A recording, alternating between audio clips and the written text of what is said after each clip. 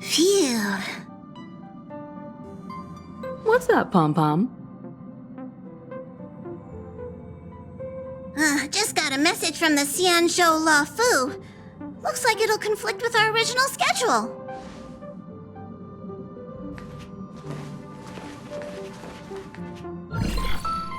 It's been a while, my friends on the Astral Express. How's your trailblazing expedition going? Soon, the Xianzhou La Fu will be holding the Luminary War Dance. Those who have aided the La Fu in overcoming the crisis are cherished allies of the Xianzhou. Thus, on behalf of the Seat of Divine Foresight, I'm extending an invitation to attend the ceremony. Your presence would be greatly appreciated. Well, things aren't getting lively. We've barely recovered from the family's Charmony Festival, and we're already being invited to another special event.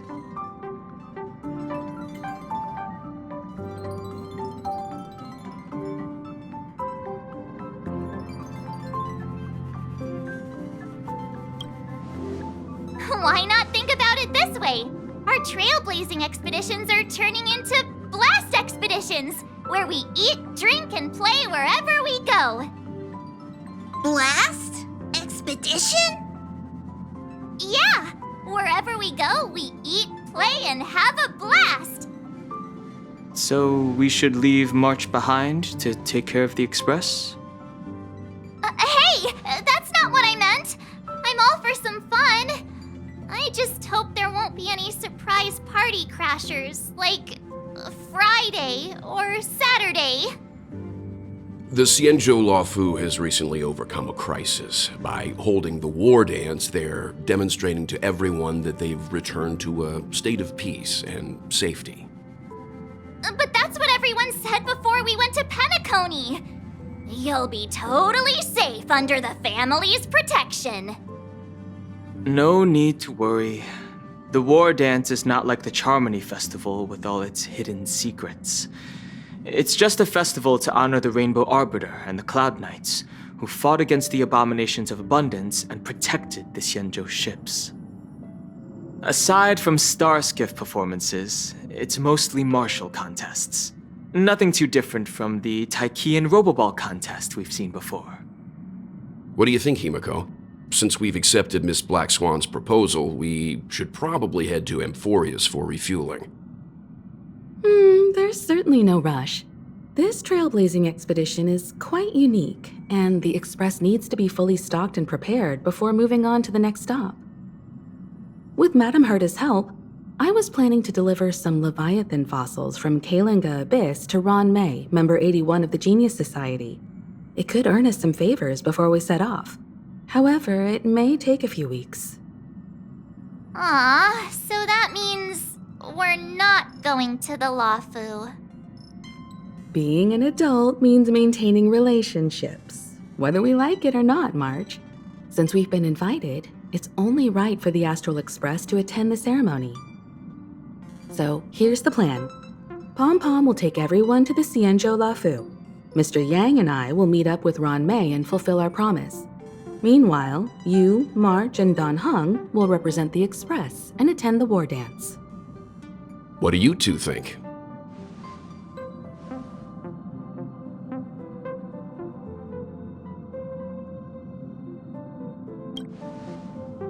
Himiko and Mr. Yang will be busy with serious research.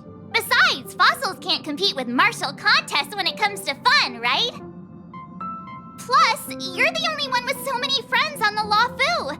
I'll be lost if you don't come along. You've gotta lead the way. Now that everyone's on board with the plan, it's time to warp to the Xianzhou La Fu.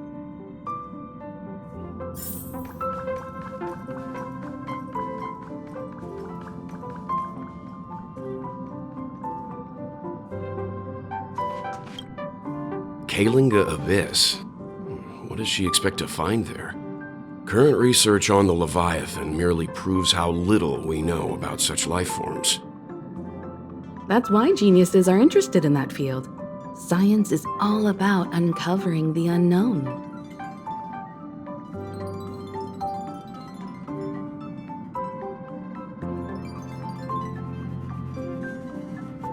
Don't miss us too much.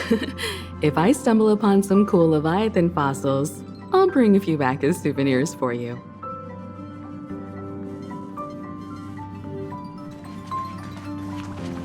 You finally got some leisure time. Don't forget to grab some sleep when you're done wandering about.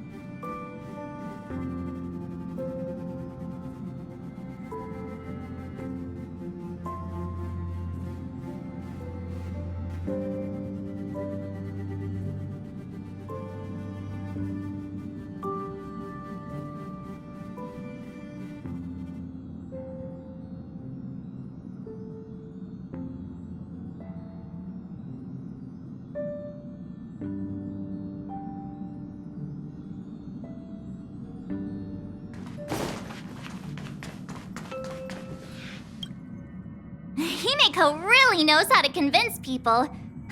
Between Leviathan fossils and the war dance, the latter definitely sounds more fun. By the way, Danheng, this time you'll be taking a stroll with us on the Luofu, right? And just let you two wander around aimlessly on the Luofu by yourselves? I don't think so. Plus, Mr. Yang is right. The ambrosial arbor crisis just ended, and both the long life and short life species are still feeling uneasy. And that's why Jing Yuan wants to organize the war dance, to show that the Xianzhou Luofu is stable and safe. And since he has extended an invitation, it's only right that I visit my old friend.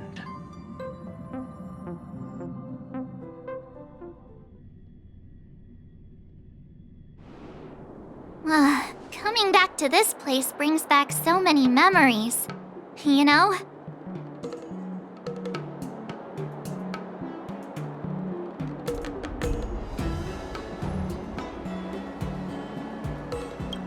Hey, I'm not actually gonna recite a poem. I was just thinking about all the twists and turns we went through when we first arrived on the Xianzhou. This time, we're not being forced or enticed or chasing after wanted criminals. And we didn't have to sneak in through the cargo dock. This trip has been incredibly smooth. Quite unusual, I must say.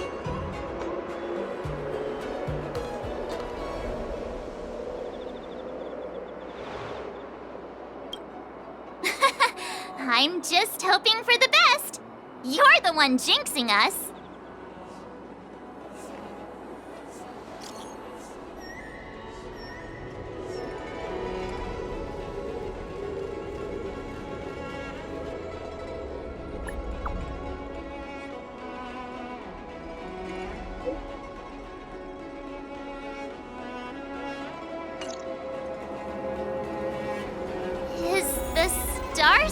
Haven always this crowded? Oh, there are so many people here. I can barely hear anything. Yanqing said General Jingyuan sent him to welcome us, but where is he? Let's wait for him in front of the loom. It's the most prominent landmark on the dock.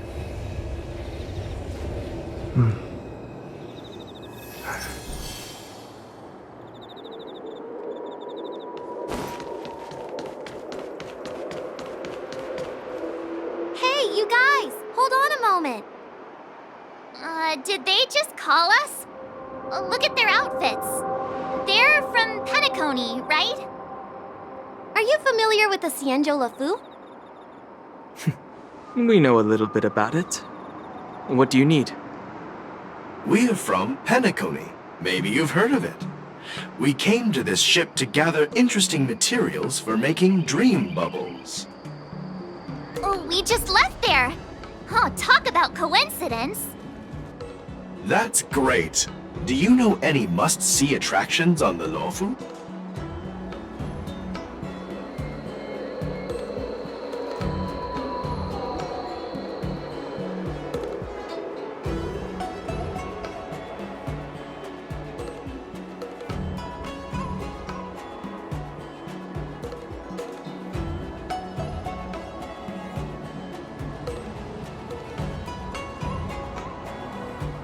We did, but the locals were all like, come on, there's nothing worth seeing on the Luofu. It's so boring here. Ha! Can't blame them. If someone asked me what's there to see on Penacony, I'd probably struggle to answer too.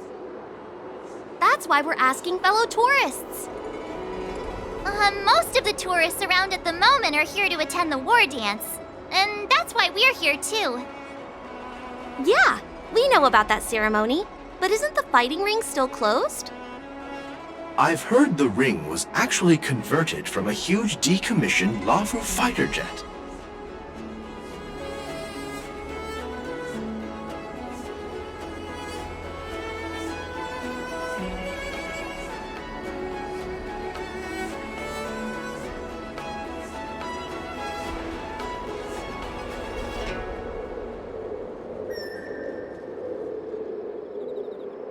The Radiant Feldspar is bigger, I guess.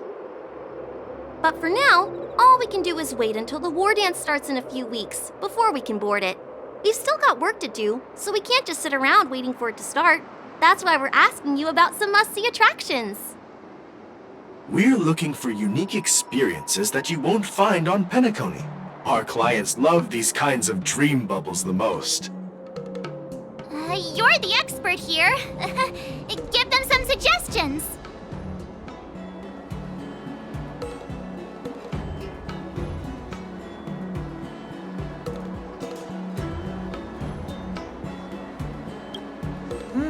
Good idea. The everyday vibe of the Aurum Alley is a rare find on the planet of festivities. Everyday vibe. Yeah, our clients have had their fair share of adrenaline-pumping dreamscapes. Maybe something down to earth would touch their hearts. Thanks for the suggestion. We'll head to the Aurum Alley to gather materials. Maybe we'll run into each other there in a couple of days. Look, Yanqing's here. Really? Let's go catch up with him.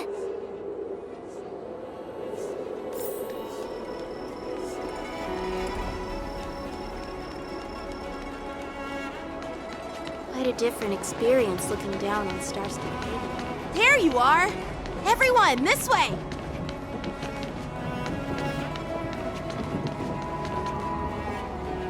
Hey everyone!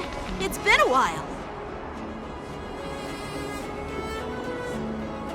It doesn't feel like it's been that long since we last saw you. But, Yanqing, are you? What's up, Miss March? They say kids grow up really fast. Yanqing, are you a little bit taller than before? We've only been away for a few months.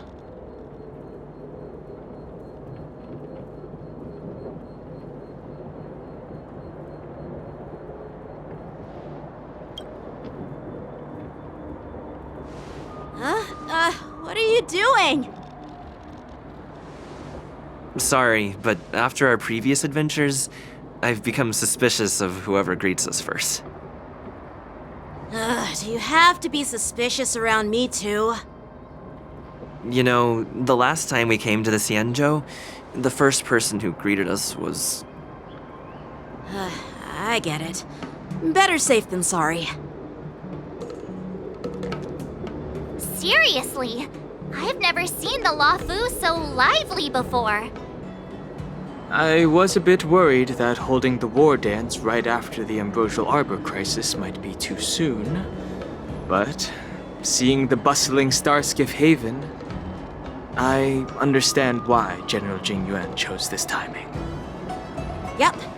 There's people from other delves and travelers like you three who have come from afar.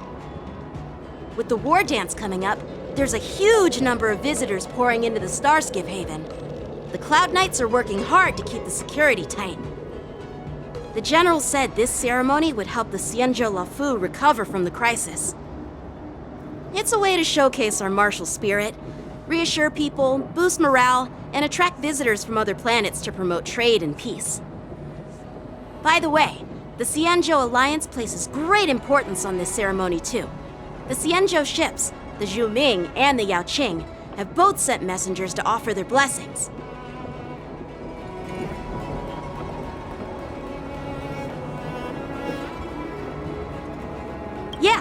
I wonder if you've heard of it. It's known as the Star Forge, and it's responsible for providing more than half of the Cloud Knight's armaments. The Xianzhou Juming boasts skilled craftsmasters, and General Huayan is a top-notch craftsman himself. If only I could get a sword forged by him, I'd be on Cloud 9. By the way, Yanqing, where are we headed next? I'm sorry for talking your ear off. The General wants to catch up with you at the Palace of Astrum. He's been eager to hear about how the Express has been doing.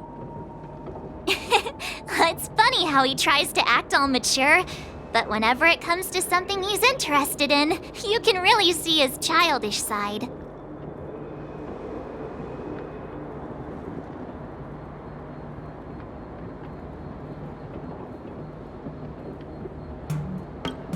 I agree.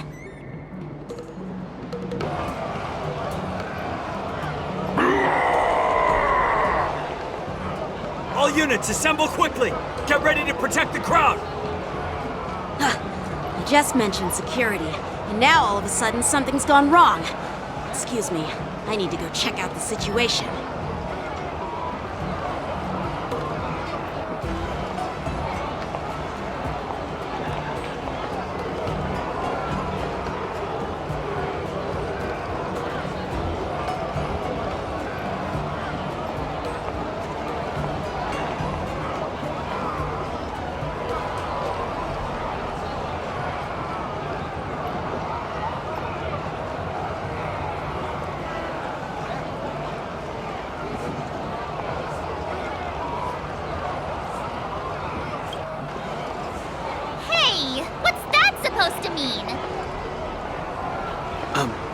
We'll go with you.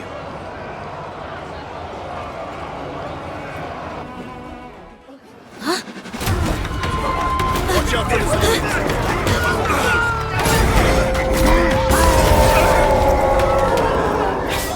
Protect the civilians. I'll deal with him.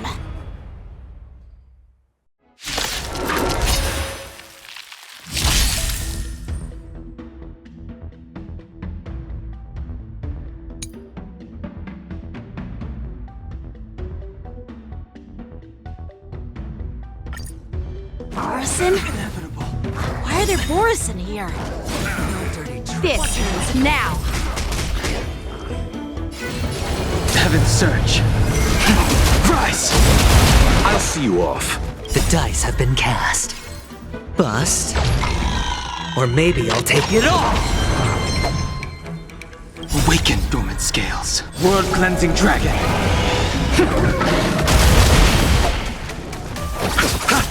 I hit the mark. It's on me. I sense a storm.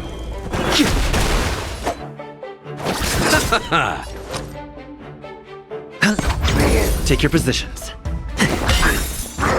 No dirty tricks. The mood is set just right. Let the show begin! The strength. Heaven's Surge. Break!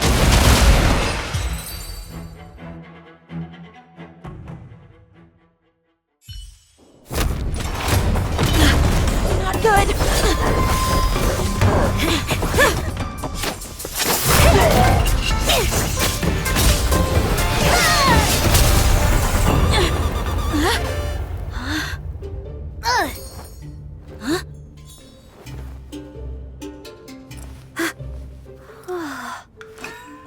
Thanks for the help. Sorry, no time to chat. Could you give me back my...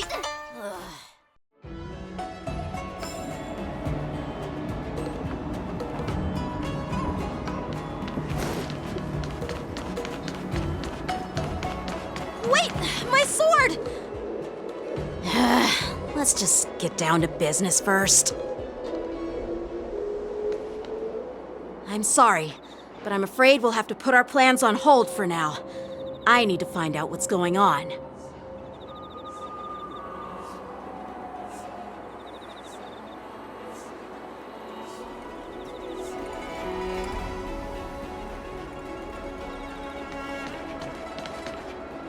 While we appreciate your rescue, my Xianzhou friends, don't you think it's a bit too much to detain us and our cargo? Sorry, but we've been ordered to detain you and your cargo for inspection until we figure out the source of the attack. Once we're done with the formalities, we'll let you and your cargo go. But this shipment isn't even meant for the Luofu, and it's IPC's patented technology. Who do you think you are to conduct an inspection? According to the protocol, all cargo arriving on the Luofu must go through inspection.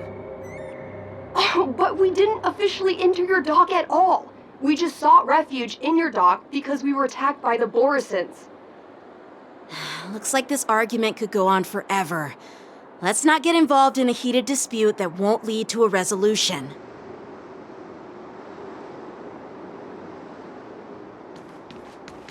How dare you detain our ship? Who do you think you are?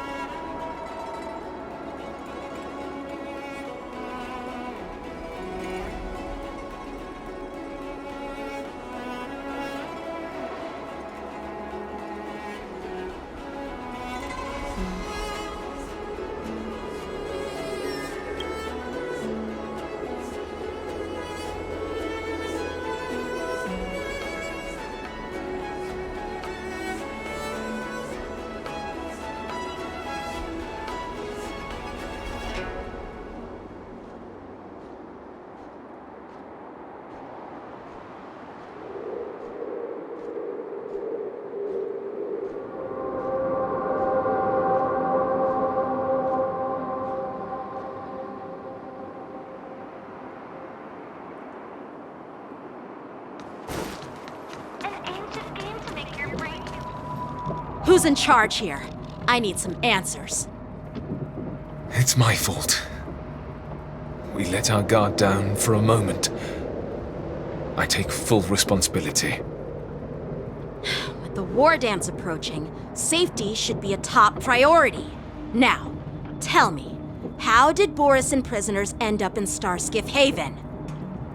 According to the protocol, Borisin prisoners should be held on a starskiff and taken directly to the shackling prison under strict supervision without ever touching the ground. Who allowed a prisoner transport ship to dock at the passenger terminal? Please don't blame this, Captain. This incident involves the Yu-Ming's diplomatic vessel. Who are you?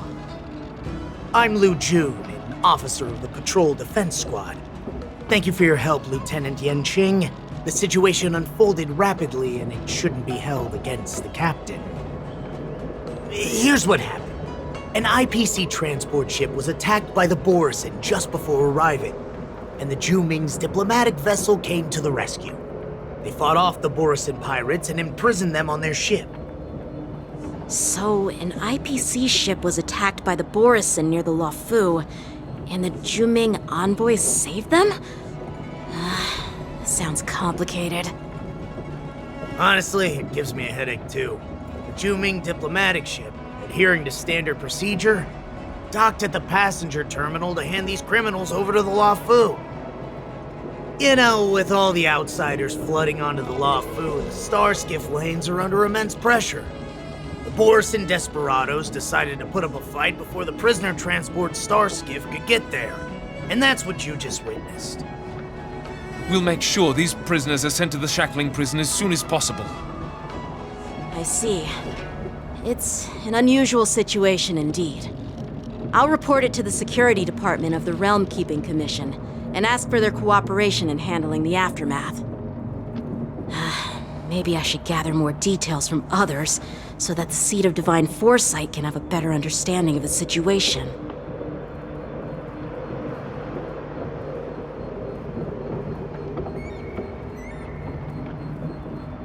Oh, you look much maturer now, Yanqing. Please don't tease me, Miss March. The situation on the Xianzhou before the war dance is like a calm lake that can be disturbed by even the smallest pebble, capable of generating far-reaching ripples with even the slightest disturbance. What are those people? I mean, those monsters we just dealt with?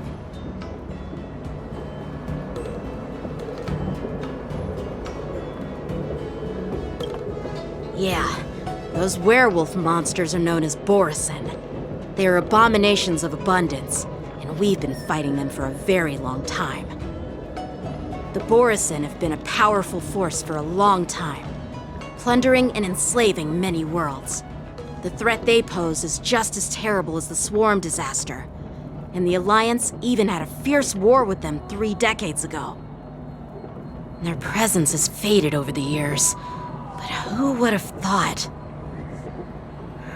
According to that officer, they attacked an IPC ship near the Xianzhou Luofu. Such a brazen attack seems quite unusual to me. Yeah, that's what I find strange too. It seems like the IPC and the Borisin have some serious grudges. Well, enough with the chit-chat. The General wants me to take you to the Palace of Astrum. I'd love to chit-chat a little longer, but there are some things that can't be left unchecked. Is it a serious matter? Maybe you'll need our help in hunting down the Borisin? Thank you, but it's no big deal. By the way, that young lady who just appeared, she took my sword. I'm thinking of filing a lost property report at the Realm Keeping Commission to see if I can get it back. I doubt she did it on purpose.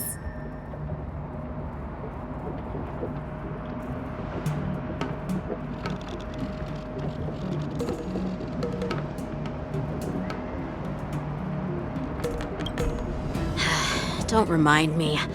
I just zoned out for a moment, that's all. All right, let's not keep the General waiting.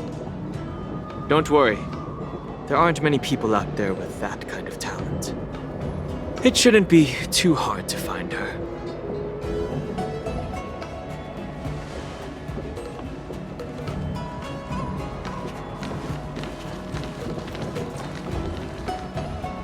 There sure are a lot of troublemakers around.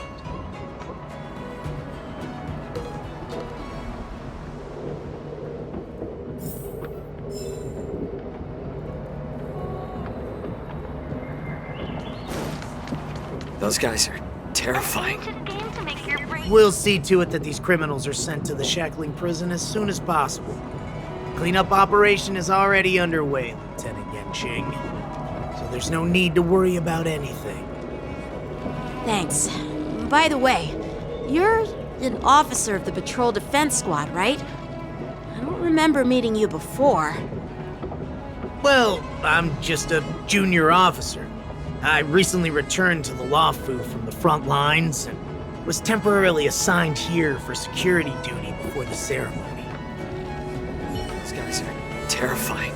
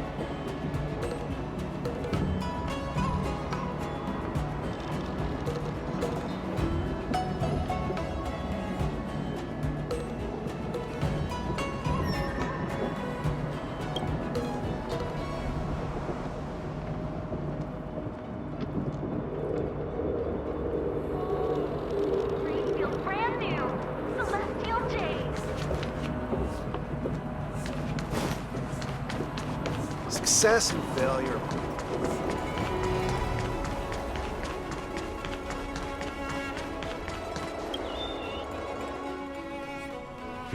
It's been a long journey, Elder Huayan. Thank you for your presence. Don't mention it. Thank you for taking the time to welcome me. Nice.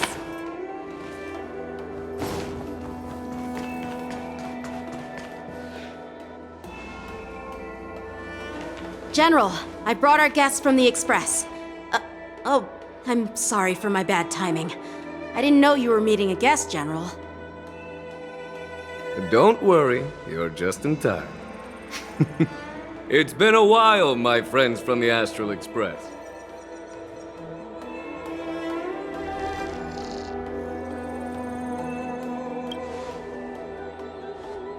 All is well when you have friends coming from afar. Allow me to introduce you to General Huayan. He's the Arbiter General of the Xianzhou Zhuming, known as the Flaming Heart. No need to be so formal. I'm just a tourist here, no different from other tourists who've come to attend the ceremony. Elder Huayan is not only one of the Arbiter Generals, but also the Furnace Master of the Artisanship Commission. Besides his martial skills, he excels in forging various weapons. Such talents are unique, even among the Arbiter Generals. Be it Arbiter General or Furnace Master, these are merely titles given to me long ago. I've retired several times already, but with the current change in circumstances, the Marshal has called me back to duty, and I had no choice but to answer the call. Well, in the end, I'm to blame. Living such a long life naturally brings its share of disapproval. It's an honor to meet you, General Huaiyan. It's my honor to meet you, General Huaiyan.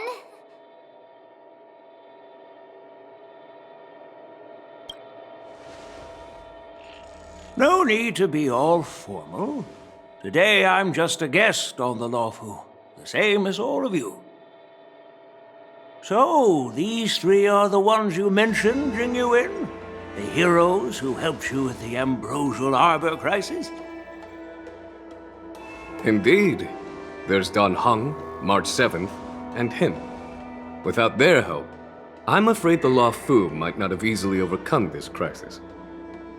So, the Imbibitor Lune's reincarnation has returned to the Lawfu and will attend the war dance.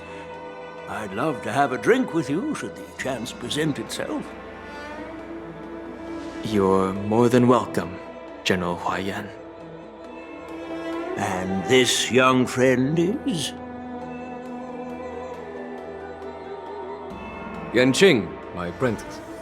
He remains by my side as my retainer due to his youth, which I hope will season him with experience. He will stand for the Lawfu's Cloud Knights in the upcoming war dance, ready to take on all kinds of challenges.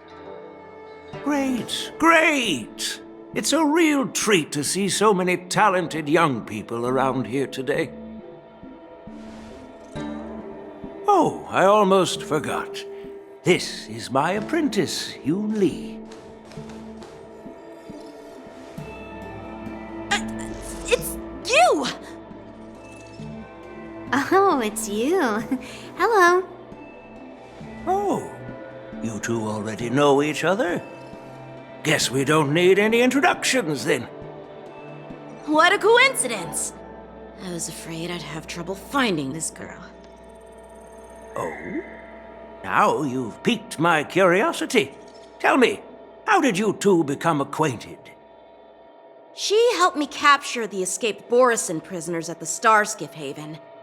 Allow me to express my gratitude for you. But when you left, you took my flying sword with you. Your flying sword? Oh, so that's why I found a dagger in my bag. Turns out it's yours. Yes, it is. Now that we've met again, I hope... Nope, that won't do. Won't do? You want your sword back, right? Well, you can't just take it back. On the Yu-Peng, when you lose your sword on the battlefield, you have to reclaim it on the battlefield. As for this little sword, it was supposed to strike that escaped Borisin prisoner. But unfortunately, its owner's agitated state caused it to fly off like a kite with a broken string, and it missed its target. By the way, if I hadn't caught it and helped it hit its mark, that Borisin prisoner would have gotten away. Hold on a sec, Yoon Lee. You took my sword without even asking, and now you're refusing to give it back?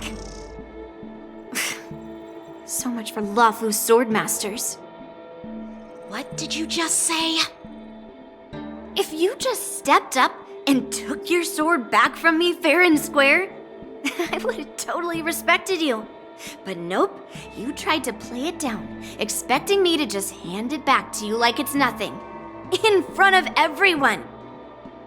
With all due respect, you don't honor your sword, so you don't deserve it. Hasn't anyone told you that taking without asking is stealing?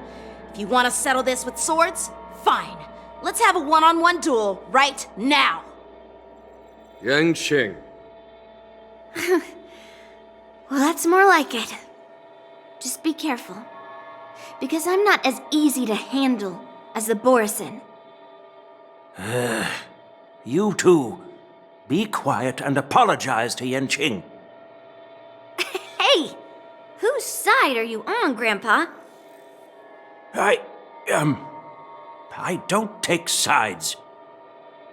It's a small misunderstanding, and an apology would be too much. I've heard about the Zhu Ming's incredible swordplay and craftsmanship, most notably the legendary Flame Wheel Octet. Seeing Miss Yun Li, who is among those ranks today, well, I must say she definitely has that fiery edge. Such grandiose names. Some folks love to spin these fancy titles, trying to set the Cloud Knights apart. Yun Li is still just a young girl, a bit awkward and hot-tempered. So please forgive her if she's being rude. Well, everyone, Elder Huayan and I have some business to discuss. For now, Yang Qing, why don't you entertain our guests and take Miss Yun Li to the inn? I'll find another chance to talk with you all. I'd like to express my gratitude to the Astral Express for helping the Law Fu during the crisis. That's so kind of you. I mean, you've already thanked us so many times. Please forgive me for coming at an inconvenient time. You needn't apologize, General Huayan. All right, Yun Li. Take this opportunity to clear things up with Yanqing. Yeah. It's better to make friends than enemies. But I won't be heading to the inn just yet. I want to visit Lingsha. She just arrived in the Luofu and could use some help settling in.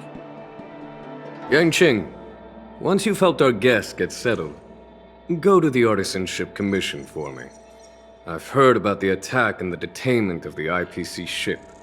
Qingzu sent word that the IPC members are protesting and wish to have their cargo back. See if you can calm them down. Don't get aggressive. Just make it clear that the Xianzhou Luofu has no intention of violating their rights. I'm on it.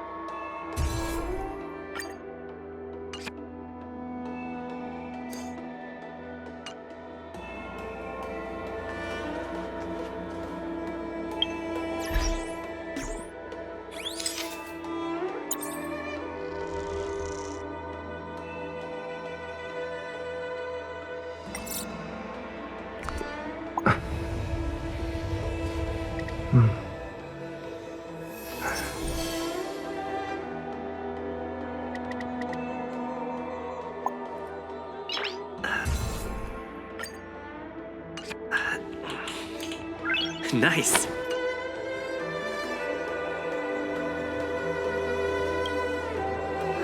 This trip is totally worth it. Compared to the Zhu-Ming, the Luofu is so much livelier. But it's a shame the Luofu swordmasters don't seem that great. Glad to meet you too. Are you here to participate in the war dance?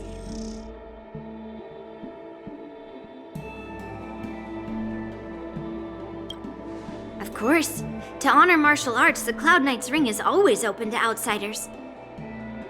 If you can defeat the ringmaster selected by the Xianzhou, you'll not only win rewards and prizes, but also be making a name for yourself. Sounds tempting, doesn't it?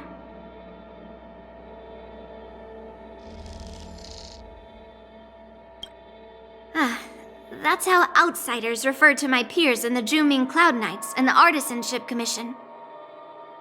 We all train under Grandpa's guidance, learning the art of craftsmanship and swordplay. That's how we got that title, I guess. Just don't mention it in front of Grandpa. He always says that empty titles bring pointless challenges and conflicts. We Zhu-Ming swordmasters pride ourselves on the success of the group over the individual.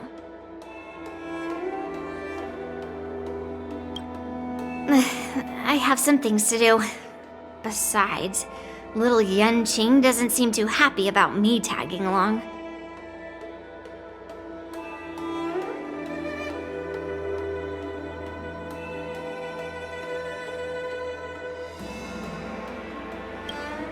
Yeah, you're right. I took it with my skills. So I guess you can say I'm a robber or something. How dare he imply I'm a thief? Totally different. Besides, the sword seems scared of its own master. I'd like to ask him, you claim to cherish your sword as your life, yet you don't even recognize the state it's in right now? I didn't intend to keep his sword. I was planning to take this chance to return it to him. But now, I've changed my mind. I'll give that poor flying sword some proper maintenance. I won't consider returning the sword unless he learns how to say please, hello, thank you, and sorry. So he can forget about it for now.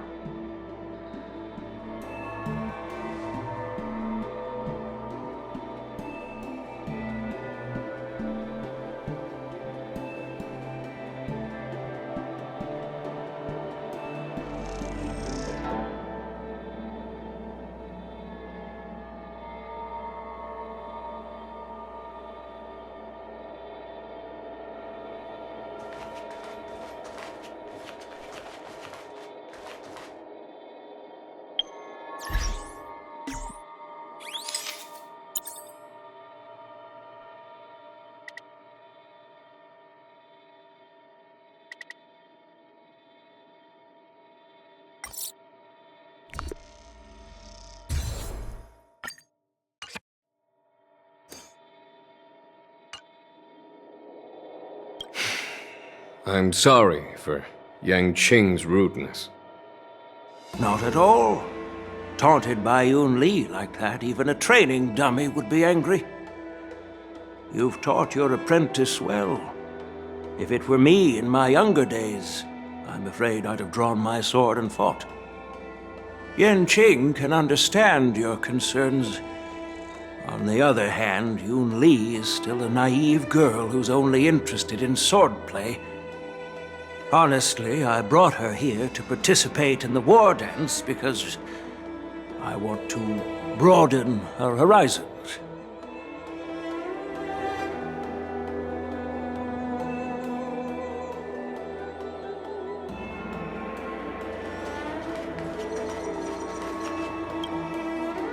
Hey, Don Hung. I thought all the Xianzhou generals were like Jing Yuan. But that General Huaiyan, he looks so thin and scraggy, as if even a light breeze would knock him over. Is that old man really an Arbiter General? Well, each Xianzhou ship has its own division and specialty within the Alliance.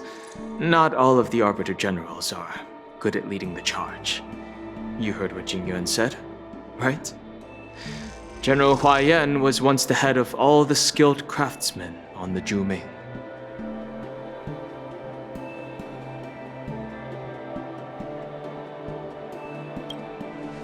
Don't you find it strange? Do Xianzhou people age?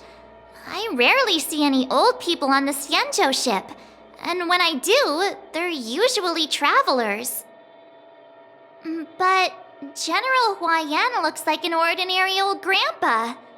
Is he really a Xianzhou general? Good question. He's right there. So why don't you ask him yourself? Nah, I'd like to live a little longer. We should leave. General Jing Yuan asked Yanqing to entertain us, so obviously, he has important matters to discuss. Let's not waste any time here.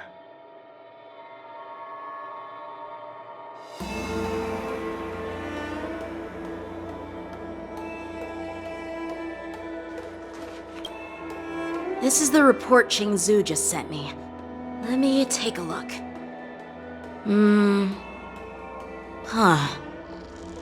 Looks like the general has given me a tough challenge. He wants me to try and help put the IPC's mind at ease.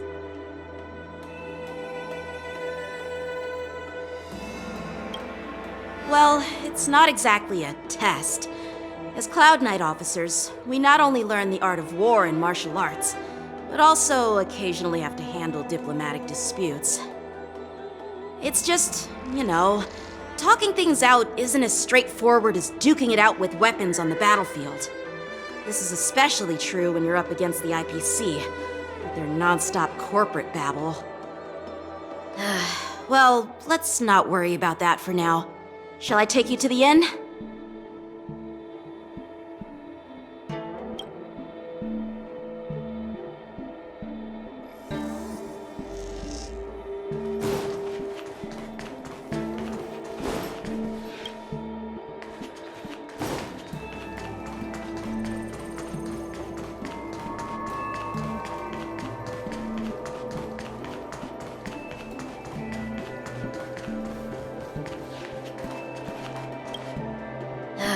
Well, let's not worry about that for now. Shall I take you to the inn?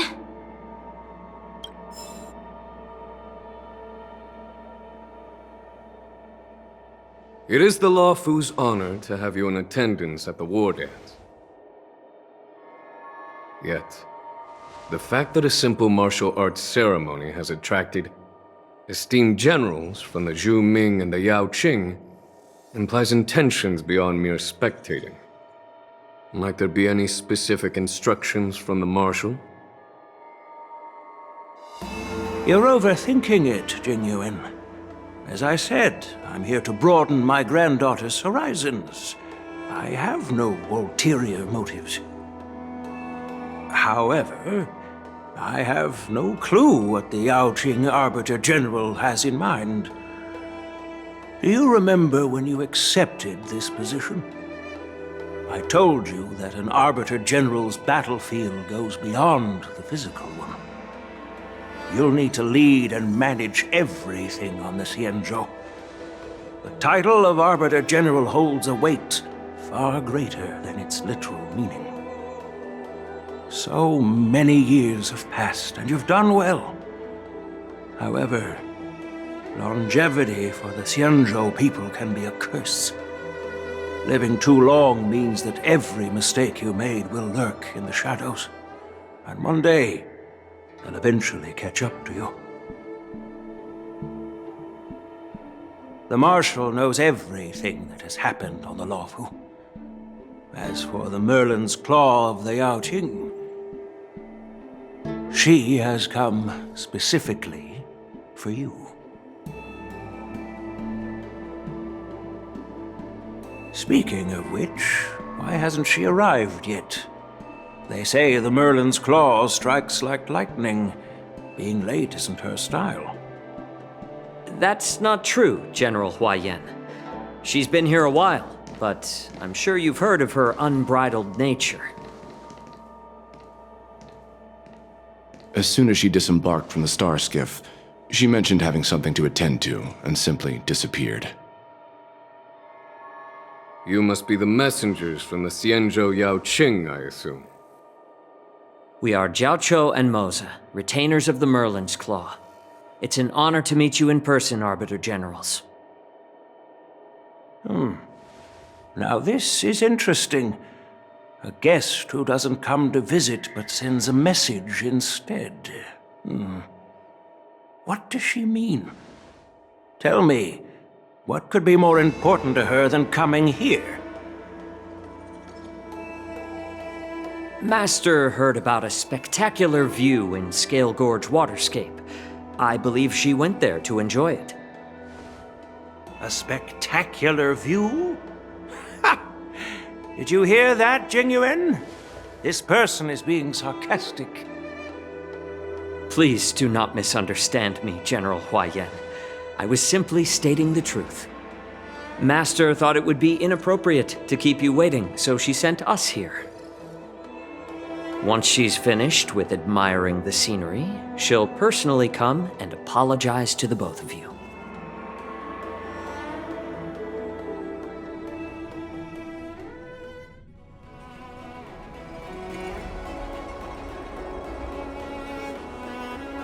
Drat! I forgot to ask Yun Li to return my sword.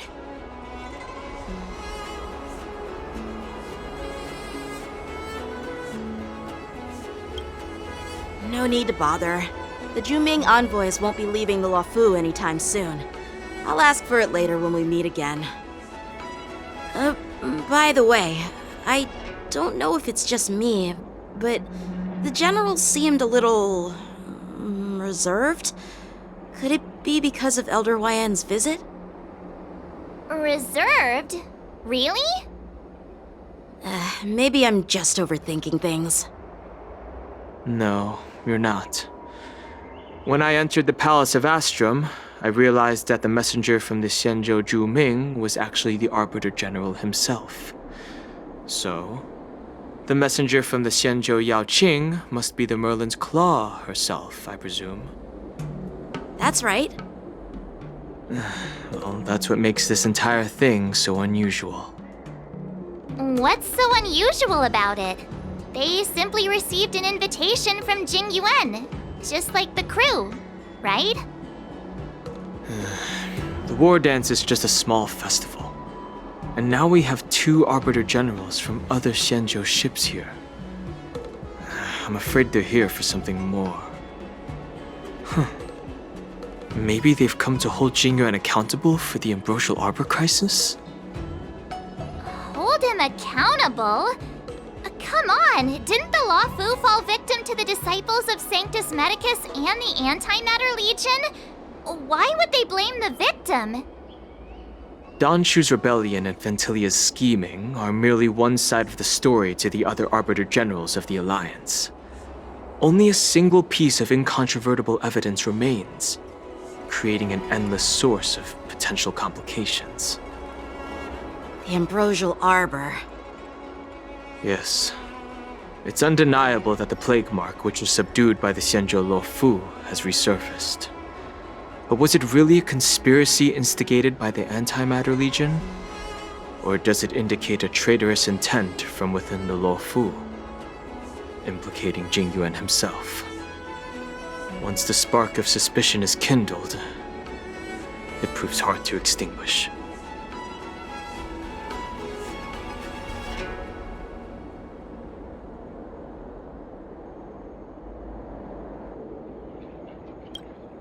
The General must have had that in mind when he invited us to attend the war dance. What was I thinking? Seriously, here I was looking forward to a carefree and enjoyable trip. But it seems wherever we go, drama is just around the corner. Aw, I was so excited. I thought those Arbiter Generals were just here to see the ceremony. By the way, I heard that an alchemist from the Zhuming diplomatic ship has arrived, and rumors say that she's to be the new Cauldron Master of the Alchemy Commission on the Luofu. An alchemist from the Zhuming serving as the Cauldron Master on the Luofu? While it's not unheard of, the timing itself... Thanks to your words, Mr. Dan Heng. Now I finally see the underlying tensions.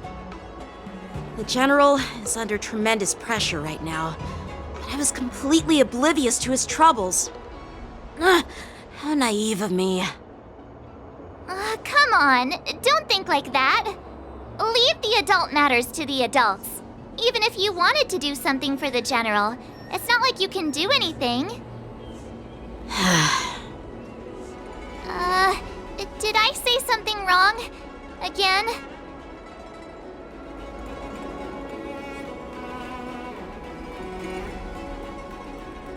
Miss March is right. I don't have the skills to share the General's burdens at the moment. Still, I'll do my best to follow his instructions. Let's go. Once I've taken you to your accommodations, I need to go to the Artisanship Commission to handle the IPC's protest. He looks like he has a lot on his mind. We can't just let him go alone. Why don't we accompany you to the Artisanship Commission? This is too much trouble. While I appreciate your kindness, dealing with the IPC's workers could be tricky. I'm afraid this will cause trouble for the Express. No worries. We're pretty experienced in dealing with the IPC. You've heard of the 10 Stone Hearts? We've dealt with quite a few of them, right?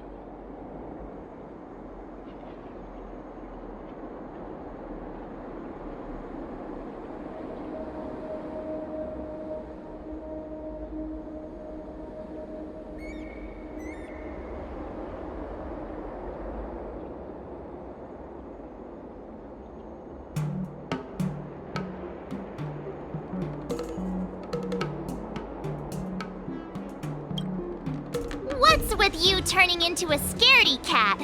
I didn't see you worrying about lawsuits when you wrecked that giant mech. Well, since you're willing to help, I won't decline your kindness. Let's head to the Artisanship Commission and meet them.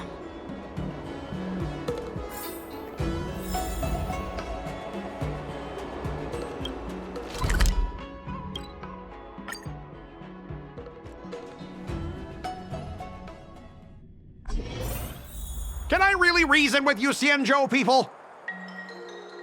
I think I get it now. In your words, this is called looting a burning house, right? But I am trying to reason with you here.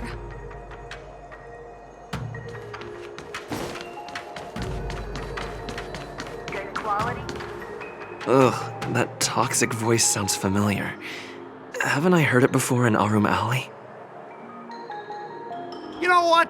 This isn't my first time dealing with the Skyfaring Commission. I can handle your unreasonable ways.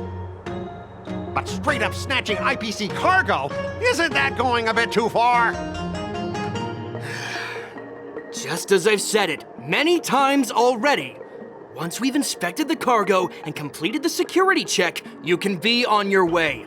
Is there something wrong with your ears, or is it just your brain? I'm hearing you loud and clear. I'm thinking clear. And my answer is crystal clear. Not a chance. Keep detaining my cargo and I'll file a complaint directly with your general.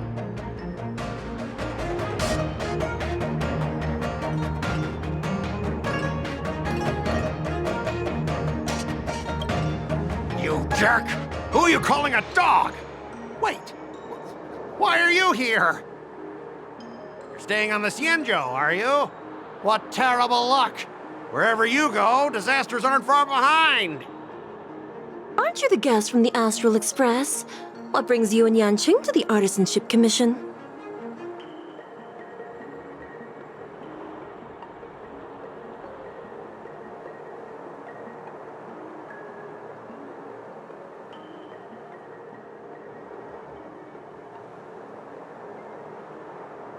Trouble caused by the IPC? I'd say it's caused by the Skyfaring Commission! Looks like you've met this IPC worker before. I'm not sure if that's a good or a bad thing. I was sent here to deal with the IPC protest, Miss Xīngqióng. What's going on here? As you know, this IPC transport ship was attacked by the Borisin and rescued by the Zhuming's diplomatic ship. Then the Cloud Knights were instructed to bring it back to the dock for repairs and inspections. And this is Mr. Scott, the person in charge of this transport ship. So, you're Scott. I've heard him mention you. Weren't you kicked off the Luofu before? Why did you come back? Like I wanted to come back. I thought I'd just dock at the harbor for repairs and leave this forsaken place for good. Little did I know, as soon as the ship entered the harbor, a bunch of Cloud Knights showed up and snatched all our cargo from the hold. What do you mean by snatched? I've told you 1,000,000 times. It's a security check. Then why did you bring the cargo to the Artisanship Commission? You even brought in some shady craftsmen. It's obvious you're trying to steal the IPC's patented technology! Listen here. Firstly, the Skyfaring Commission detected dangerous items that could possibly be weapons in your cargo hold. That's why they called me here, to double-check. Secondly, where the heck did you get the idea that I'm a shady craftsman? Even if there are dangerous items, what do they have to do with you? It's not even being shipped to the Luofu. We'll just fix the ship and be on our way. We won't unload our cargo here. But you'll have to stay in the port for several days before your ship is repaired and you can take off again. How can we just leave unchecked items sitting here? I understand, but we don't need to disassemble the cargo if it's just a security check, right? In most cases, we don't. However, our scans discovered that the cargo doesn't only contain machinery, but also some substance that resembles biological tissue. Biological tissue? Does this crate contain living things? I'm afraid we'll need to wait for the Alchemy Commission for further confirmation. In any case, according to our regulations, we need to unseal one of the crates for further examination. But this IPC specialist has been hindering us on the grounds of patent secrecy.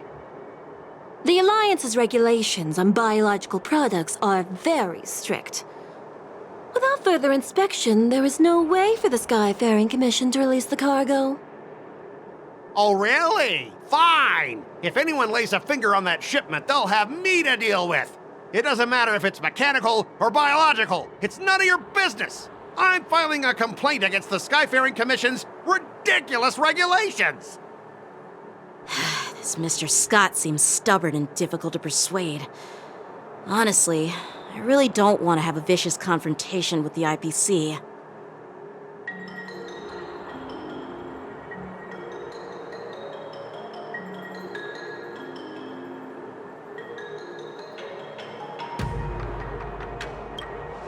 I heard how you helped Aramali. The IPC representative back then was Mr. Scott, right? Since you've dealt with him before, it looks like I'll have to rely on you again. What are you guys whispering about over there? Just hurry up and give us back our cargo.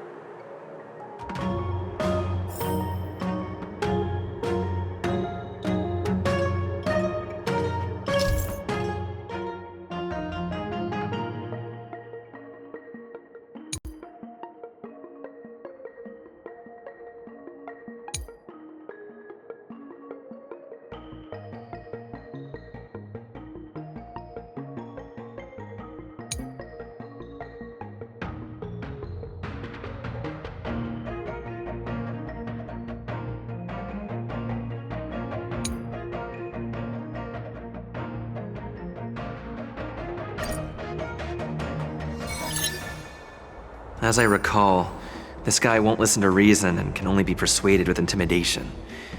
But he does seem to follow rules to some extent. Speaking of regulations, we have our own laws and regulations too. According to Article 4 of the Xianzhou Alliance IPC Trade Consensus, the Alliance and IPC shall never infringe on each other's intellectual property rights.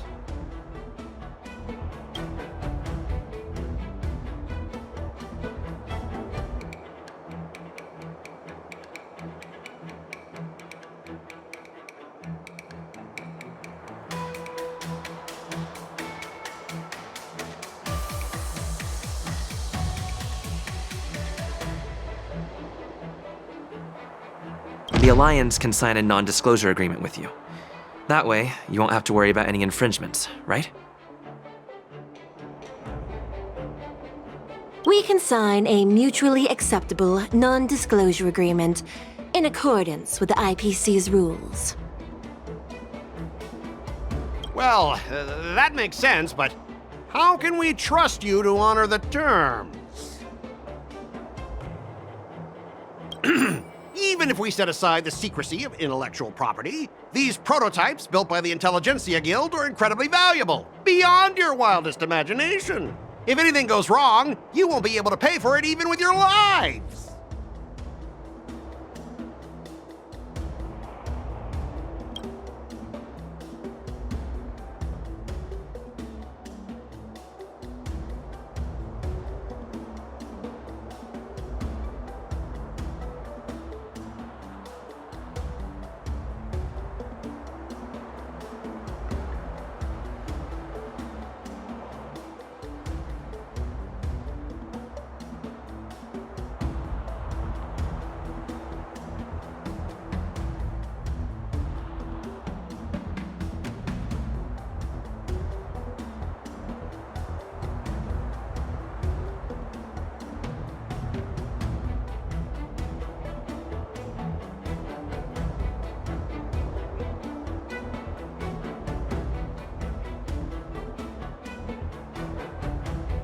Can you give us an exact amount, Mr. Scott?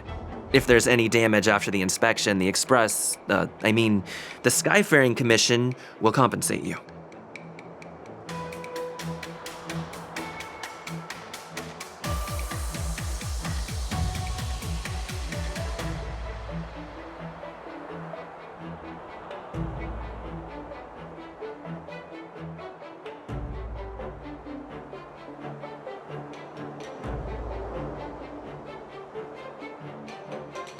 The Skyfaring Commission. Yeah, they will compensate you, provided a detailed report of the damage is submitted. I don't doubt the financial strength of the Skyfaring Commission. However, this is not just about money. Besides, the cargo on this transport vessel belongs to the Intelligentsia Guild. If you want to inspect the cargo, shouldn't you at least call in a member of the Intelligentsia Guild to be present?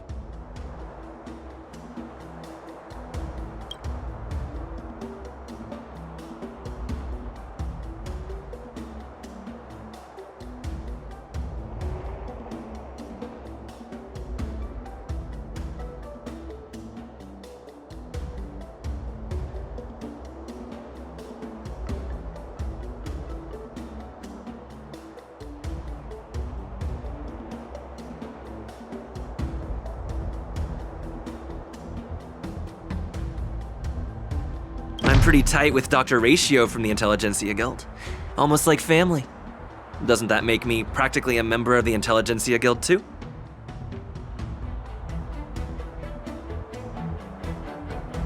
What's all this nonsense? Even if you were married to him, you still couldn't represent the Intelligentsia Guild.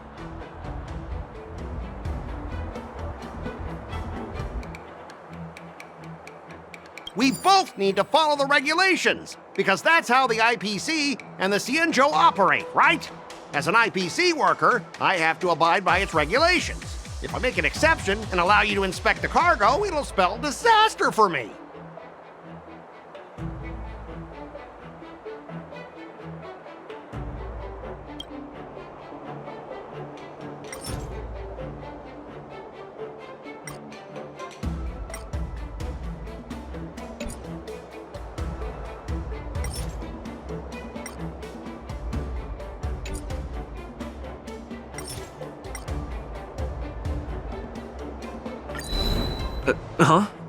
Could you repeat that? I didn't quite hear you. Could you say it again?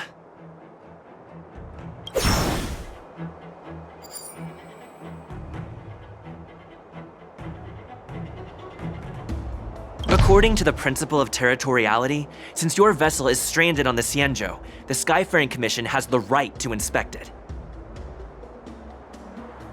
Indeed. According to Article 27 of the Xīngqióng Legal Code, all official and private goods upon entering the port shall be subject to inspection. Failure to submit to such inspection shall be deemed equivalent to the possession of unlawful items and shall be subject to legal ramifications. Huh? My synesthesia beacon must not be working, because I have no idea what you just said. Simply put, if you insist on hindering the inspection, we'll have to treat the cargo as unlawful items and confiscate it. Confiscate it? How can you Xīngqióng people be so unreasonable? If this were pure point and incoming cargo posed a safety risk, the IPC would take it in for containment and disposal, correct?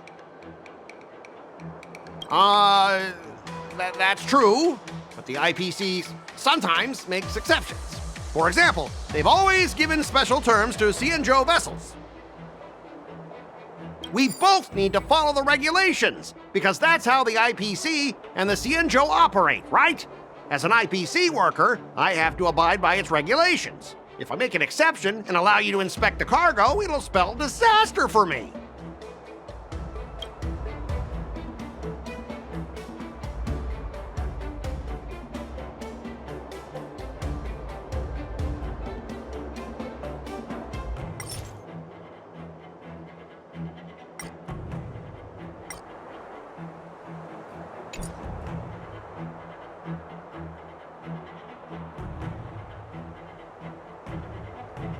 Everyone has their own set of rules. Now that you're on their turf, shouldn't you follow their rules too? Yeah, I get it. I know I'm on the Xīngqióng, but if I violate the IPC regulations, I'll be in deep trouble when I get back.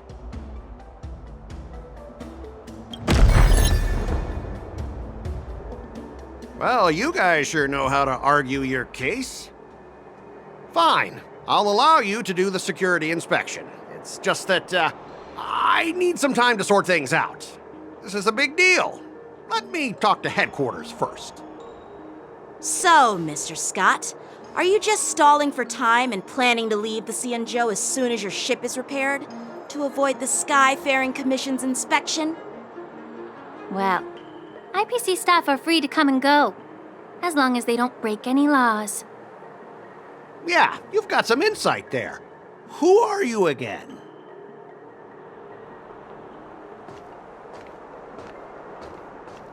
Allow me to introduce myself.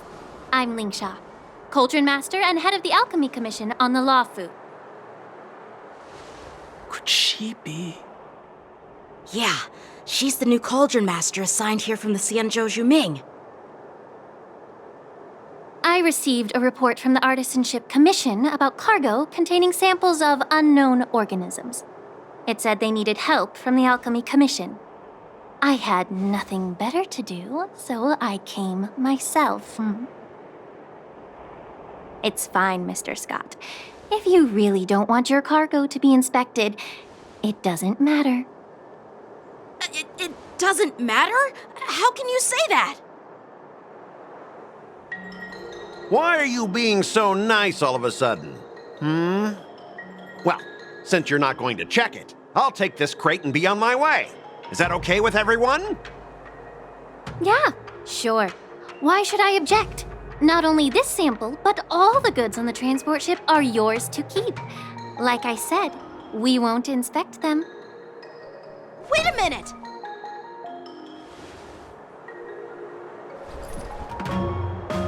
Well, that's more like it. If only the young displayed a more reasonable attitude, we could have sidestepped that altercation just now.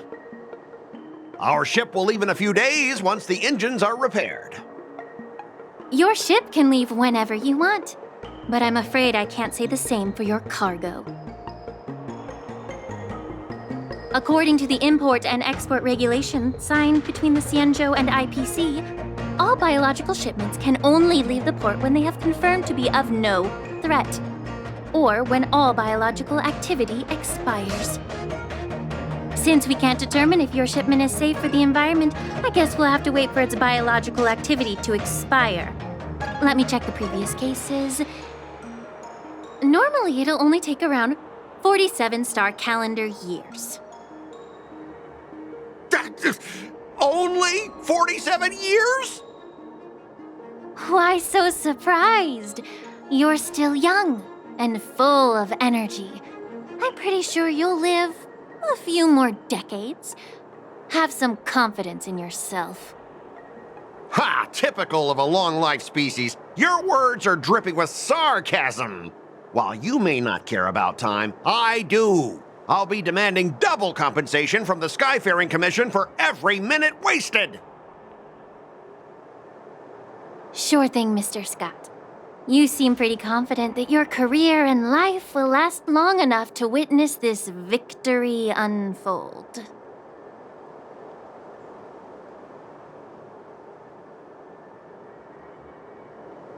Step aside, guys. Let them do the inspection. But, Mr. Scott...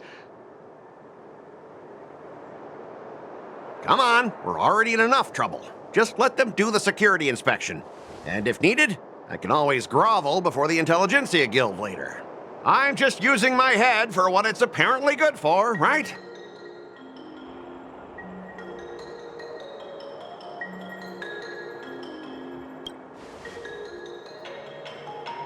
Well, honestly, at least you're not as annoying as that woman. Bro, just do the inspection. This lady is really something else.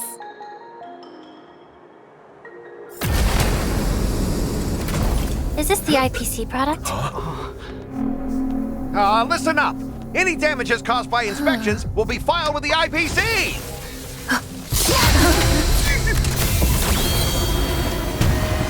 Turn it off!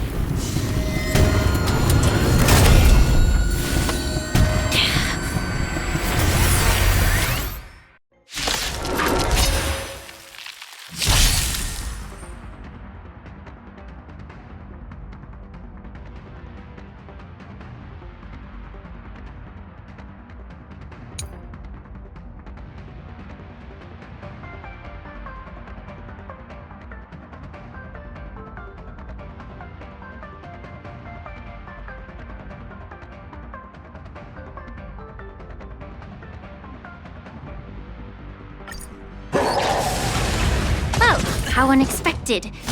That was a surprise. Heaven surge. Break. You chose the wrong ending. Awaken dormant scales. World cleansing dragon.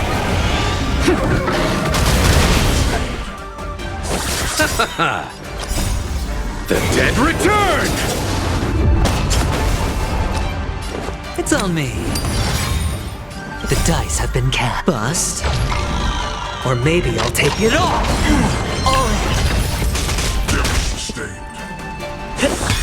The times are changed. I'll see you off.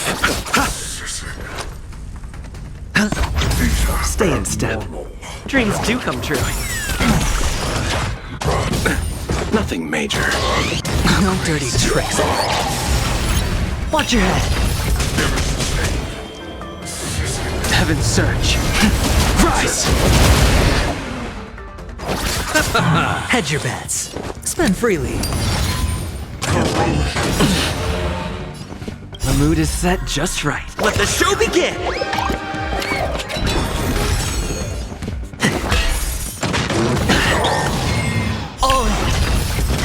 I sent a storm.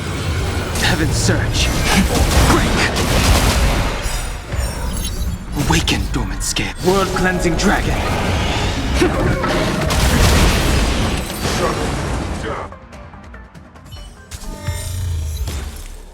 Were you seriously planning to leave this stuff unchecked at the dock for days? That's way too dangerous. I had no idea about it. You must have accidentally triggered the cargo's defense program. I don't think trying to shift the blame is a wise choice. But seriously, I don't know why that thing suddenly started moving. I swear on the Emperor Lord. Enough. Miss Xīngqióng, please escort our IPC guest to the Skyfaring Commission. I'm on it. Please follow me, Mr. Scott.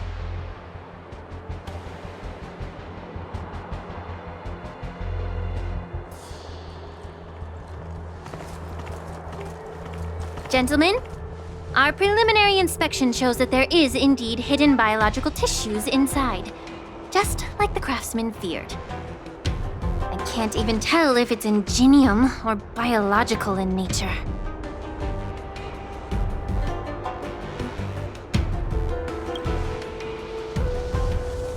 The core of this device is what they call wetware in industry slang.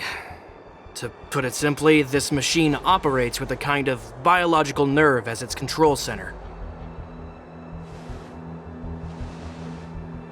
I'll take some samples for the alchemist to analyze and figure out where the biological tissue comes from. Why would the Intelligentsia Guild use such unethical technology? Perhaps they're trying to create a new weapon? Whatever the reason is, it's probably why the Borisin attacked the ship. No wonder the IPC were trying to obstruct our inspection. I'll contact the Ten Lords Commission and ask the judges to come and give their final verdict on this. According to our rules, all prisoners and weapons involving dangerous creatures must be taken to the shackling prison for further sentencing. After all, it's the safest place on the Luofu. As for you, Mr. Craftsman, please go with the Cloud Knights and explain the situation to the judge.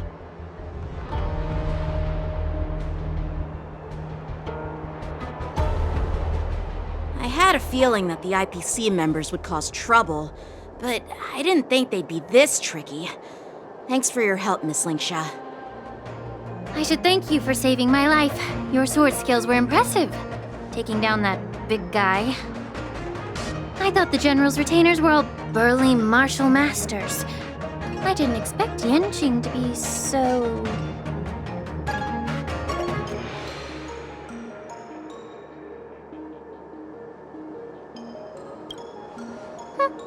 Can't argue with that.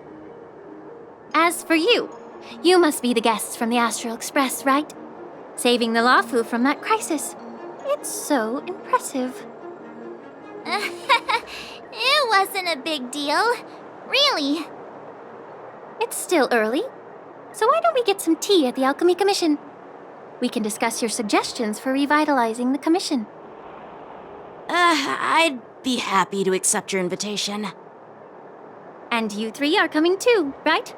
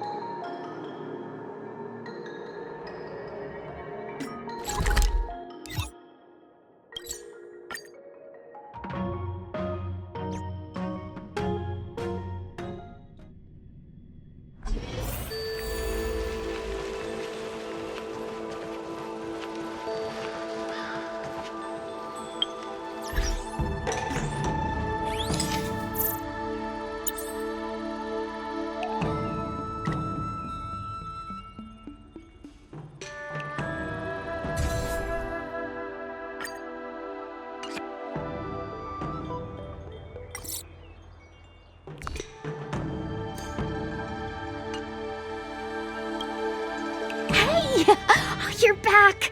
Why didn't you say anything in the group chat? I'm on duty. Let's catch up later.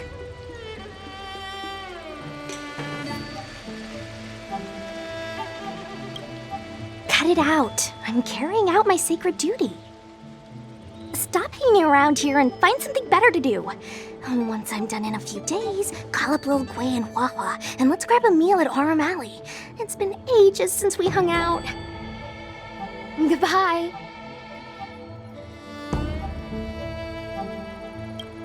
Please do not hinder me carrying out my sacred duty.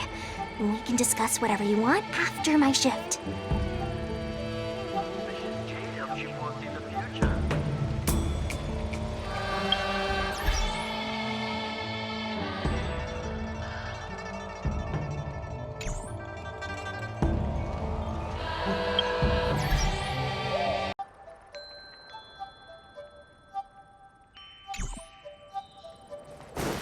I'm here to pay my respects to the new cauldron. The news is spreading pretty. All these years, and the view at the Alchemy Commission hasn't changed a bit. The tides come and go, but the ancient sea remains the same. For us Vidyadhara, there's nothing more nostalgic than our homeland. You're a Luofu native, Miss Lingsha? Yes, I grew up here, listening to the sound of waves while researching prescriptions with my mentors and peers at the Alchemy Commission. It's kinda sad, isn't it? Everything changes but somehow remains familiar. Just like you, Dan Heng, I traveled far from home, and now I've returned. Seeing the familiar scenery brings back a hint of nostalgia. The view here would be even better without the ambrosial arbor. Oh, really? I think that towering tree looks pretty impressive. Even if it's impressive, it's a plague mark. The Xianzhou have been fighting abominations for thousands of years. And now that the ambrosial arbor has been reborn, it's only natural for everyone to feel uneasy. Well, once a seed is planted, no matter how long it takes, it'll eventually sprout and bear fruit. In my humble opinion, the rebirth of the ambrosial arbor and the resurgence of the disciples of Sanctus Medicus were inevitable. The seed was already planted when the ancestors of the Xianzhou sought immortality.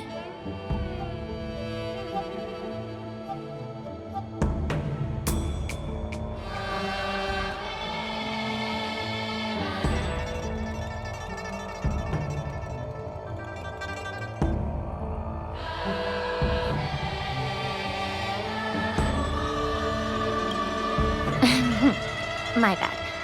Well, since you went through the entire Ambrosial Arbor crisis firsthand, Dan Heng and Lieutenant Yanqing, I'd like to discuss something with you.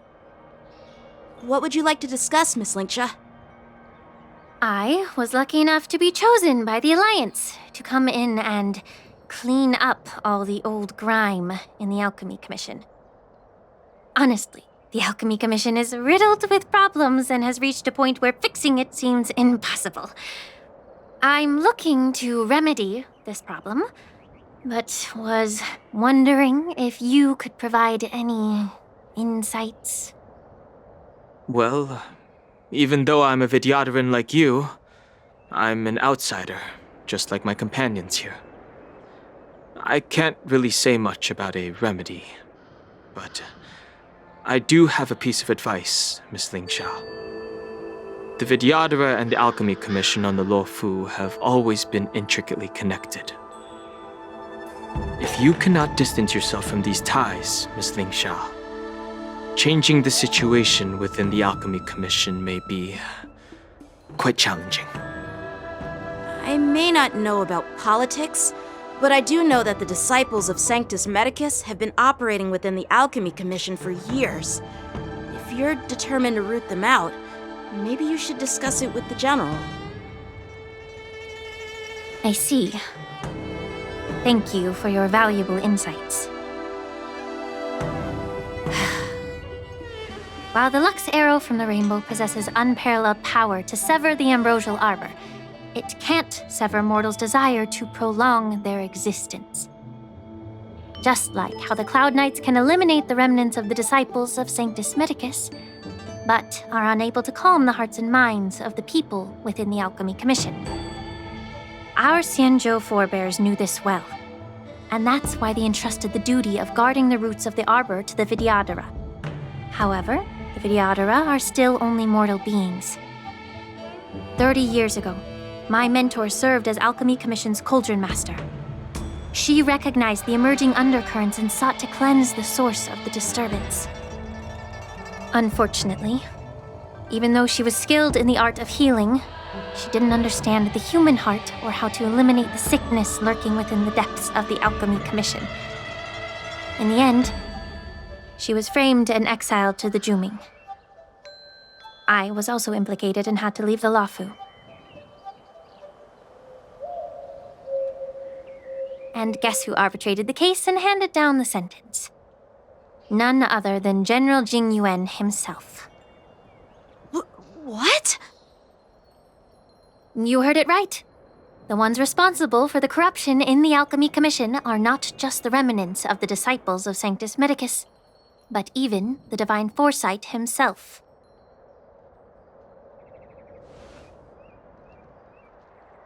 Alas, why is your face turning pale, Yanqing? Don't worry about it. I understand that when someone holds a position of power, they may sometimes have to make tough decisions. I won't hold any personal grudges against him. Besides, at our age, holding personal grudges is a luxury we can't afford. Lingsha, you're back! I've been waiting ages for you.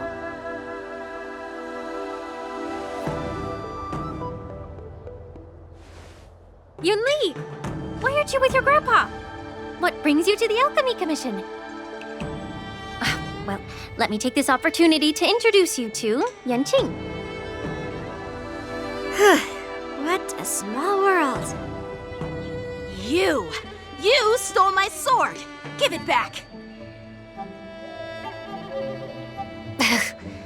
I see. Let's skip the introduction part then. Why do I keep bumping into you?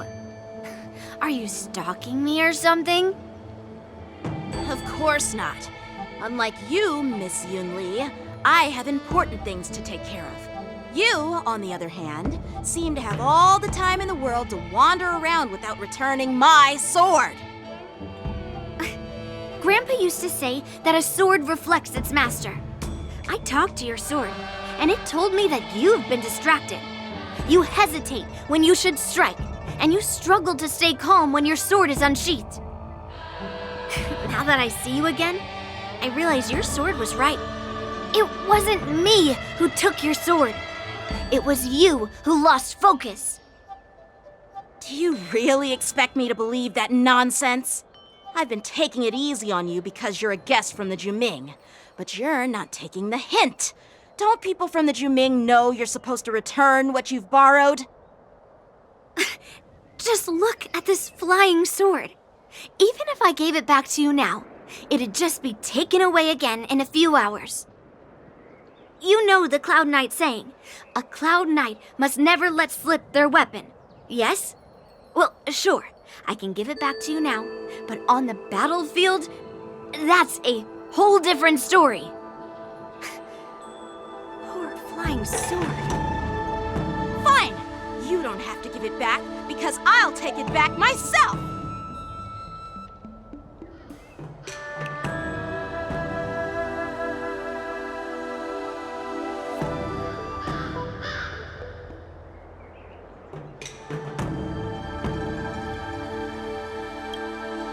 But which general should I call? Between these two, who do you think is tougher? Don't get me wrong, I'm just curious.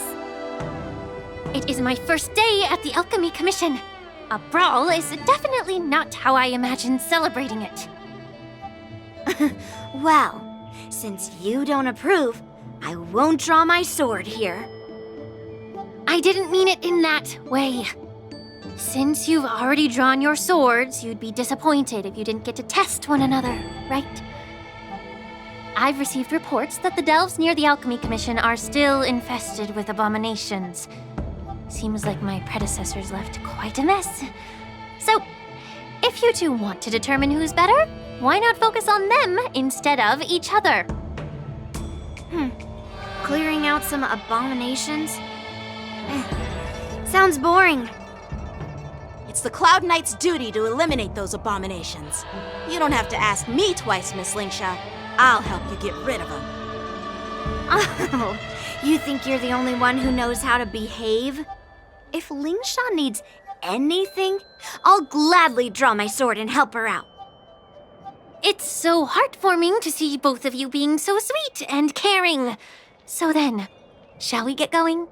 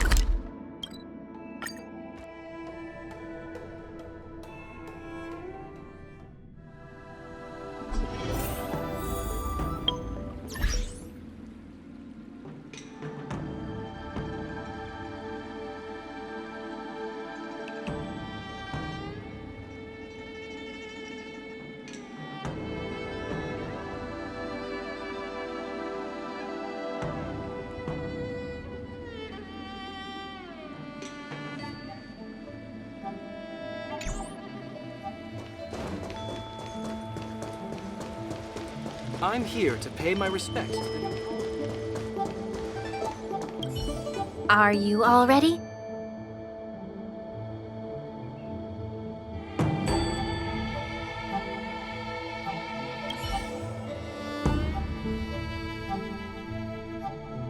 Ever since the disciples of Sanctus Medicus were eradicated, their experimental abominations have been festering here. If you want a contest, I'll be the referee. The one who kills the most abominations within an hour wins.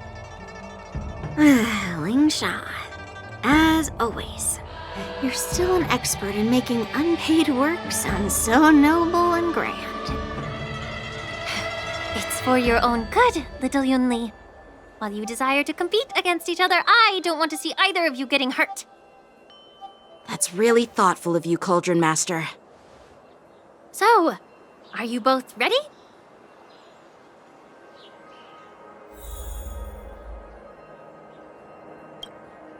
Ugh. Looks like my predecessors left quite a mess. Let me say it again. The one who kills the most abominations within an hour wins. Be careful when you draw your swords, and make sure you don't hurt each other.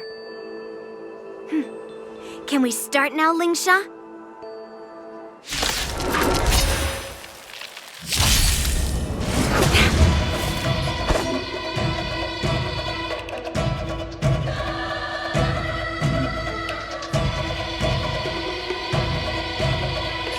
Blade and flight! Free will, or was it fate? On still waters of oblivion. The times are changed. Awaken, dormant scale. World-cleansing dragon. Lend me your strength. We've entered the storm. To guard and defend, crush them. Strike with heart! I didn't expect someone who can't even hold on to stand to earth! You've got style with those moves, but you're not striking where it counts. It's such a shame to see you misuse your sword like that.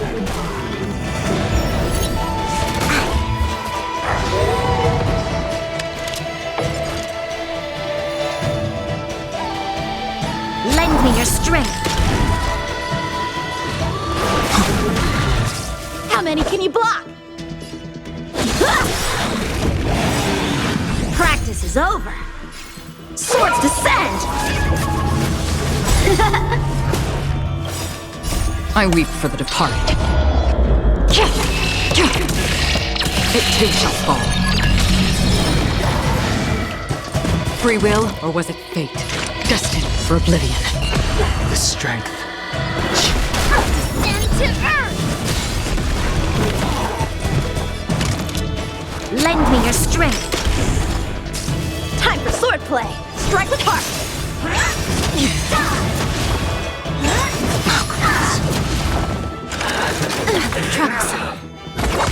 How many can you block? Blade and flight! The times are changed. Lend me your strength. We've entered the storm. To guard and defend, crush them. Again?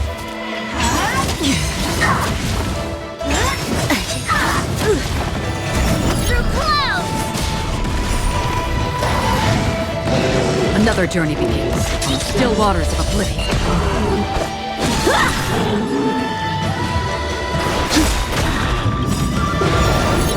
Awaken, dormant scales. World-cleansing dragon.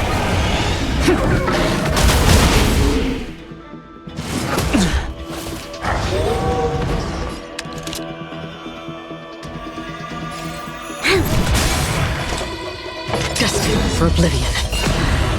I weep for the departed. It too shall fall. Strike with heart! I sense a storm. Practice is over. Swords descend!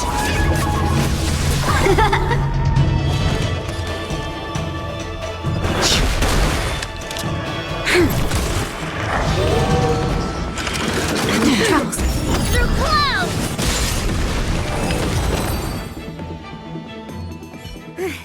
See? I won! Your technique was all over the place, and you relied too much on speed. Is this really all the Cloud Knights of the Lawfu can muster? So disappointing. All you did was chop down a few monsters. Don't get carried away with yourself. Oh, well then I'll give you a chance. Defeat me or hand over all your swords. If you're trying to pick a fight, just ask, because I'm ready for you.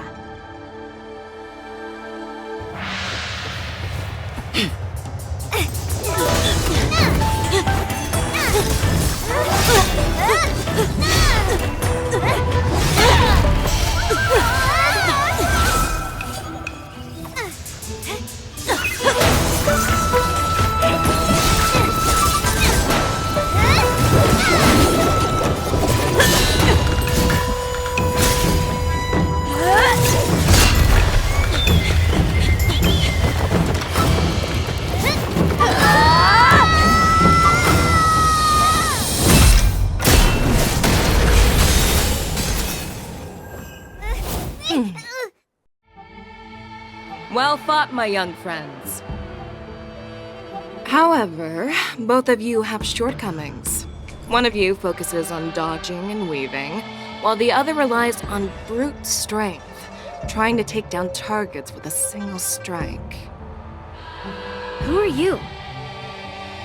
Me? I'm just a patient seeking medicine from the Alchemy Commission. A passerby, if you will. I thought I'd see my fill of impressive fights during the war dance.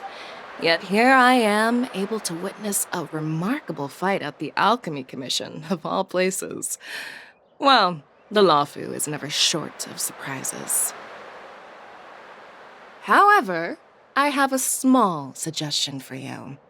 Why don't you settle this dispute fair and square in the war dances ring? That way, you can resolve your differences with a proper duel and put your grudges behind you. Grudges? No, not at all. Yunli and we were just sparring. Sparring? You summoned your flying swords and she swung her sword with full strength. No grudges between you. I don't believe it. Aha! What brings you here, Lady Fei Xiao? Have you finished your health consultation with the Dragon Lady? Fei Xiao? Grandpa always talks about you. Could it be that you're... The Merlin's Claw of the Xianzhou Yaoqing? Looks like I'm quite famous on the Xianzhou Lawfu, too. Of course. Everyone has heard of the great general. Known to all, and unbeknown to none. Great General? Isn't that title a bit too narcissistic? I don't like it. Ooh, I heard there's a dozing general on the Lawfu, so I came up with a humble nickname for myself. The Lacking General. Lacking in worries, regrets, and rivals. Sounds much better, right? Yeah, that's a befitting title that sounds both humble and impressive. Now that the sparring session is over, Yanqing and Yunli, shouldn't you politely thank General Fei Xiao for her guidance and bury the hatchet? Here's your sword. Keep it safe. Or it might get taken away again. By the way, we haven't settled the score yet. I'll defeat you fair and square next time we fight. This is how she apologizes? Now that I finally got my sword back, I should report to the seat of divine foresight. I'll take my leave, General Fei Xiao.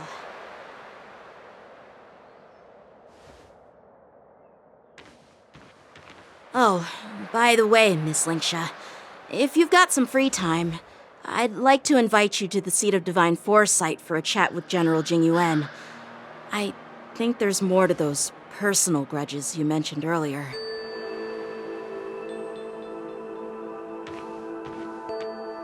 Thanks for stepping in, General Fei Xiao. Otherwise, I'd have had to knock them out with my incense. Not at all. Just doing what you asked. How about we call it even as payment for the healer lady's consultation? Sorry, but even a general needs to pay their bills.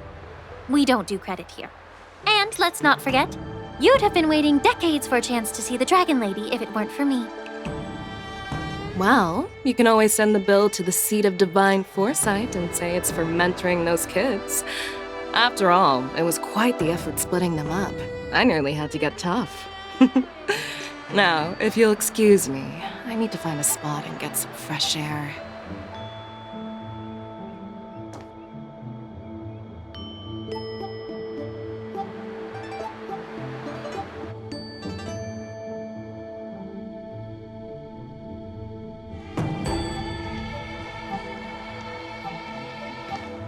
Back already? You've met with Jing Yuan and wandered around for a few hours. So, what do you think? It appears that the Divine Foresight is using this war dance as a show of strength to convince everyone that the Luofu is prospering after the Ambrosial Arbor crisis. But... I know you're going to say but, right? But the influx of people attending the war dance is like a breeding ground for disorder and rumors. One wrong move, and the Luofu could be in a world of chaos. The Cloud Knights on the streets remain vigilant, so at the very least, General Jing Yuan is aware of this. As for other matters, I'm unable to say. I'd prefer to be excused from future meetings with generals. I'm just a military healer. And now all of a sudden I'm thrust onto the center stage having cordial chats with two generals? My work doesn't lend itself to being in the limelight either. Just stop whining. At least you're in one piece, right? Before getting in touch with General Jing Yuan, I wanted to put aside my assumptions and see his momentum. That includes the overall bearing of the Cloud Knights on the street, what people are saying, and how those close to him behave. The might of an army dwells not within its pawns, but within the force of its collective momentum. Recognizing this fact reveals the true measure of power. Thanks for enlightening me, General. A perfectly clear statement turned confusing thanks to your translation. You've made me lose where I was now. Anyway, this is how I operate in battle, so you might as well get used to it. Are you treating General Jing Yuan as your enemy? The longest-serving general of the Xianzhou Luofu. Do you think he'd have only a few enemies? By the way, General, you met the healer lady, yes? Could you show me the medicine she prescribed you? Well, the healer lady couldn't do anything about my condition. She just told me to enjoy some tasty food. So not even the famed healer lady could help? Don't worry. I'll fulfill my promise and find a way to cure you. Actually, I've found some leads. Well, life and death, Zhao Chou. It's all predetermined. Upon starting my military career, I made a pledge that the rest of my life would be dedicated to being the Xianzhou's spearhead, hunting down the abominations of abundance till the end of my days.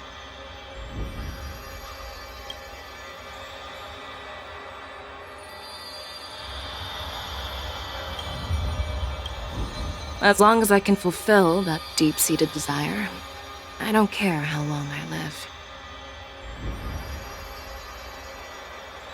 You asked if I view General Jing Yuan as my enemy. No. My real enemy has always been myself.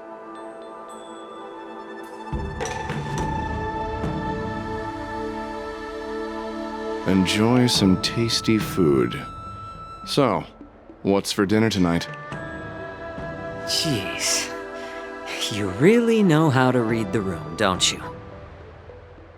You guys figure it out for yourselves. I'm due to catch up with an old war friend I've not seen for quite a long time.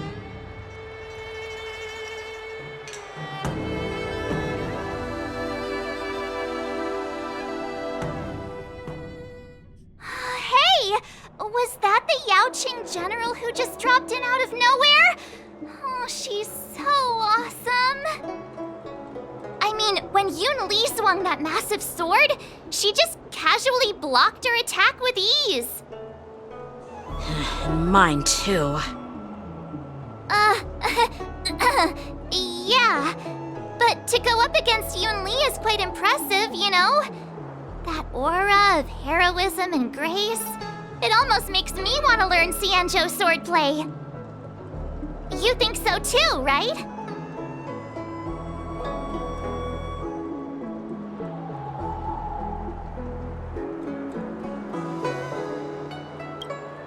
I agree. General Fei Xiao is indeed impressive. I was actually hoping you'd give Yanqing some praise. Thanks for the kind words, Miss March. The war dance is coming up, and I've been chosen to represent the Cloud Knights in the ceremony. I've had my fair share of defeats lately, and even though I know there are always more skilled swordmasters out there, seeing General Fei Xiao's skills today has made me feel a bit uneasy again. Don't underestimate yourself. After all, generals won't fight in the ring during the war dance. Just remember the state of mind you had when you single-handedly took on me and Blade, putting life and death aside. With that mindset, you can prevail against most challengers. I see. Thanks for the advice, Master Danheng. By the way, now that today's events are over, General Jingyuan wants to invite all of you to the Seat of Divine Foresight. He has something important to discuss. I bet it's about how to deal with the generals from the Yaoqing and the Zhuming. I really don't want to get caught up in grown-up games so soon. I just hope Generals Fei Xiao and Huaiyan can see the truth. We don't need any more chaos on the Luofu before the war dance.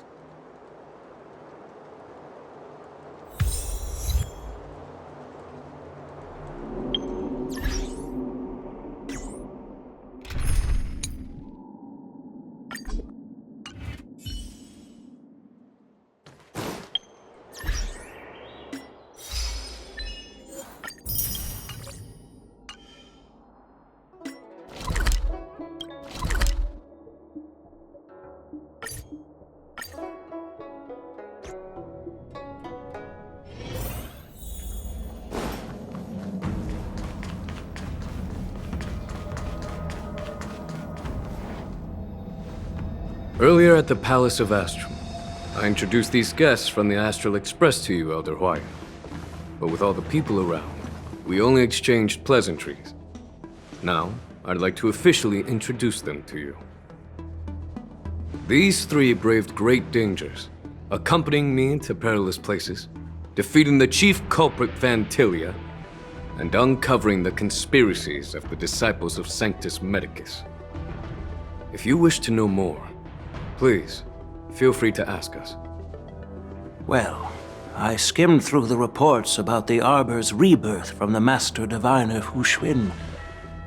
She's been summoned to the Yu Chui for questioning. There are a lot of doubts within the Alliance about this whole situation. But despite all that, I believe in you. Since you joined the ranks, you have repeatedly achieved remarkable feats. After the High Cloud Quintet each went their separate ways, despite the many criticisms within the Alliance, the Marshal still stood firm against the dissenting voices and entrusted the Luofu to you. Over the years, you've served the Alliance with loyalty and wisdom. You've taken down abominations in Thalassa, rescued the Xianzhou Yu Chui from a siege, and destroyed the demonic planet summoned by the denizens of abundance. I still remember those battles vividly. There are fools who doubt your loyalty. They're happy to see the divine foresight fail because it gives them some kind of sick satisfaction. They haven't achieved anything of their own, so they feed off the failures of others. But I've seen enough failures in my time, and I want to believe that your loyalty has never wavered. So, General Fei Xiao of the Yaoqing is the only one investigating the Ambrosial Arbor crisis on behalf of the Alliance? No. I am too. This old man's words always catch me off guard. The Marshal ordered me to come to the Xianzhou Luofu, but the document only says, attend the war dance and listen to Fei Xiao's questioning.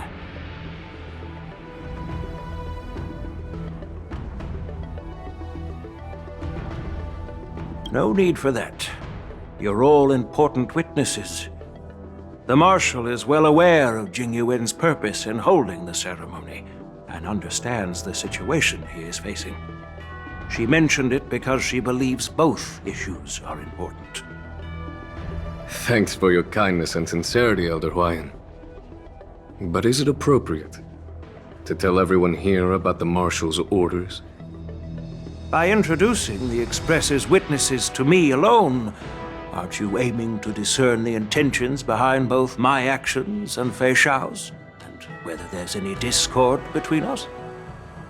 Well, since I'm being open and honest with you, I encourage you young folk to do the same. As for the Ambrosial Arbor crisis, all I need to do is listen. General Fei Xiao will be the one asking the questions. To be honest, I'm more concerned about the timely start of the war dance. Oh, by the way, I've prepared a gift for the war dance.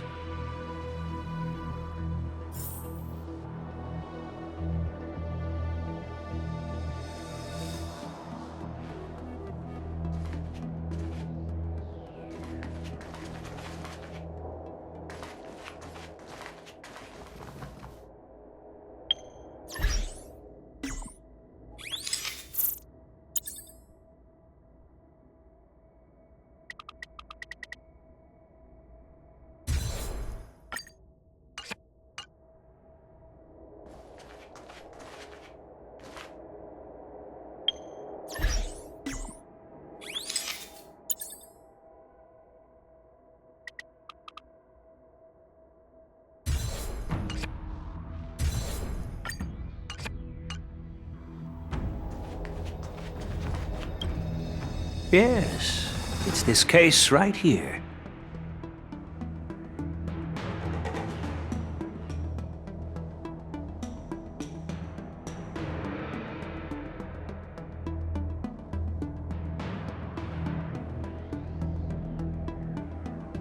There will be numerous contests and celebrations during the war dance, and the main event will be the Ringmaster's Challenge. The host will dispatch a skilled warrior to take on challengers from all over the cosmos, showcasing the excellent martial arts of the Xianzhou Lawfu. When you mentioned that the Astral Express would be attending the ceremony, I thought the High Elder of the Lawfu would be the Ringmaster. You humor me, Elder Huayan. The healer lady is just a young lady who knows nothing about martial arts. How can I assign her as the Ringmaster? I'm no match to you when it comes to joking. What's this box for? Why don't you open it, General Huayan? This sword case is intended for the War Dance's award. It's empty now, but in a few days, a precious sword will be delivered and stored inside. I don't mean to boast about our skills, but this sword represents the pinnacle of the Zhuming's craftsmanship.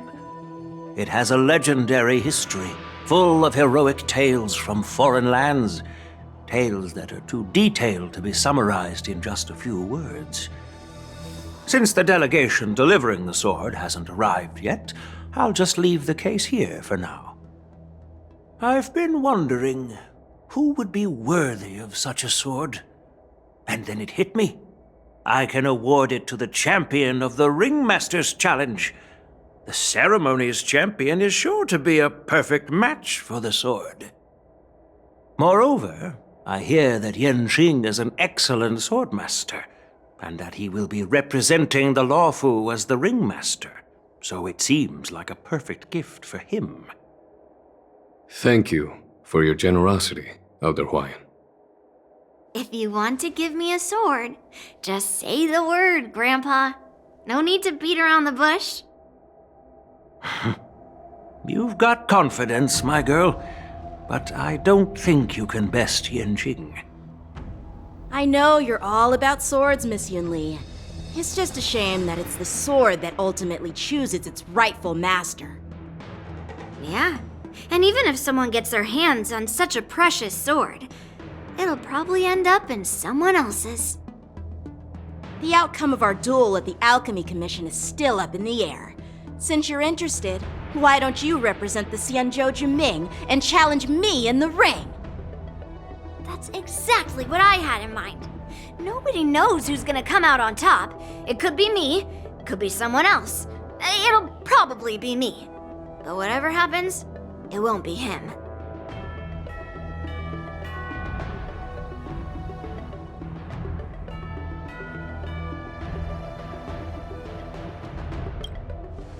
Not to be rude or anything, we've been watching their drama.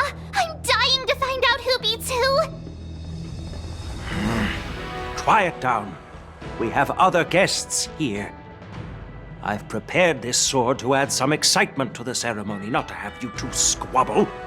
It's not a good look for the Alliance. While you both seem confident that you'll win, you need to remember there can only be one winner and one loser in the ring, which could lead to hard feelings. Actually, I have an idea. We don't know who the winner will be, and it might not be either of you. But if you're eyeing that prize, you'll need to work together. I want you to take on an apprentice who will take part in the war dance and win at least one match. How does that make sense? In my humble opinion, while a Cloud Knight is commendable by securing victories, it's even more so to pass on your skills and spread the way of swordplay. I'd be greatly pleased if this apprentice could represent the Express in the war dance by displaying their Cloud Knight flair and prowess. Well, Elder Huayan's idea is quite interesting. Imparting swordplay skills requires teamwork, and both the winner and the loser will learn a valuable lesson regardless of the outcome. The question is, whom should the two of them take as an apprentice?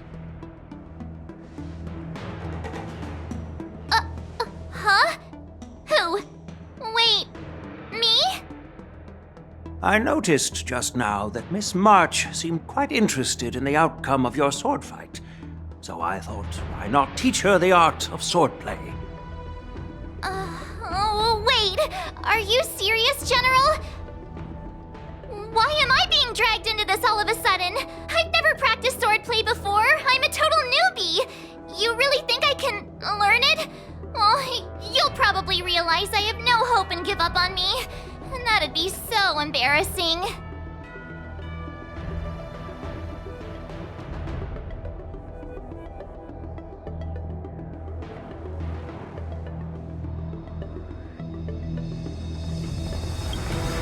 Things are already complicated enough as they are.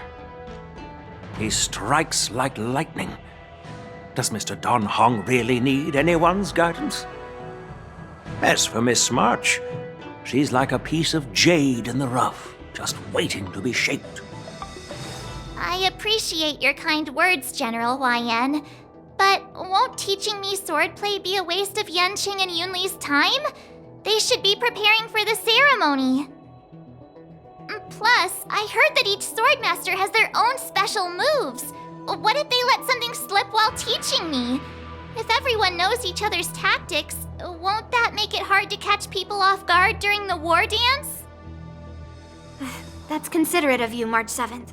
But don't worry.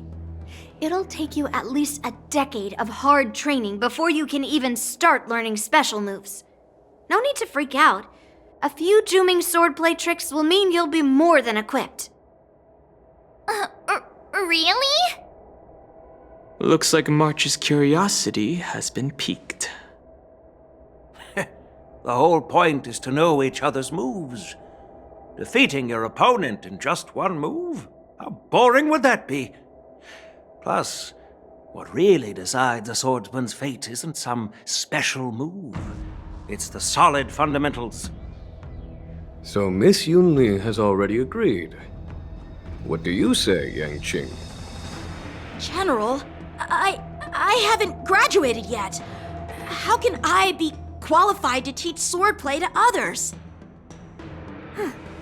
So you're admitting your defeat, huh? If you're not even confident to teach, why don't you let me be the ringmaster instead?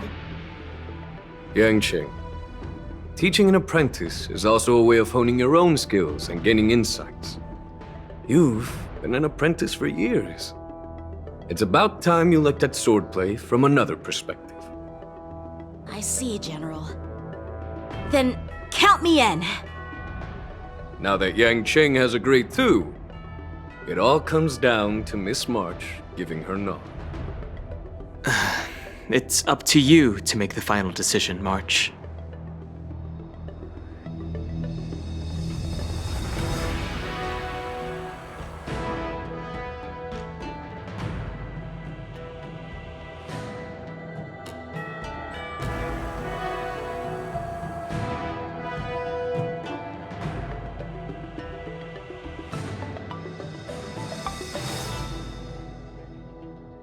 At least that way, I won't have to worry about you accidentally shooting me in the butt all the time. Hey, I've never missed my target. Then I'm on board.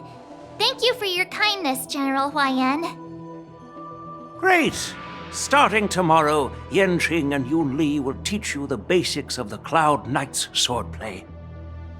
Yun Li and I will head out and purchase some sword practice equipment for Miss March. Think of it as a little initiation gift. You're too kind. Wait, you're giving me a gift? Shouldn't it be the other way around?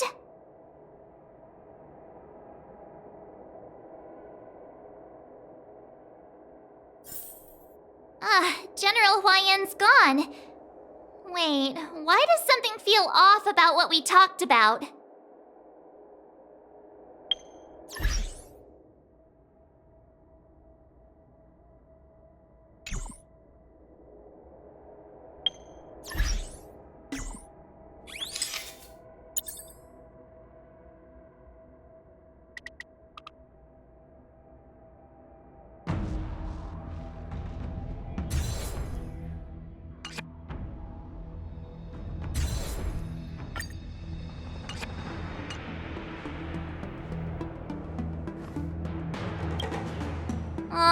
I think we strayed off topic.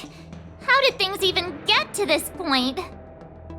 Yeah, I brought you here because the General said he had some important matters to discuss. But how in the world did Yun Li and I suddenly become Miss March's swordplay mentors? Because General Huaiyan wants us to stick around on the Luofu for some time.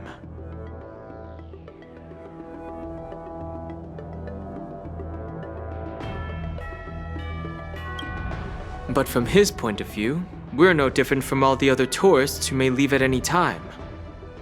Since the crew's actions were mentioned in the Luofu's operations log were given to the Alliance, he probably wants to see firsthand if we're as capable as the report claims, or if we're just some made-up excuse to save face. And he wants to see it for himself during the war dance, which is why he even dragged Yun Li into this.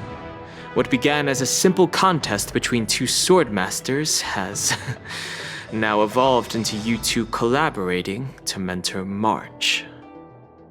Elder Huaiyan is still that tricky general who likes to give everyone a headache.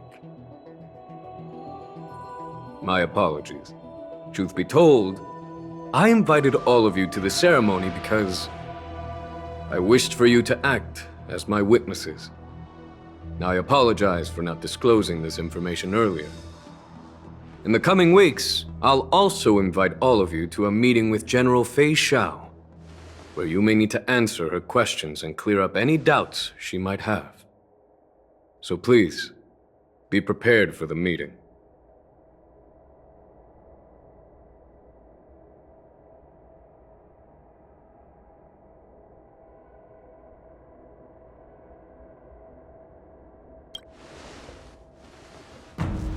Don't worry, General.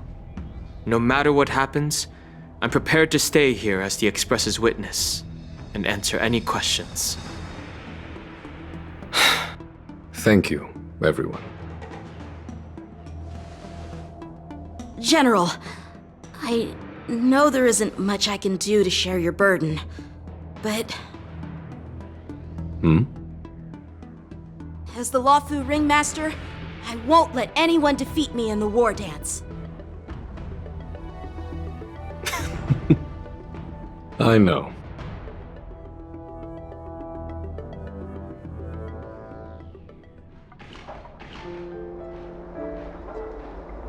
The illustrious Merlin's Claw waiting for me? And for so long, too? It's quite an honor.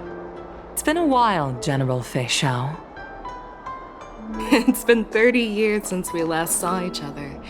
Right, Yu-Peng? Yes.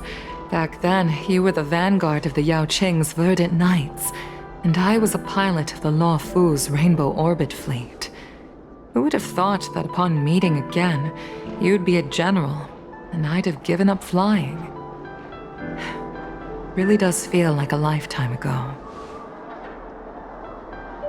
Well, I wouldn't say I haven't seen you in 30 years. After all, your great victories are announced through the Yellow Bell Resonance System every day. So I'm well aware of your great feats. How's your health holding up? Still stable, I suppose. Do you still remember the medic who saved me in battle? That healer with the odd name and peculiar temperament. What was his name again? Was it Pichu? Or Kachio? Jiao Cho. He's been my retainer and personal healer, delegated by the Alchemy Commission from the Xianzhou Yao Qing. Over the years, he's dedicated himself to managing my condition. It's thanks to him that I'm still in good health today. Given my background, I'm happy to have made it this far. I'm relieved to know that you're safe and sound. Well then, since you and Elder Huayan are here, I imagine you must have received orders from the Marshal? As your friend, may I ask how the Alliance intends to punish the General of the Lawfu? The Arbor's rebirth has frightened the elders who lurk behind the scenes. They fear the resurgence of abominations, much like what happened 30 years ago. Although the report from the Lawfu explained all the details, we don't know if the Ruin Legion really invaded, or how exactly the Stellaron Hunters and the Astral Express became involved. This puzzle has many missing pieces. As you know, the fugitive Jing Liu, who mysteriously disappeared many years ago, has resurfaced. This time, she has brought along an Outworlder and a coffin, claiming to offer the Marshal a method to fight against the Eons. The Lawfu Preceptor has also leveled accusations against Jing Yuan for neglecting the Alliance's principles. She asserts that Jing Yuan enabled the exiled Imbibitor Lunae to re-enter the Lawfu, thereby unlocking the lunarescent depths within Scale Gorge Waterscape, which in turn disrupted the Vidyadhara's dutiful watch over the Ambrosial Arbor. It is for these reasons that I have come here to the Lawfu today. Well, duty calls. Perhaps I shouldn't have mentioned all of this to an uninvolved person, but since we once fought together, I didn't want to keep you in the dark. Perhaps pretending you didn't hear any of this would be for the best. I understand. I'm sorry. I was out of line. I know I shouldn't be defending General Jing Yuan right now, but... well, you know how I am. The Lawfu has enjoyed centuries of stability since the end of the sedition of Imbibitor Lunae, much of which can be attributed to General Jing Yuan's masterful strategizing. Unfortunately, for long-life species, enduring through the ages always culminates in a failure that undoes all previous achievements. A moment that our adversaries relish. That's true. And that's why I'm also here for another purpose. To visit Hule. Hule? You mean that Hule? The Borisin Warhead? The same Hule who has been imprisoned in the Shackling prison for over 7 centuries?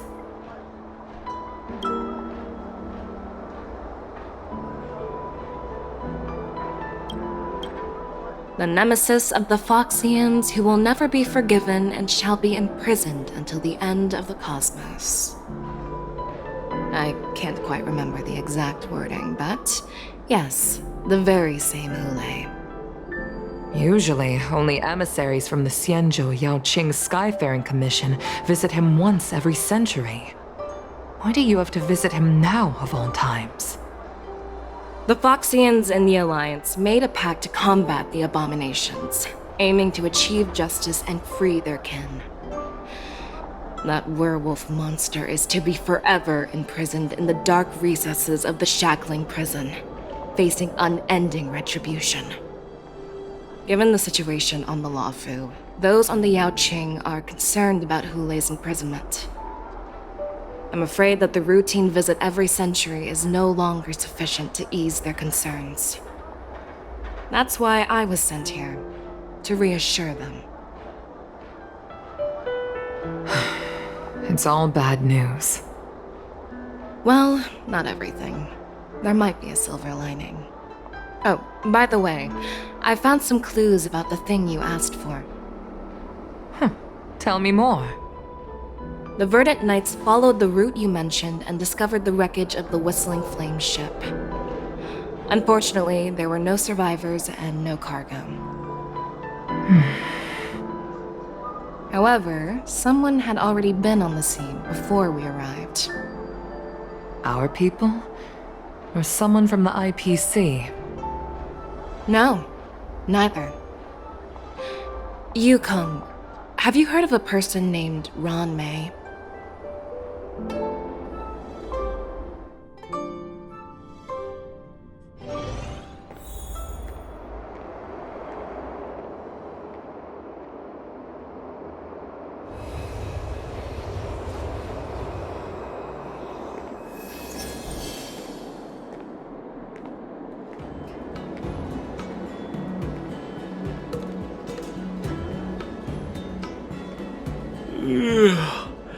I'm still feeling sleepy.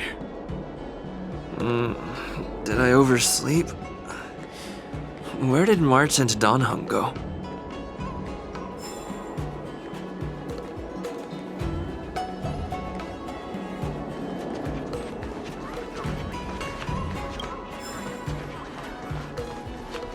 Think you get away with your crime by pretending to be a waiter? This humble abode was.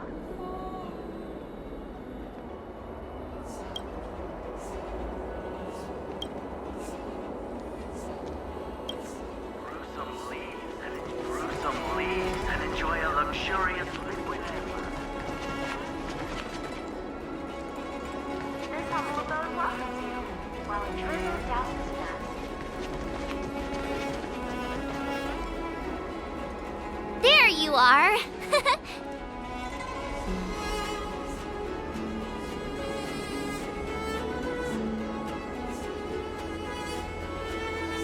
You haven't forgotten about our promise to General Huayan, have you? I woke up especially early so I can start teaching Miss March swordplay.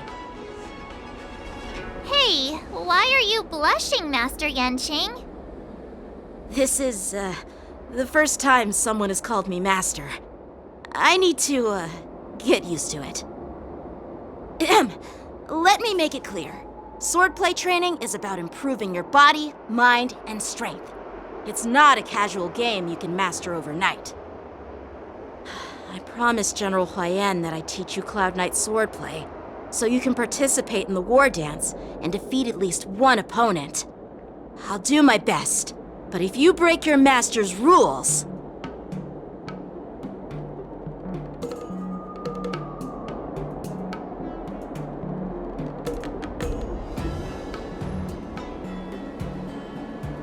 Fine. A promise is a promise. Since I promised to study hard, I'll do my best starting today. Great! That's the spirit. March is in your hands now, Yanqing. Don't be too easy on her. Donhung, do you even have a heart? Did you lose it somewhere? By the way, where's Yun Li? I've found a quiet spot in the back garden of the Palace of Astrum for our first lesson together.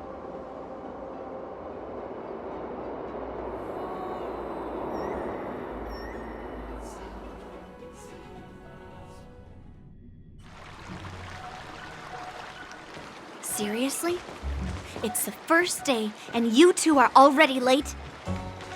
Why is everyone on the Luofu so laid back? So disappointing. Master Yunli, you're already here. Sorry for keeping you waiting. Oh, wait. Were you trying to teach her in secret? That's sneaky. I'm just showing you what Luofu etiquette is all about. She might be my apprentice, but it's customary for the master to personally escort their apprentice to the place of learning. As the host, I'll be teaching Miss March the essence of Luofu swordplay, after which she'll emerge victorious in the war dance ring. You won't be complaining about Luofu swordplay then. Stand aside, rookie. Let me show you how we Zhu-Ming sword masters treat their apprentices. Quickly, over here, Miss March. This is a reverse mentorship gift from me to you. I hope you put it to good use.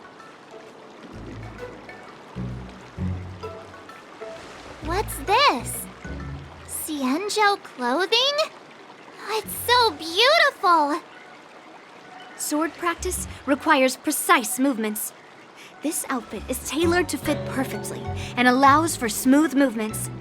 I even added some small accessories. I put a lot of thought into it. You're awesome, Master Yunli! See? See? How can you compete with me? I'll teach March 7th the essence of Zhu-Ming swordplay so she can win the contest with my sword skills. Actually, I've prepared something too.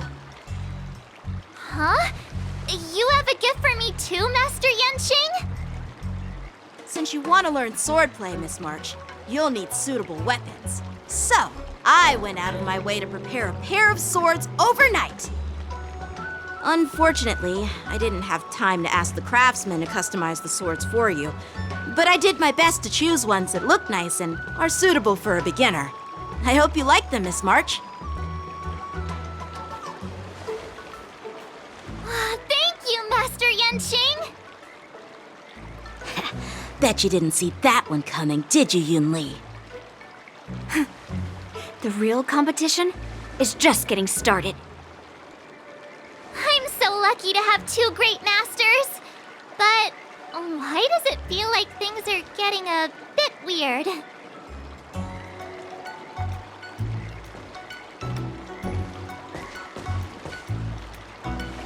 So what do you think, Masters? Does this outfit suit me? Perfect. I chose it carefully. It's perfect for beautiful young swordswomen like you and me. All right, let's get started with the training. The person next to me is a Cloud Knight instructor I've brought in. For your first lesson, try exchanging a couple of moves with him. Wait. We're having actual combat training for the first lesson? Isn't that a bit too intense? Well, I heard you have some experience with archery and martial arts. The first thing we're going to do is see just how strong your fundamentals are. Come on, step forward and strike with the sword in the most natural way you can think of. It's important for us to grasp your natural movements so we can decide where to start and what you need to learn. If you're ready, let's begin. Okay.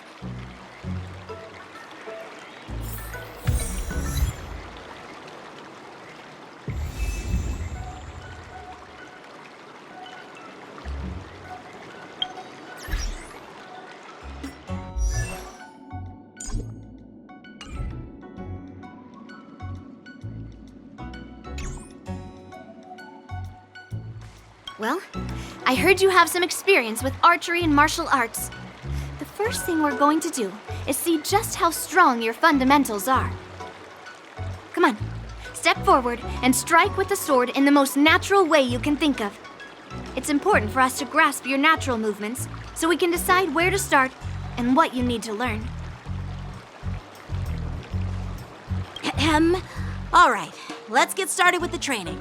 The person next to me is a Cloud Knight instructor I've brought in. For For your first lesson, try exchanging a couple of moves with him.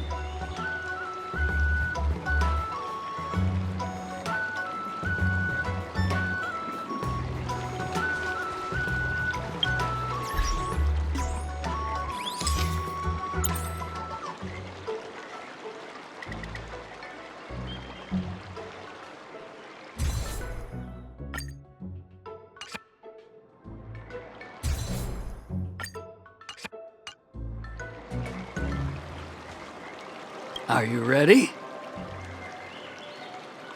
Yeah, I'm ready. But please go easy on me. Then I apologize in advance, Miss March.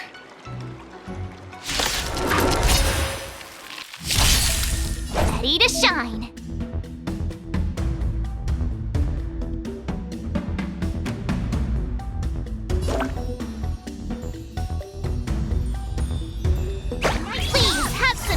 Pay close attention, Miss March. Luofu's swordplay is all about being swift and agile in your movements.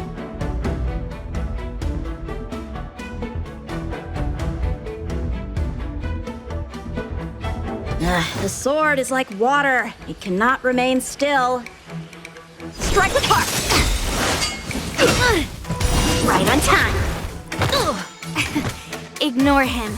Strength is everything. Strike! Yes, you! Like this? Well done! Yeah. How many can you block?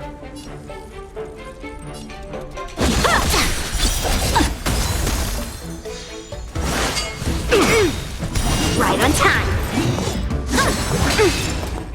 Yes, you! Time for swordplay. What are you made of? I could take 10 of you!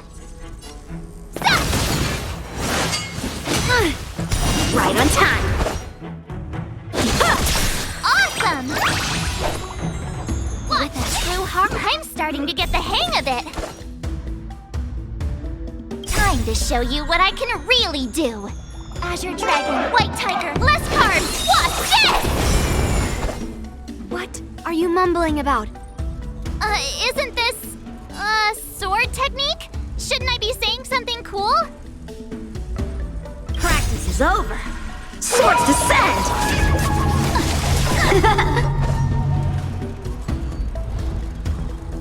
Bladed flight! You'll make good practice. Yeah! Within the self, not the sword. Melt! Slap! Descend to earth! How many can you block? Strike with heart! You'll make good practice. Yes, you! What are you made of? Strike! Time for swordplay! Oh, I get it! Alright, check out this move! Right on time. How many can you block? Yeah! Within the Time self, to show not you the what I sword. can really do. Azure Dragon, White Tiger, less carbs, watch this! Ha! A one-time enemy! Bladed flight!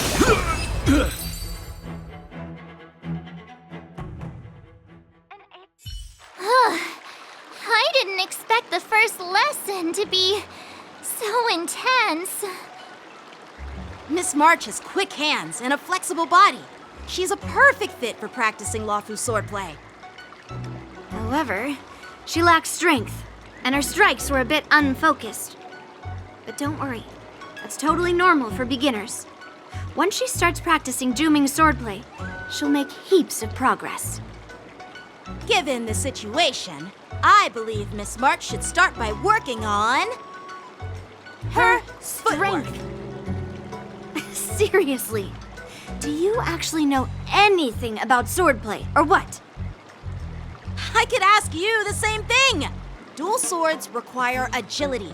So what's more important than footwork? Instead of focusing on her strengths, we should address her weaknesses. The drawback of wielding two swords is not generating enough force. What good is being quick on your feet if you don't have strength? It's not like we're dancing here. Skilled sword masters know how to play to their strengths and work on their weaknesses. Start with what you're good at, then tackle your weaknesses. That's the right way to learn. You're quite the theorist, huh? Theorist? You claim to be able to talk to swords. So what does that make you? A lunatic? Hey, it's only my first lesson, and you're already arguing. Come on, calm down, masters. I'll have to improve both my footwork and strength anyway, so it doesn't matter which one comes first. But it does matter! Just listen to me, March 7th! Aww.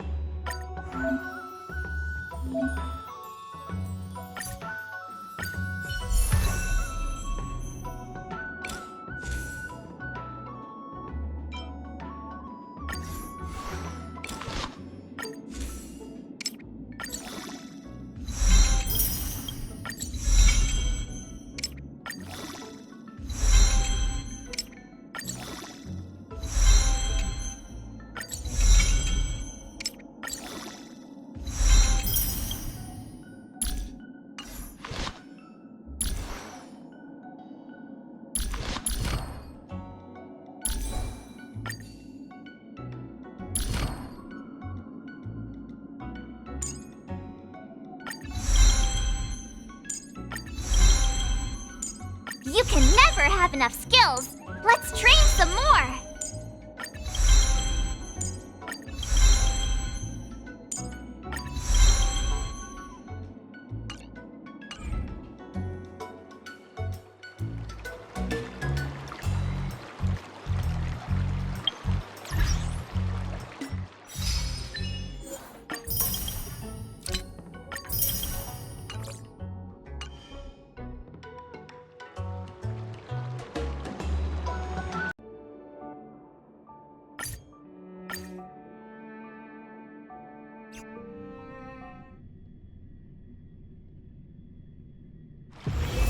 Wanna go take some pictures? Or maybe we can go drink some Immortal's Delight.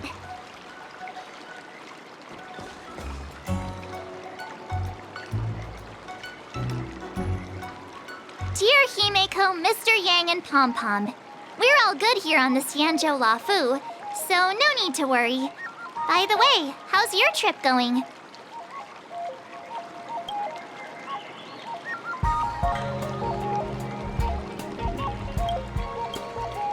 As for me, I've somehow become the apprentice to 2 Cloud Knight sword masters, and I've been honing my sword skills with their guidance. One of them is Yanqing, the boy we've all met before. The other is Yun Li, the granddaughter of General Hua Yan from the Xianzhou Juming. Both masters are super strict, giving me a real taste of how hard sword training can be. I tried to drag him into this, but he refused. Then I tried to rope Dan Heng in, but Master Yanqing wouldn't have it. Still, I didn't let the difficulty get to me. In just a few weeks, my sword skills have improved a lot. Both my masters think I have unique talents in swordplay, and are literally fighting each other to teach me their skills. Thanks to their guidance, I've actually made some progress.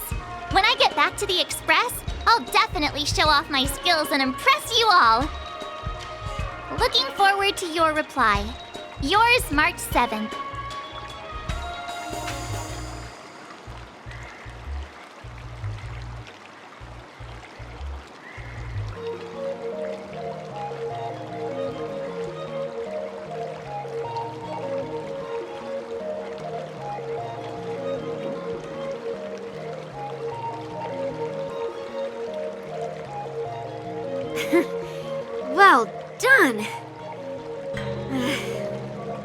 call it a day.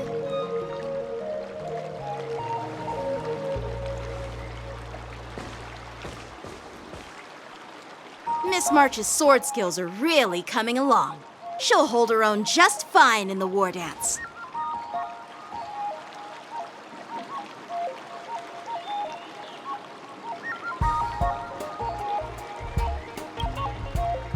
Just you wait and see.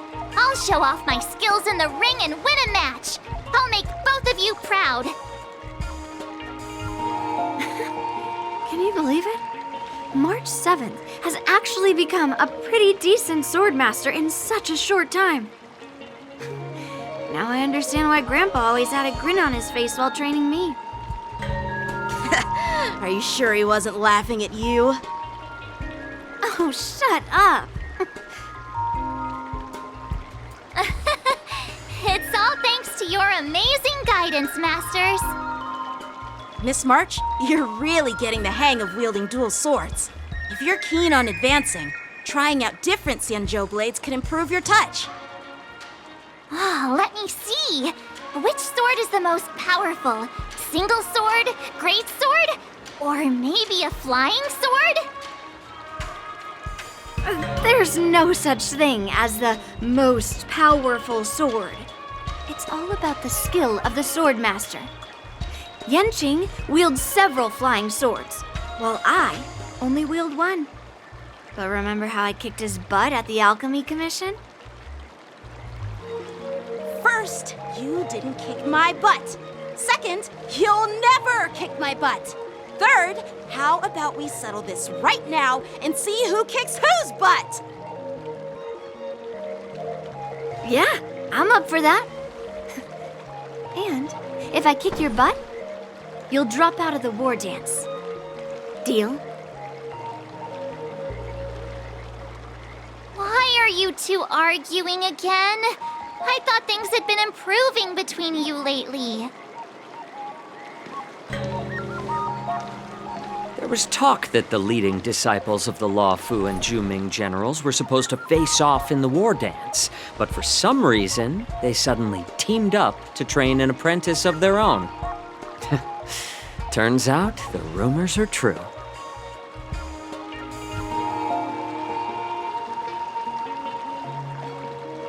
Tomorrow is the big day of the war dance. Shouldn't you two be focusing on honing your skills instead of teaching swordplay here? You're... Oh, that's right!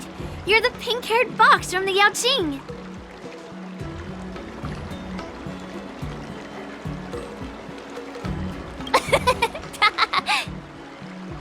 What are you laughing at? You've got pink hair too. I'm Jiaoqiu, the healer working for the general of the Zhenzhou Yaoqing. Ah, got it. So, you're the participant attending the war dance on behalf of the Yaoqing, and you were trying to sneak a peek at our training? Sorry for the misunderstanding. I don't know anything about martial arts. I'm just here on the general's orders to take care of some official business. I didn't mean to interrupt your training. I'll be on my way. If you know nothing about martial arts, why were you smirking earlier? Well, my curiosity got the better of me, I suppose. When I heard Miss March's pondering about what to learn, I couldn't help but wander over. From my professional experience, cleavers, slicers, chopping knives, and carving knives are all just tools. Kind of like frying, sautéing, boiling, and deep frying in cooking. They're just ways for people to show off their skills. How you use them really depends on the ingredients you're working with. It's like your sword teaching methods. If you align your ingredient, in other words, your apprentice's natural tendencies, with the right cooking method, by which I mean the teaching method that best suits her, she'll make double the progress in half the time. For example, golden eggplant tastes best when fried, cloud peppers when stir-fried, and yellow boulder beef when simmered. It's all about discovering the nature of the ingredients. Apprentice.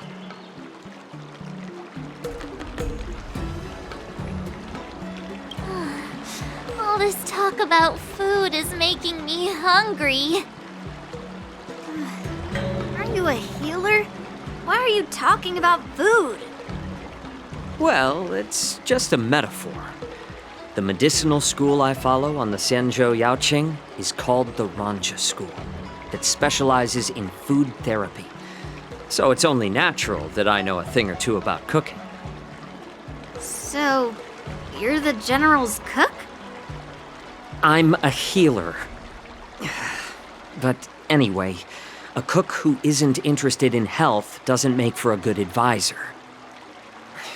Fine. Call me a cook if you want. Seeing the way you're looking at me, it's obvious you think I'm just some feeble academic who likes to blabber on about martial arts. But, in reality, I know a thing or two about killing. After all, the art of healing inherently encompasses both life and death.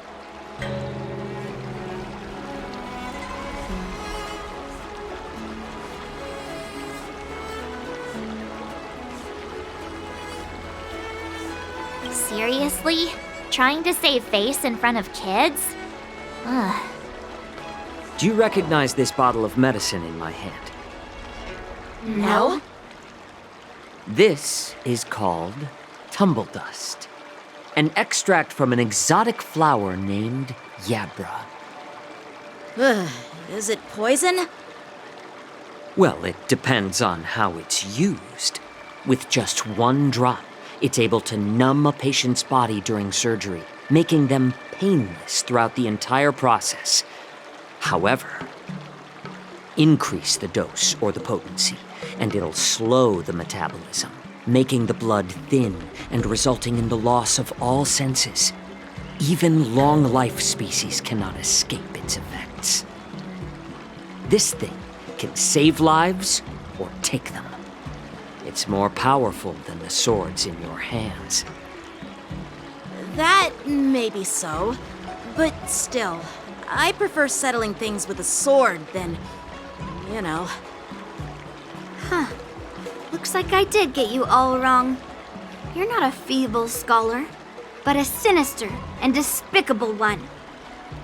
Hey, why the insults all of a sudden? I'm just sharing some medical knowledge here, not persuading you to poison anyone. Seems like you get real excited when talking about poison. I can't tell if that's an honorable thing or sinister. Picture this. 2 individuals. The one standing is full of malice. The other lying down is honorable and righteous. How can the one who's lying down label the one standing as sinister? In the throes of combat, where life and death hinge on a singular moment, every idea fades into nothingness. The only thing that matters is staying alive. Surviving the battlefield reshapes all notions of worth, be it integrity or treachery. In my eyes, their significance is negligible. Perhaps you've underestimated Yunli and me, Mr. Jiaoqiu. We may be young, but we've seen our fair share of war. Well, then you should know that the war dance is nothing more than a contest. So why are you so focused on it? When I was appointed as the ringmaster for the war dance, I asked the general, we Cloud Knights are supposed to charge into the fray and slay enemies. Why do we have to swing swords in a ring just to please an audience? And this is how the general replied.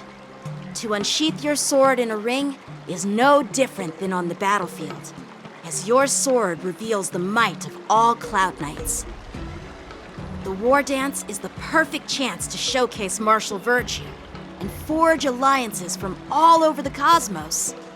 When we unsheath the sword without drawing blood, we not only display our might, but also the martial virtue of the Cloud Knights. That's quite an insightful statement, Yanqing.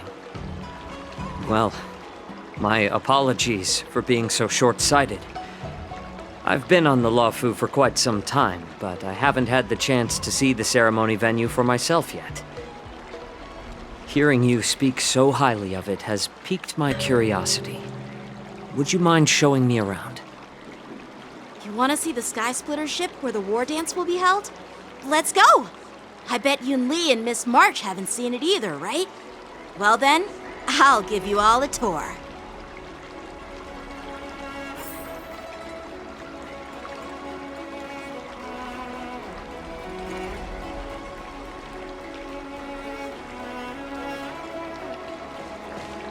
Surviving the battlefield reshapes all notions of worth, be it integrity or treachery. In my eyes, their significance is negligible.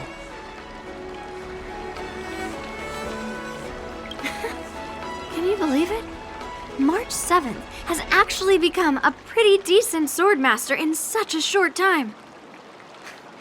Now I understand why Grandpa always had a grin on his face while training me.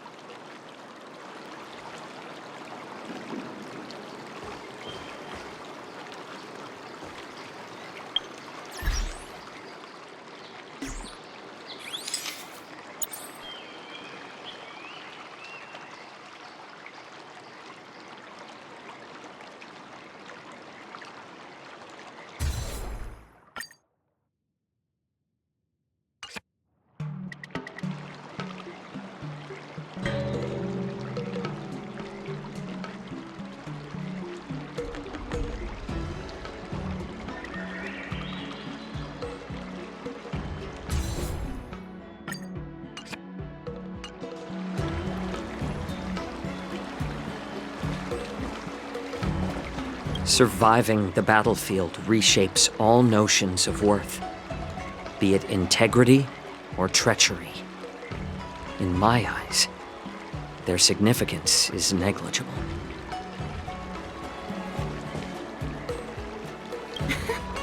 Can you believe it? March 7th has actually become a pretty decent swordmaster in such a short time. Now I understand why Grandpa always had a grin on his face while training me. Let's go. I'll give you a tour of the Sky Splitter.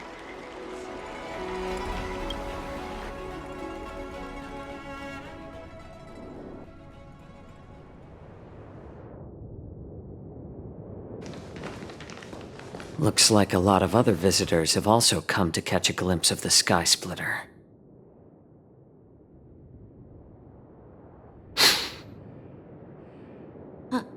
What's up, Mr. Jiaoqiu? No, it's nothing.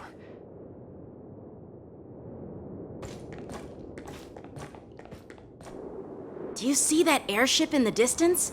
That's the Sky Splitter, the venue for the war dance ceremony.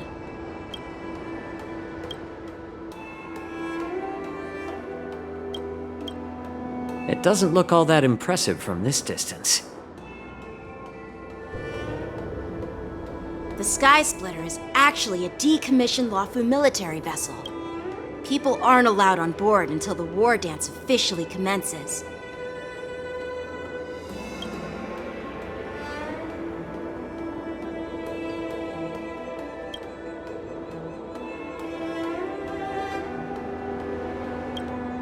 Tomorrow, when the bell rings and the ceremonial cannons roar, I'll be there representing the Cloud Knights of the Xianzhou Luofu, standing in the ring, ready to take on challengers from all over the cosmos. Since I was a kid, I've been training in swordplay and the art of war under the general. Every day, I'd swing my sword 10,000 times, and then thrust it 10,000 times, repeating the process over and over. I understand that I'm not like other kids. I never envied the toys and freedom they all had. I never found sword practice boring or hard. Even in the thick of battle, facing down savage abominations, I never felt scared. Each day, I could feel myself getting stronger and stronger, and I racked up countless victories. It's the best feeling in the world. But then, I faced a really tough opponent. And just one slash shattered my confidence into 1,000 pieces. That's when I felt true fear for the first time. Maybe that's what Mr. Zhao Cho meant by life and death hinge on a singular moment. Every idea fades into nothingness. After that, I had to pick up the pieces and try to put myself back together.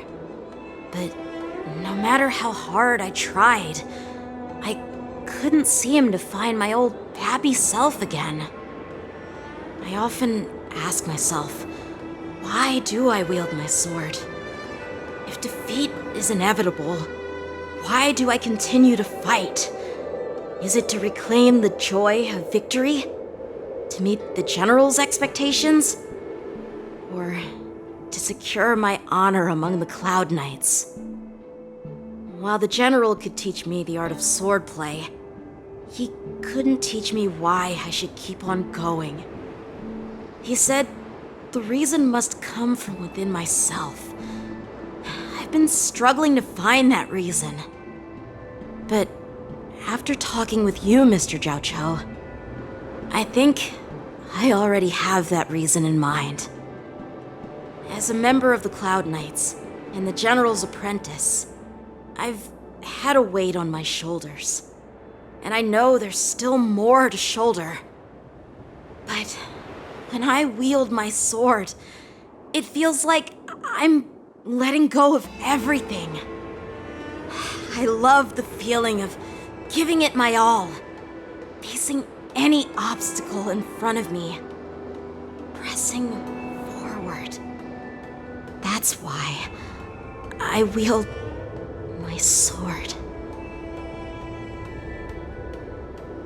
Oh, Yanqing. So young, yet so grown up. By the way, how old are you exactly?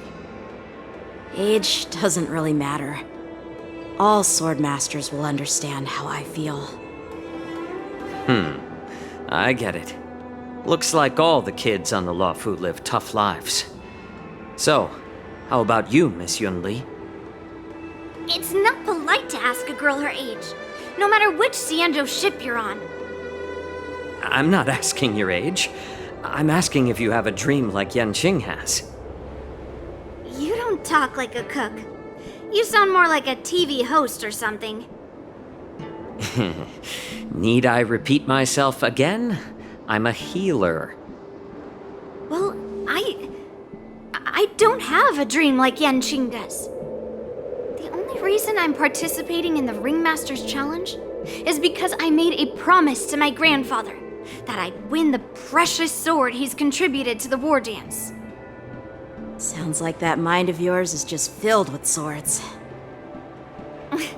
I bet you've got nothing better on your mind. My father was a craftsman on the Xianzhou Juming. Because of his foolishness, many innocent people fell victim to the cursed swords he forged. Since I was a kid, it's been clear to me that not everyone deserves to have a weapon in their hands. Giving them a sword is no different than being cruel to the innocent. So, whenever I come across someone unworthy of a sword, I can't help but want to take it away from them. Given that Yanqing is the war dance ringmaster, I'm stepping up to challenge him. To ensure the precious sword doesn't fall into the hands of an unworthy master. Hey, what do you mean by an unworthy master? I see. It's not easy for kids on the Juming either. Well, it's better to have a reason for wielding a sword than to be lost and confused. I've saved countless Cloud Knights in my life, and there are plenty of exceptional warriors, just like the two of you. What happened, Mr. Jiaoqiu? Oh, nothing. I was just reminded of some old friends and old tales. Judging from my professional perspective as a healer, both of you possess remarkable vitality. Your energies flow like raging fires and mighty gales. The upcoming fight will definitely be impressive. Well, we've seen the Sky Splitter and toured the Stargazer Navalia. I guess it's time to say goodbye for now. What? You're leaving already? But you haven't asked me about my dreams. I've been working hard too, you know. It's getting late, Miss March. Unlike you lot, I'm a grown-up bound by responsibilities and duties. The tasks entrusted to me by the General won't complete themselves. By the way, Yanqing, is it normal to have so many people wandering around in an automated area like the Stargazer Navalia? Actually, this is a restricted area. But since you're all guests, I made an exception, so you could take a look around. I understand. Well, I'll take my leave. I wish you both the best of luck in the ring tomorrow.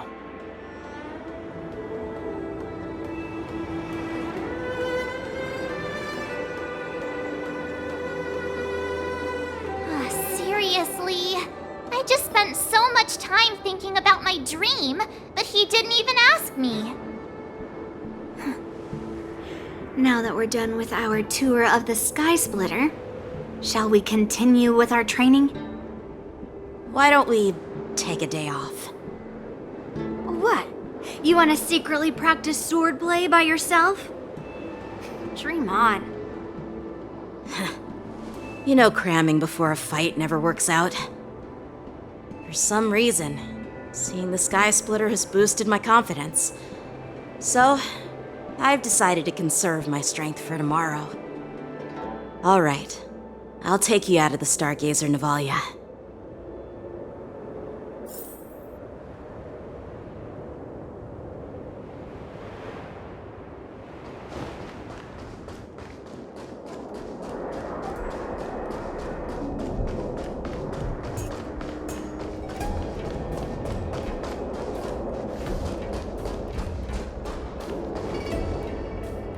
Just shut up, Red Fang!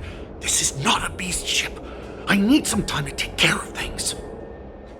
You willingly donned the skin of a lowly beast to join this mission, dedicating yourself to our glorious cause. And now you're telling me you can't handle it? Do you realize how many ships we need? I'm doing my best, all right? It takes time to figure all this out. When the guns go off tomorrow, all eyes will be on it. That'll be our only chance. How's that? Who's there?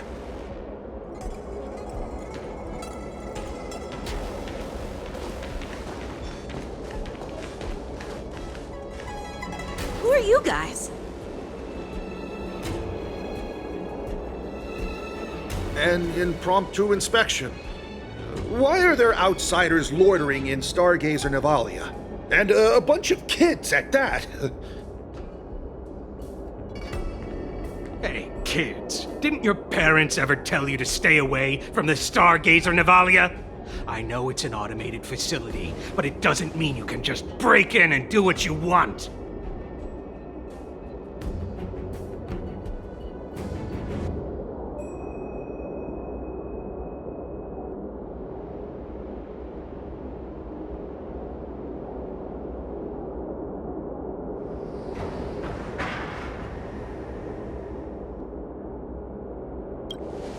First of all, I'm an adult.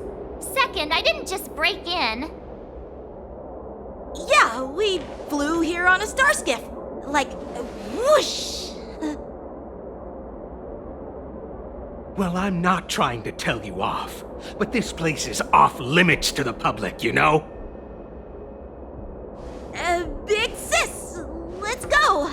I want to play in Ever Hunt Planes.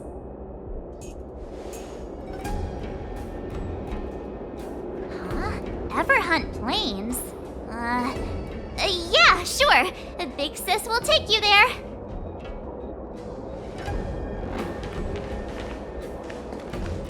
Shuha! You should have let me. Shh, the overhaul is done, and everything looks good. We should leave.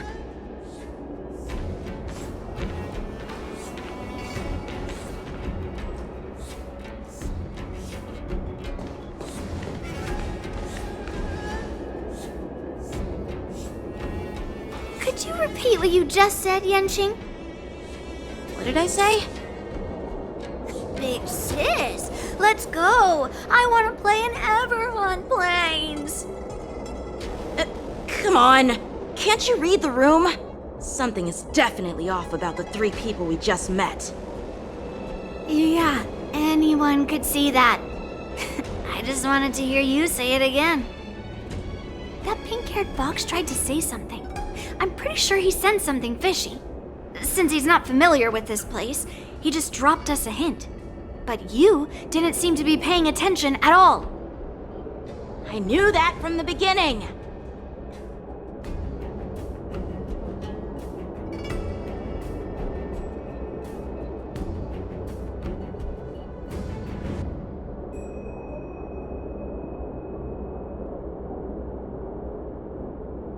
That Cloud Knight didn't recognize Master Yanqing at all. That's really weird.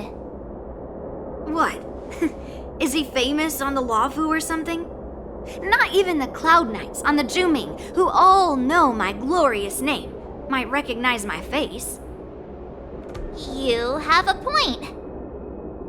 A Cloud Knight, a member from the Skyfaring Commission, and a craftsman. They're from various departments, and the reason for the overhaul seems legit. But one of them blurted out some weird language just now. Did you hear that? I have a feeling that if we secretly tail them, we'll definitely catch these guys in the act. Follow my lead, and be careful not to blow our cover.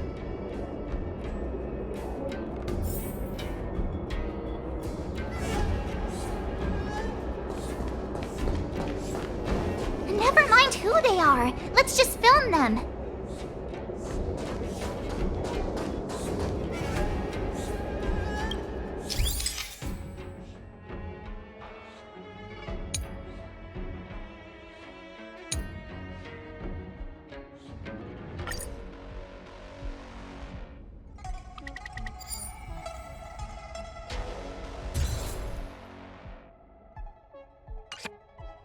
We should have just killed those lowly beasts. Those little brats won't take up much space. There are boxes all over this place. Just dump them into one and no one will notice. Cut the theatrics, Grulok. Even the slightest slip-up could interfere with Lord Moktok's plans. So where are we heading next? To check the freight skiffs. We've got a lot of preparations to do. Also, don't forget to take those crates with you. Weapons, supplies. We've got to be well prepared. Otherwise, we're screwed. So, are they smugglers? What exactly are they up to? I have no clue, but they seem to be moving those crates. I've got an idea. We can hide inside the crates and follow them.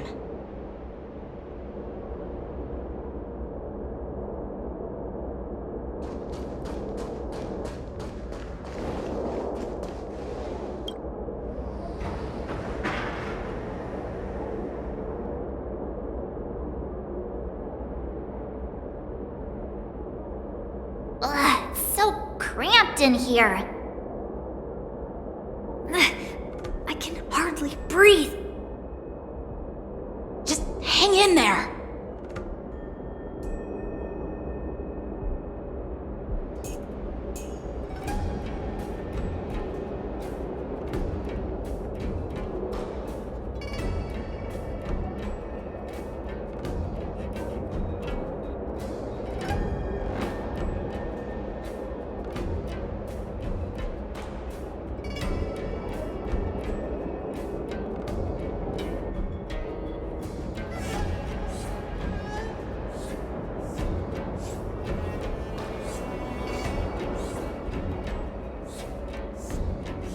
let's just put the cargo here for now, all right? Then we'll move on to inspect the ships. Lord Moktok said that as soon as we're done, we're to board the freight skiff and leave this place. Don't worry, I've changed the shipping schedule. You two, come with me. Is it just me? I keep smelling that stench of lowly beasts everywhere we go. Don't be so paranoid.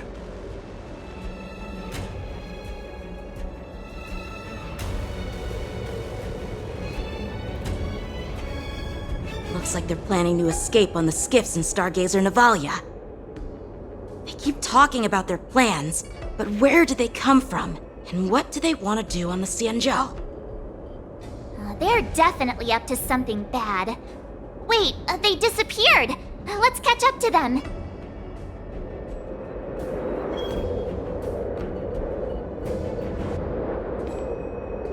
Tread softly, breathe quietly, and make sure to keep an eye on them. Hide out of sight as soon as there's any sign of activity.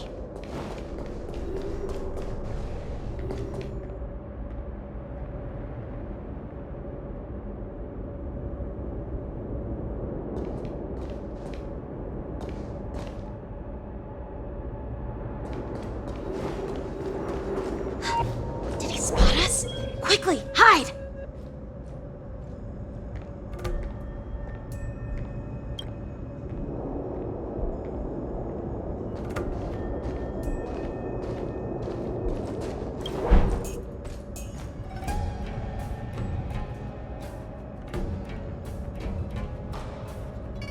Don't be so paranoid.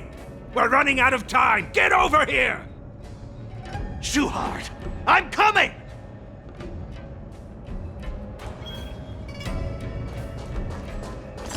They're leaving. We should catch up to them. Quickly!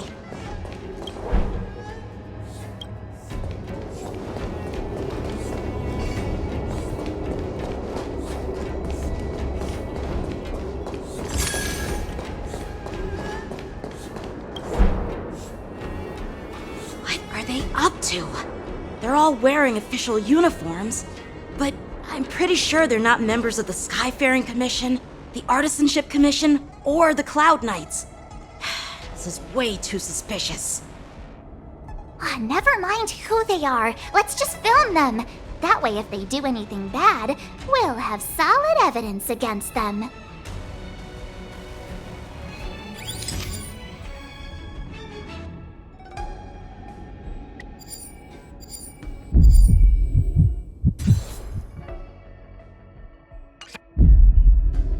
Look at this. A freight star skiff with enough room to fit at least 20 of my men.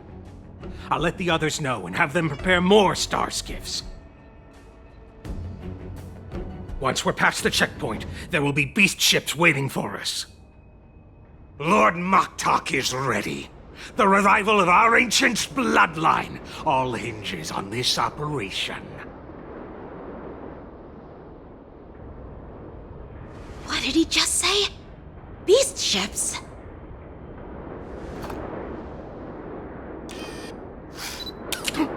Who's there? It's those brats! I told you to get rid of them, but you didn't listen, you idiot! Wipe them all out!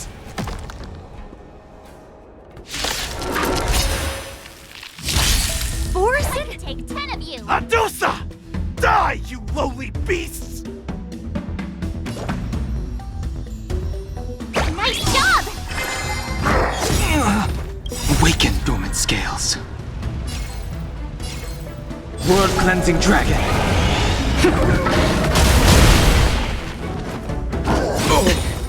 The times are changed. The dice have been cast. Bust. Or maybe I'll take it all.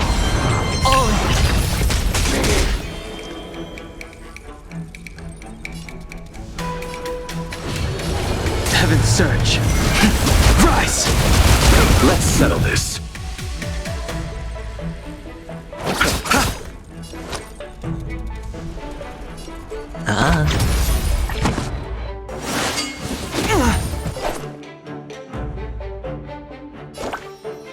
Here you go, Master! strength.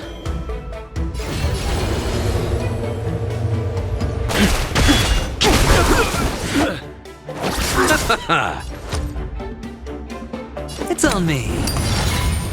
Ready to ship up! Inevitable.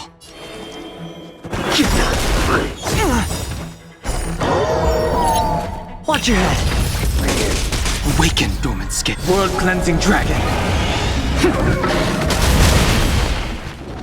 You chose the wrong enemy. I could take 10. Yeah!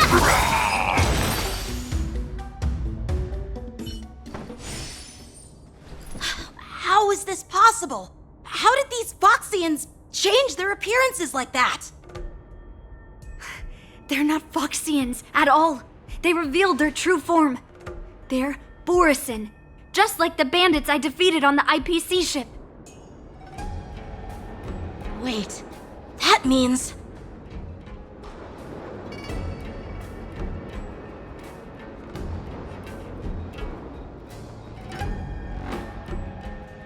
Well, how did the Borisin manage to infiltrate the Xianzhou?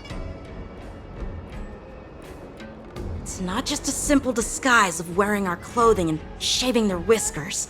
They're somehow able to alter their appearance to be indistinguishable from Foxians. They even have official IDs for the Skyfaring Commission, the Artisanship Commission, and even the Cloud Knights? Let me check this fake Cloud Knight's tag. Maybe it'll give us some clues. Lujun, an officer of the Patrol Defense Squad? Wait! What's the matter? I encountered a patrol officer named Lujun before. It was a few weeks ago, when we were transporting the Borisin prisoners. If they can forge official identities and move around the Xianzhou without raising suspicion... Oh no, this is bad. Even worse. If you find one cockroach on the Express, it usually means... There are more Borisin hiding on the Xianzhou. I bet their plan is much bigger than just stealing information. We've got to report this to the Seat of Divine Foresight.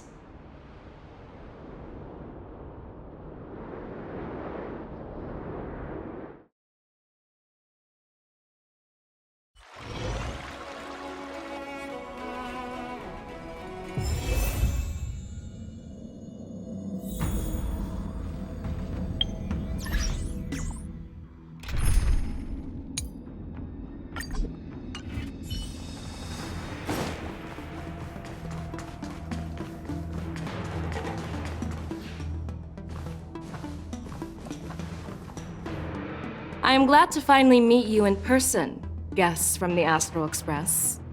I'm Fei Xiao, the General of the Xianzhou Yaoqing. Let me introduce our guest to you. The one dressed in green. He's the reincarnation of Imbibitor Lune, and the person behind him is the newest member of the crew. I've heard a lot about you.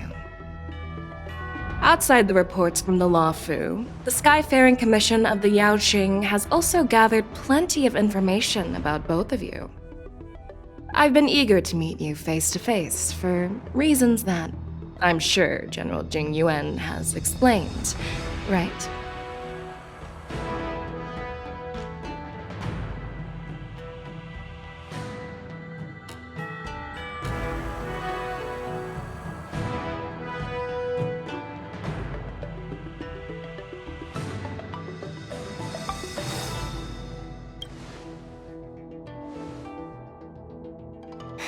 That's right.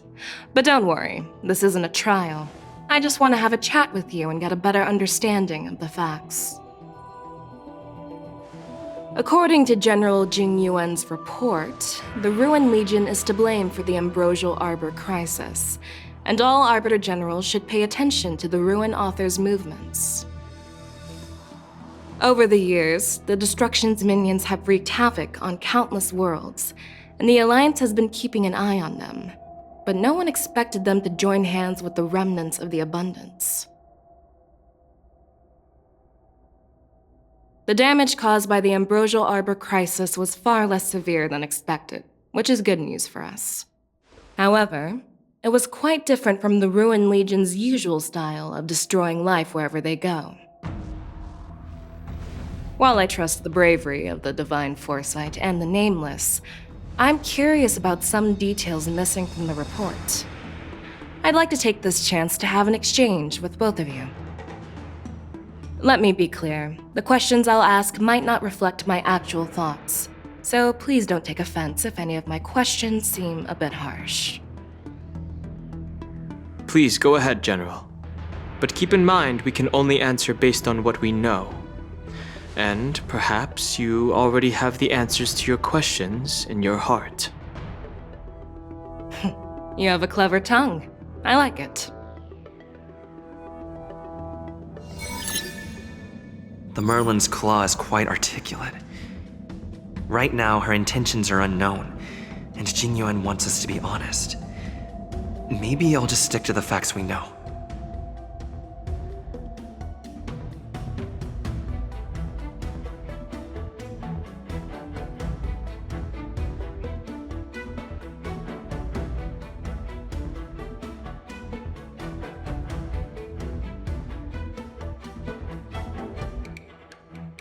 Let's cut to the chase.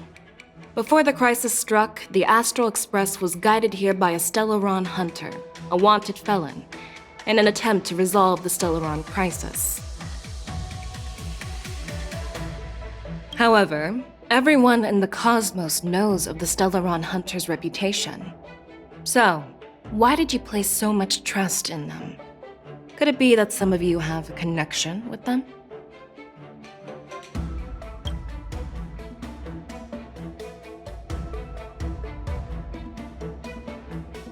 Apart from the Lafu, there are many other worlds suffering from Stellaron corrosion. For example, Eurillo 6, the world that the Express stopped at before reaching the Lafu, was one of them. To the Express, Stellarons act as roadblocks on the Silver Rail and pose risks to the warping process. And that's why dealing with Stellaron issues is part of the duty of the Nameless. Ah, I've heard about those problems caused by Stellarons. The Express connects various worlds, so it makes sense for you to take care of this. The cosmos is a mess, and the Trailblazers are just doing their best to fix it. I understand. Let's move on to the next question. The report suggests that Don Shu, the master of the Disciples of Sanctus Medicus, colluded with the Lord Ravager and used the power of the Stellaron to resurrect the Ambrosial Arbor. But here's the thing. Don Shu was just a chief alchemist. Even if she colluded with our enemies and summoned the Stellaron, how did she manage to bypass the Videodora guards around the Ambrosial Arbor?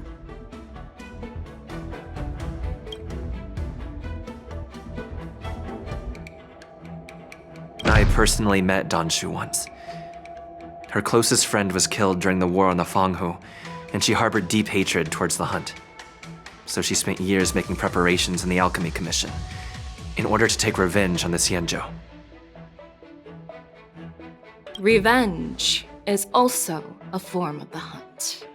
However, that doesn't explain how she managed to bring the Stellaron into the Scale Gorge waterscape, which was guarded by the Videodora. Well, you should ask Don Shu herself for the answer. Unfortunately, Don Shu is dead, and even her corpse has crumbled into ash. That's one less clue we can pursue. According to the report, Lord Ravager Fantilia is the mastermind behind the entire conspiracy. She disguised herself as an ambassador of the Skyfaring Commission and traveled with you, only to vanish without a trace later on. It seems too convenient to label her as a scapegoat.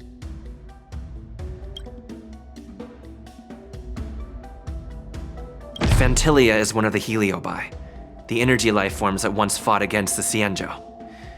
They're known for their unpredictable and elusive nature.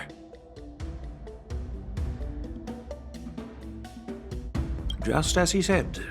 When the Ambrosial Arbor resurrected, its roots broke through the creation furnace on the Lawfu, accidentally releasing the heliobus fiend fire sealed inside.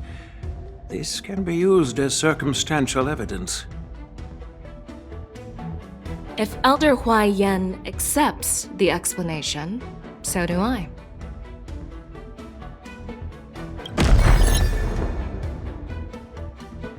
Oh, it seems that your answers have addressed all my questions. Generals, I am finished with my questioning. So, what do you think, General Fei Shao? Have the doubts in the report been cleared up? The two nameless have been honest in their answers. Even though there are some tricky details, my intuition tells me there is nothing wrong.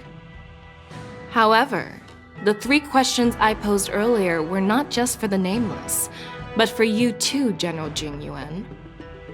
First, the disciples of Sanctus Medicus grew uninterrupted on the Lawfu, yet the 6 charioteers were not aware of it. That was a dereliction of duty. Second, you believed in the Stellaron Hunter's prophecy and entrusted outsiders to solve the crisis, even granting them access to the Plague Mark. That was a dereliction of responsibility. Third, you insist on holding the war dance right after the Ambrosial Arbor crisis, putting the Lawfu back in the spotlight.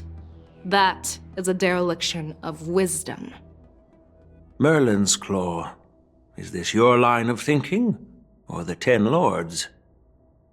From the moment I walked in, I made it clear that the questions I'd ask might not reflect my actual thoughts. The disciples of Sanctus Medicus were deeply rooted and had been plotting for a long time. I admit it was my negligence for not noticing it earlier. As for the Stellaron Hunter's prophecy, I didn't believe all of it, but in the end, the Lawfu did survive the Ambrosial Arbor crisis. So, I think it's safe to say that Elio's prophecy about the future holds some merit. And as for the war dance, do you think I'm unaware of the risks? However, risks can also be opportunities. The Lawfu has lain low for too long. I believe it's time to stir up the dregs hidden in the depths and wash them away once and for all. Just as I expected from our sophisticated divine foresight. You have a way with words. I like it. But, unfortunately, ever since the report was submitted, the Alliance has been filled with rumors and speculation. Even within the Lawfu, there are people accusing you of neglecting your duties, resulting in the Ambrosial Arbor's resurrection. So what are your thoughts on all of this, General Fei Shao? As a fellow Arbiter General, I fully understand the difficulties of this position. Personally, I think all these rumors are meaningless drivel. Across the sea of stars, the divine foresight knows better than anyone else what happened on the Lawfu and the meaning behind it. Just as what happened on the Xianzhou Yaoqing recently. You mean the Xianzhou Yaoqing is also... The scouts of the Verdant Knights have sent back reports that Borisin are making trouble again. The Borisin packs that were once divided and scattered have started swallowing each other up, forming larger and larger packs. Moreover, there's an entity named Mongoose behind it all. An entity?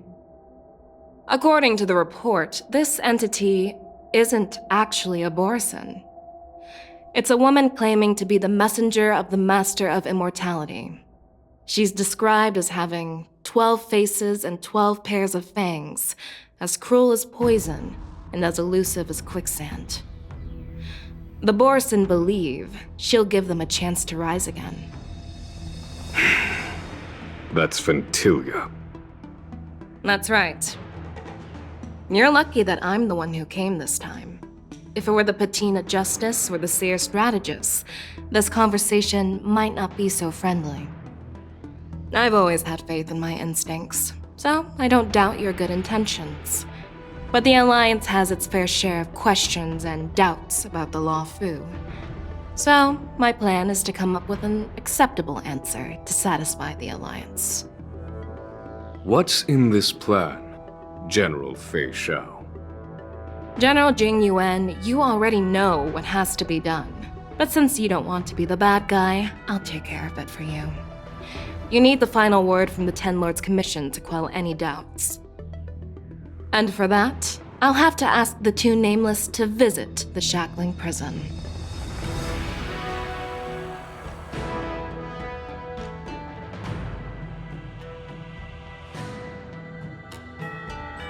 No, I'm not imprisoning you. While you're there, I'll ask a judge in the Ten Lords Commission's Interrogation Division to record a detailed testimony with the karmic mirror from both of you. We'll fill in the gaps that weren't covered in the report and silence any protests within the Alliance.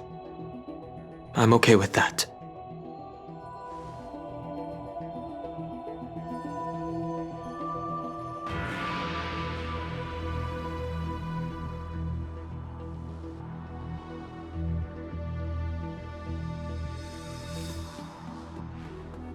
Worried that I might go back on my word and keep you in the Shackling Prison? Relax. If I wanted to do that, you'd already be behind bars. Once you're done with your testimony, you're free to come and go as you please. Then, as the Merlin's Claw requests... Oh, there's one more thing. This testimony is for silencing the voices of opposition within the Alliance. But I would like to urge General Jing Yuan to listen to the pleas of the Foxians on the Xianzhou Yaoqing. So, you are here for Hulei. Exactly. Hulei is locked up in the Law Fu's Shackling Prison. Since he is the broodlord of the Borisin, I want to transfer him onto the Xianzhou Yaoqing and imprison him there. The recent movements of the Borisin suggest they're planning something big, so we must act preemptively. It makes sense to have the Foxians keep an eye on their arch-nemesis. Since you trust my judgment, I'll repay that trust. What do you think about all this, General Huayan? I was worried this would turn into a heated argument, but it seems like both of you are on the same page, solving each other's problems. I couldn't have asked for a better outcome. And as for Hulei, I'll send my Lieutenant Zhao Chou and Moza to check on his condition in prison and ready him for transport. If there are no more questions, shall we get this started?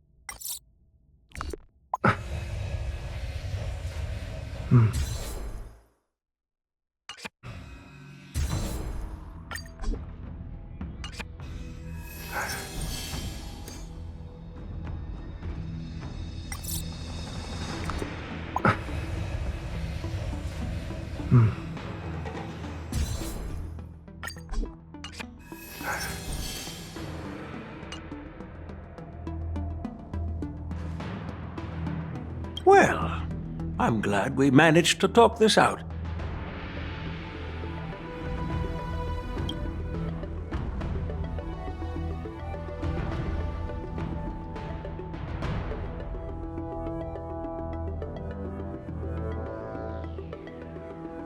Do you actually believe in the Stellaron Hunter's prophecy?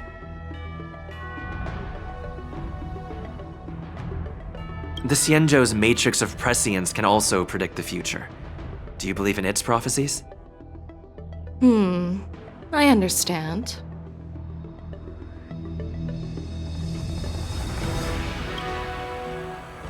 While words can be deceiving, your gaze, your breathing, and your scent, they reveal more than your words do. I trust my intuition more than any words. You're definitely a unique... I hope you'll walk along...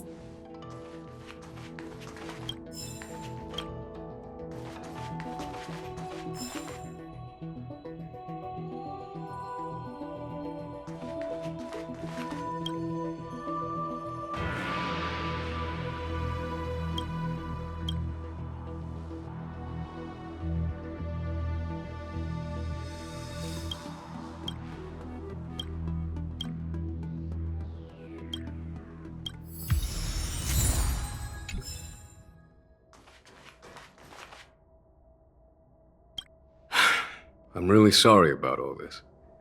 But the testimony in the shackling prison won't take up much of your time. I'll call for a messenger to take you to the interrogation division.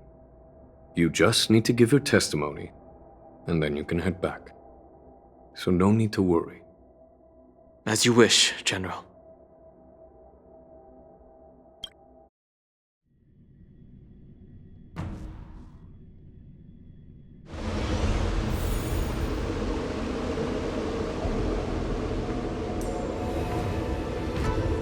As General Xīngqióng requested, everything is prepared for your arrival, and I am here to receive you. The judges at the Interrogation Division also know your purpose in coming.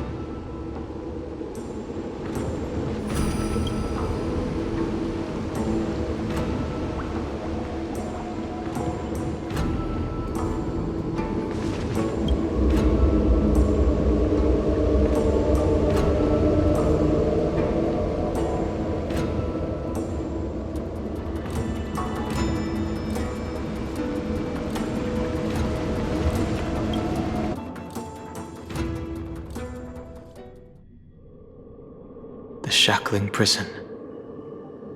I didn't expect to be back here after all these years. Danhong. Don't worry about me. If you're ready, I'll open the gate for you.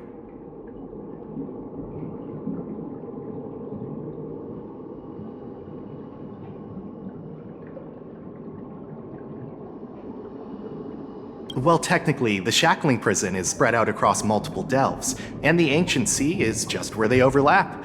Please, come on in, dear guests.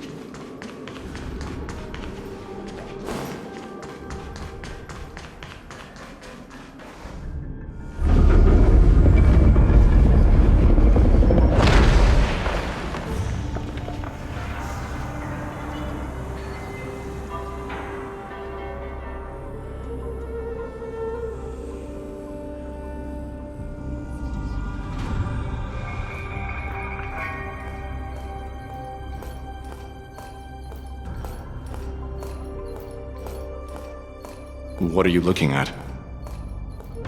The shackling prison on the Luofu is completely different from the one on the Yaoqing. It's completely underwater. Whether it's in the clouds or underwater, breaking free would still be a piece of cake for me. Still thinking about your old jailbreak tricks, huh? Forget it. You're free now. Just don't do anything stupid, or the judges will throw you back in there and lock you up for a few hundred years. You'll see me again in just a few days. Taking Hulei back to the Yaoqing means a lot to the Foxians on the ship, and to the General herself. So stay alert.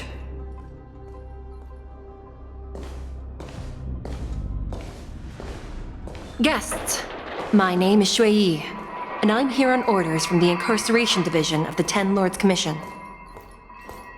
We're Jiao Chou and Moza. General Fei Xiao sent us to extradite the Borisin criminal Hulei to the Yaoqing.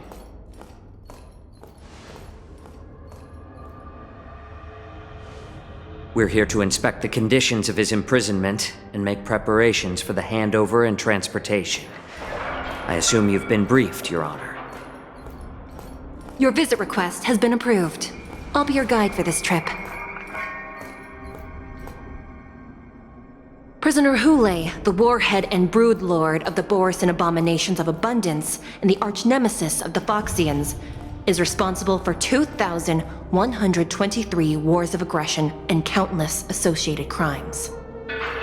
Due to his heinous acts, he has been imprisoned in the depths of the shackling prison and subjected to the punishment of the Forest of Swords until the end of time. He shall never be pardoned.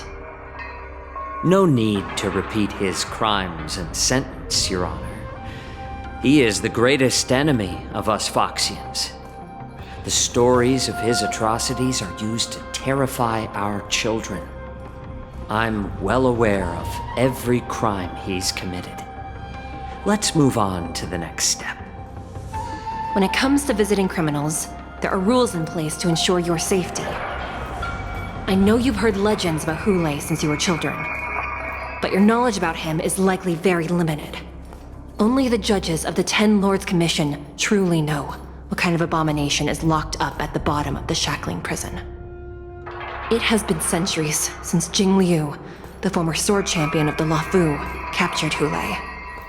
And during all those years, we never provided him with any food. Yet he somehow managed to stay alive. It defies all the documented physical characteristics of the Borisin. The Forest of Swords, forged by the Punishment Division, is a device of intense torment, used to execute sinful abominations. Most Borisin die within 3 days in the forest, but Hulei is different. Every time the blades pierce him, his body instantly heals. Despite the brutal punishment, he somehow manages to survive. The complex rules are there because of his abnormal characteristics. Do you understand now? I apologize for any offense caused. Please continue, Your Honor. I've given you the instructions regarding Hulei's visitation. Please make sure you read them carefully.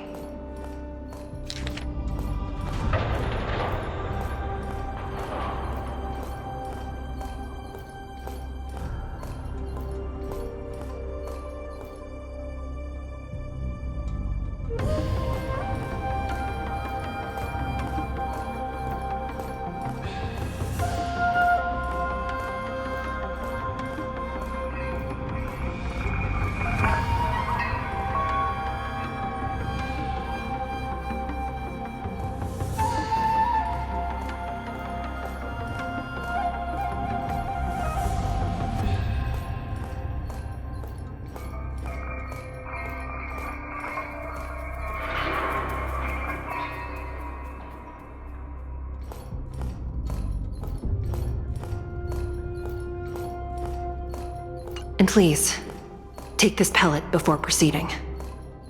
No, I'm not taking random medicine.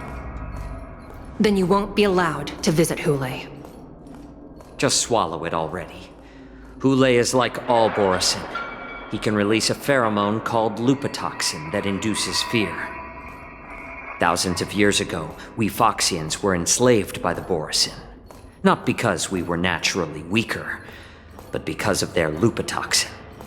This pill is for our own mental well-being. I understand. I knew you were a reasonable person. Now that we've taken the medicine, let's proceed.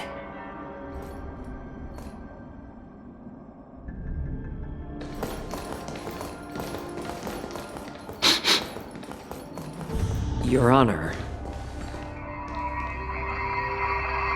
What is it? No, never mind.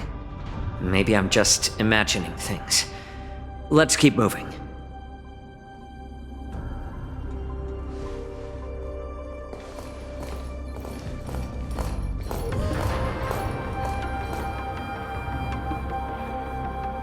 Here we are. Her Honor hasn't arrived yet. Please wait a moment. Her Honor hasn't arrived yet. Please wait a moment.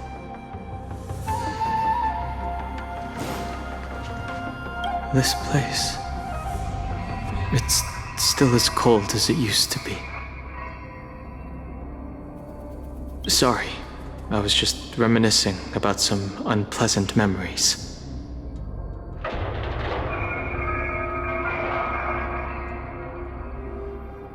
Thank you.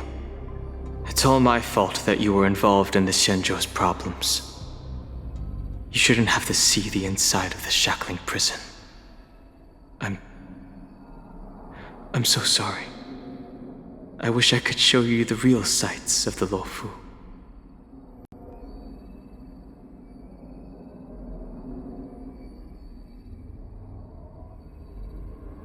The 6 charioteers might have more power over the rest of this Xianzhou ship.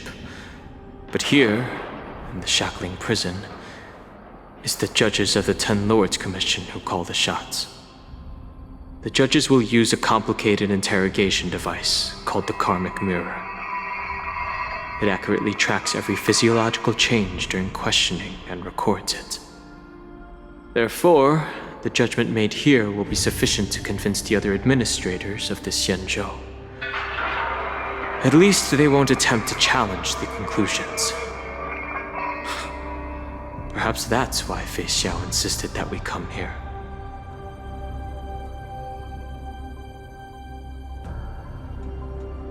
Okay, but watch your step. This place is not like the others.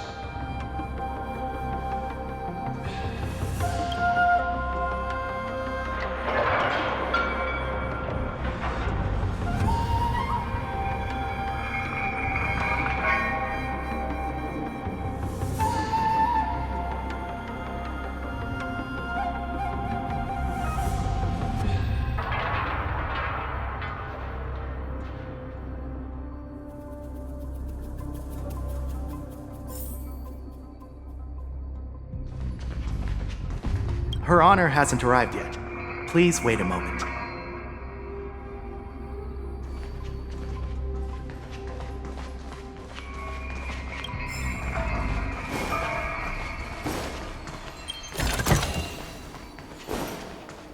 Her Honor hasn't arrived yet. Please wait a moment.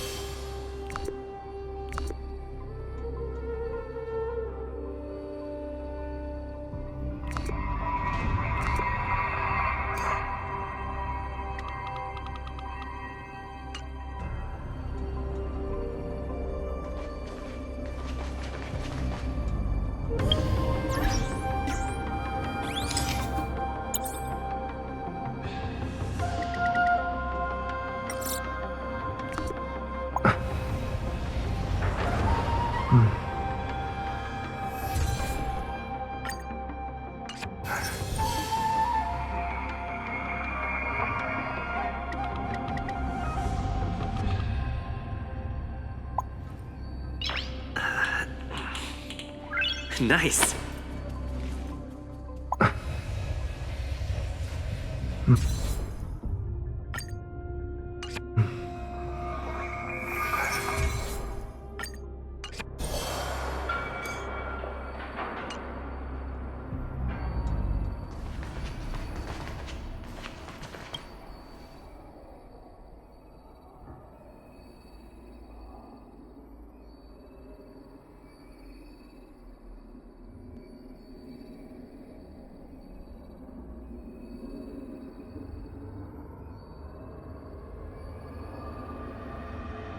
Welcome, dear guests from the Express. Judge Hanya of the Interrogation Division. We've met before.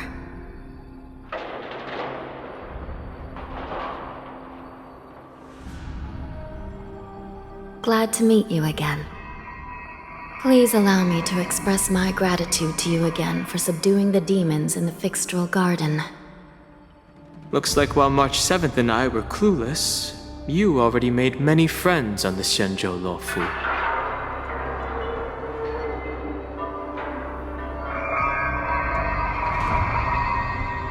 Even though you and I have met before, we can't show any favoritism under the Ten Lords. So, please do as I command as we head to Scrivener Hall and beyond. Don't do anything without my permission. This is not a place for ordinary mortals. You and Mr. Danheng, please come with me. Please lead the way, Your Honor. Please let me activate the mechanism before we all move forward. And please, watch your steps.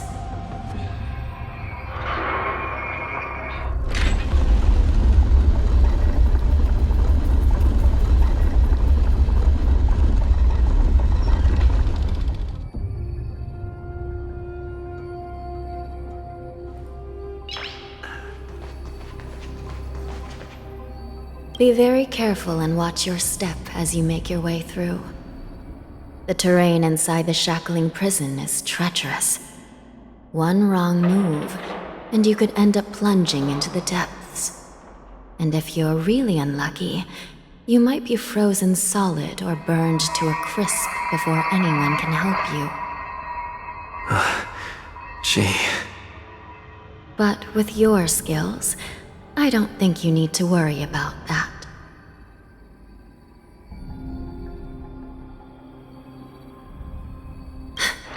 You're funny. This prison does contain many layers. We even brought in Videodora Icor line craftsmen to introduce the ingenuity of delve enchantment. What you're seeing now is just one part of the shackling prison. Perhaps.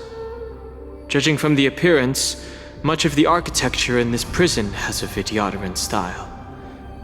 So, perhaps they did have a hand in building this place back then. As for how many floors there are, well, not even us judges know for sure. But there's a legend among us judges that a short-life prisoner once tried to escape, but ended up falling into the depths. And when we found him at the bottom, he was already an old man on the brink of death. Did he spend his whole life falling? Or did some long-life prisoner drain his life essence? We'll never know. Anyway, please don't try anything like that. Please, come this way.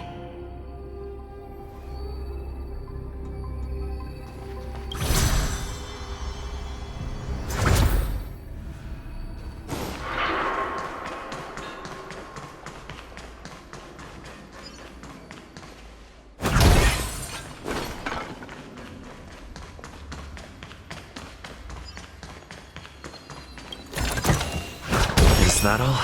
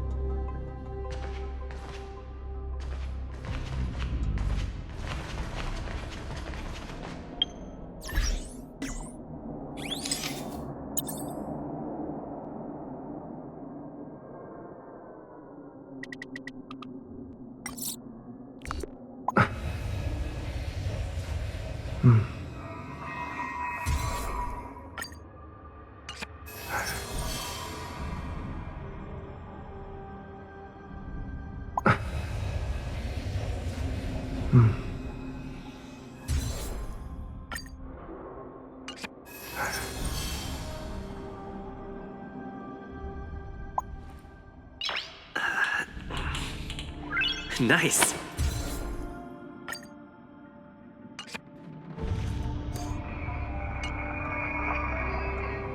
I heard the war dance is about to be held in the mortal world. I remember watching a sword duel at the war dance with my sister when we were young. The Cloud Knight, who was the Luofu's ringmaster, was an amazing swordsman, and their sword flashed like lightning. The Outworld Challenger had fiery red hair and a hand made of steel, which roared like thunder. They battled for a long time before a winner could be declared. Time sure flies. Now, both my sister and I are residents of the Netherworld, and we will never again feel the thrill of a competition. Are there a lot of people in Starskiff Haven due to the war dance? Sounds amazing. It's a shame I'm too busy to attend. But even if I could, I'd probably just scare people off with my current appearance. Let's get going then.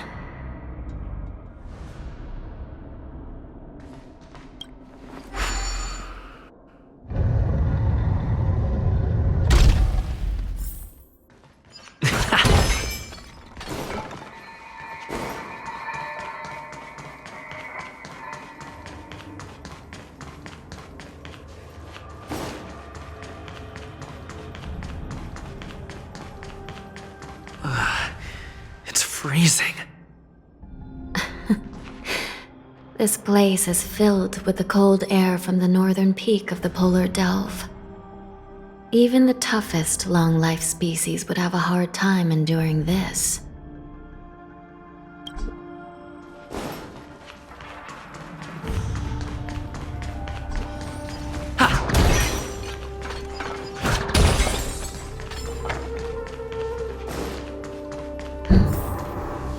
Something just now? Let me check it out.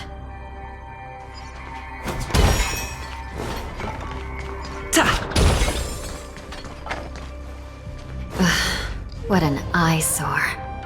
This place is packed with boxes and crates.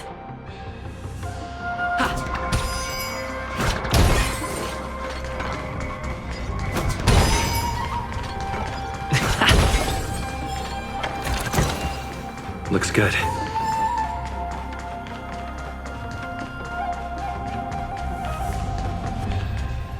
These crates, they look oddly familiar. A few days ago, the Spiritfarers received reports about an IPC transport ship that was attacked by Borison. Then, a bunch of those abominations were dumped into this place. I had a feeling there would be trouble during the war dance.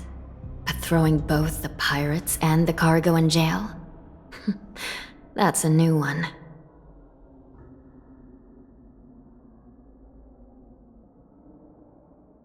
I heard the Intelligentsia Guild crafted something dangerous. We have many records in the Hall of Karma about these wise ones. They love to tinker with forbidden technologies, always trying to push the limits of ingenia. I caught a glimpse of the mechs in those crates, and they bear a striking resemblance to Borison. I wonder what they're planning this time. Well, business first. Let's keep moving.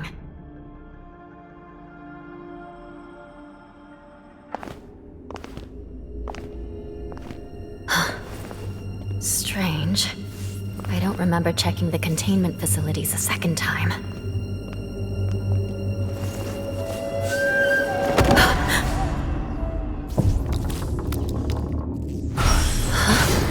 Watch out!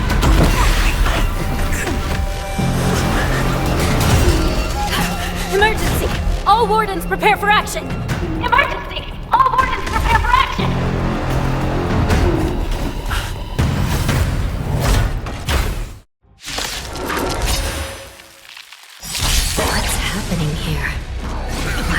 things moving on their own. Something is wrong. The guards aren't responding. This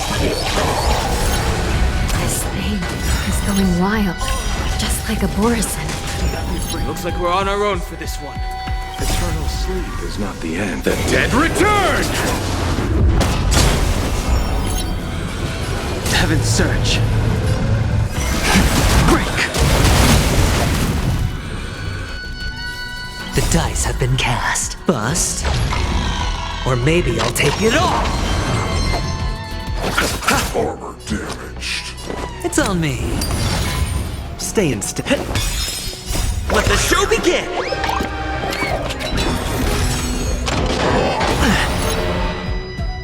All in!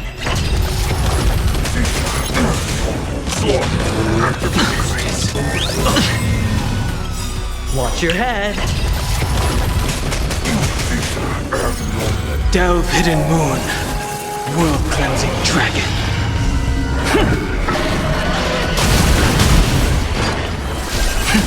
Celestial dragon. Break!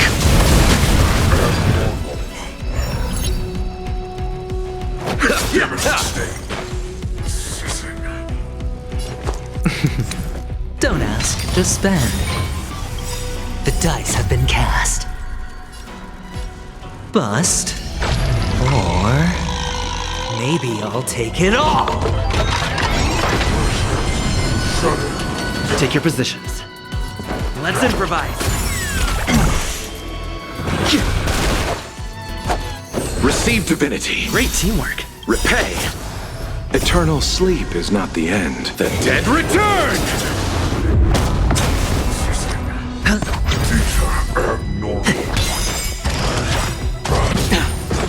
The mood is set just right. Let the show begin! Watch your head. I sense a storm. Heaven's Surge. Rise! But how is this even possible? The Spiritfarers follow the protocols, cutting off power to the mechs and sealing the crates. How could these mechs still start moving? It's just like what happened in the Artisanship Commission before. These goods went haywire and attacked everyone in sight.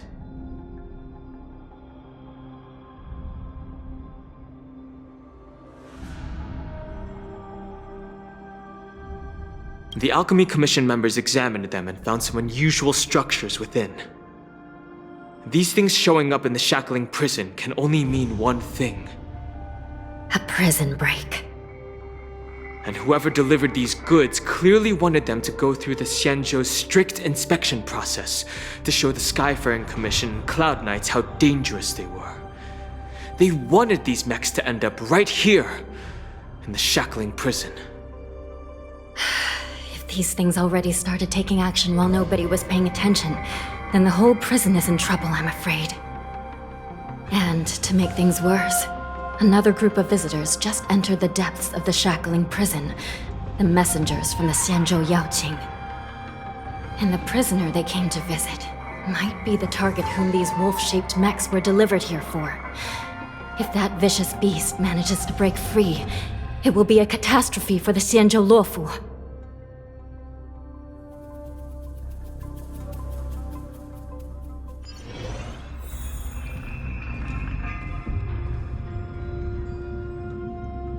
Here we are. Have we arrived already, Your Honor? Shouldn't there be a cage here? The most notorious felons are locked away in the solitary delves, deep down in the prison. Those delves can't be opened without proper authorization. The blue bird paves the path, and the Stygian lanterns illuminate it.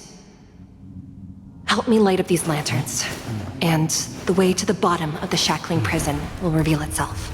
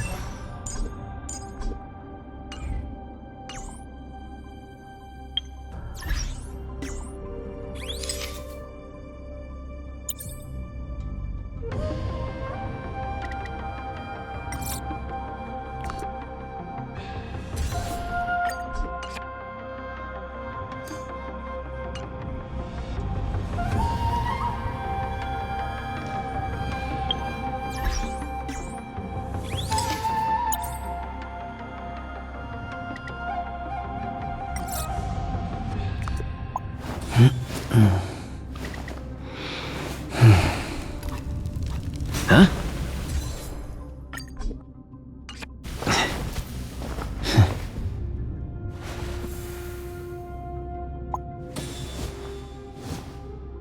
Square formation, circular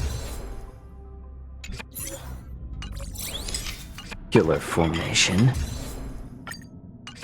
Yuan-Yang formation. What should we try next?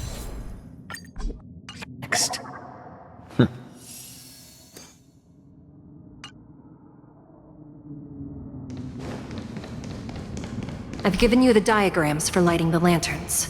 Please take a look.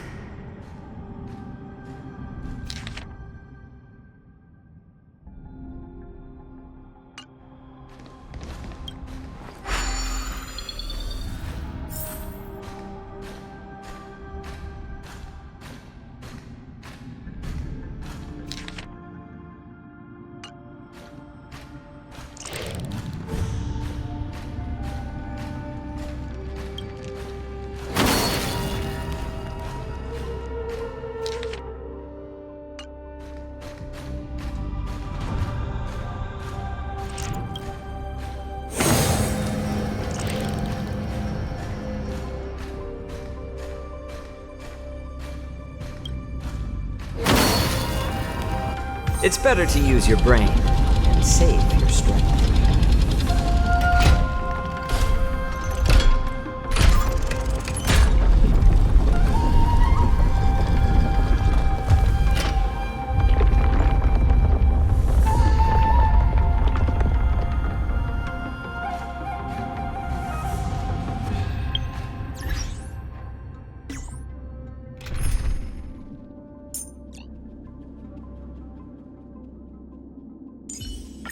All or nothing.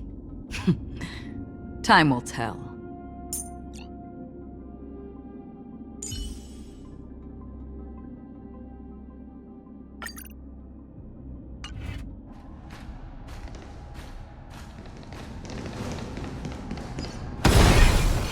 The path is open. Once we descend to the bottom of the prison, please do not do anything reckless.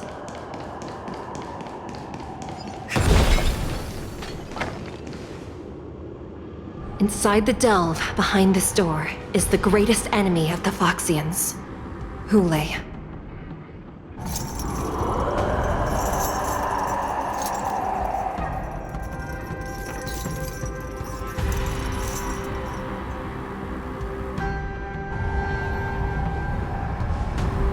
According to custom, envoys from the Yao Qing visit the Xianzhou Lafu once every century to check on this abomination's imprisonment and condition.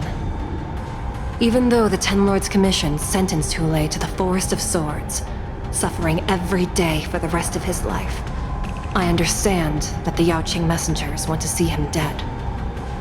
Unfortunately, for the past 7 centuries, they've had to return disappointed, because this beast simply can't be killed. If we can use his toxin to create medicine and save an innocent life, it might help balance out some of the sins he's committed.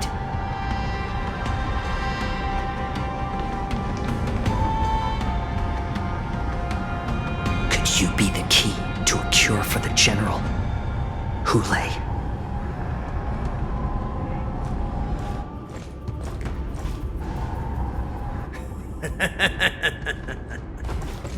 And once again, the envoys of the Yao Qing will leave disappointed.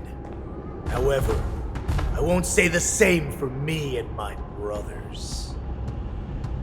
Who's there? I'm just a humble counselor of the Rhino Hound Pack. You can call me Mock Talk. Wardens, intruders on the lowest level! Send reinforcements! Nobody will hear you here, at the bottom of the shackling prison. Thank you for opening up the prison for us, Your Honor. We'll take it from here. No wonder I kept smelling that familiar stench. So it wasn't just my imagination. Do your thing, Morsa. We mustn't let these abominations get any closer! Detestable things. There are too many of them. Once we were inside the shackling prison, we found soldiers available for us everywhere. What more she did? Destined for oblivion.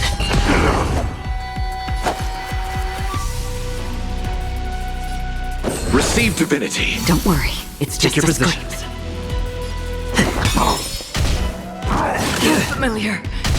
I'll catch up. Bloom. Great teamwork. Repay.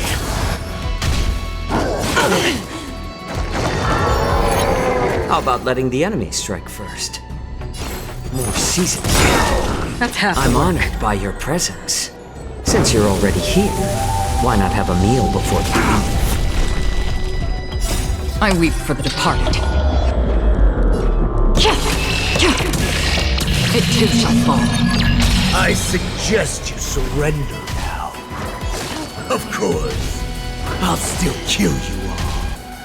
But I promise it'll be swift. It's better to set just right. Let the show begin! Eternal sleep is not the end. The dead return! What more she did? That's half the work. I'll see you off. Receive divinity. Don't worry, it's just Stay a in scrape. step. I underestimated you. I weep for the departed. It too shall fall. How presumptuous! Die now! Leave if you can, Morsa. It's not time yet. I underestimated you. Another journey begins. Bloom. Great teamwork. Eternal sleep is not the end. The dead return! Take your positions. The mood is set just right. Let the show begin!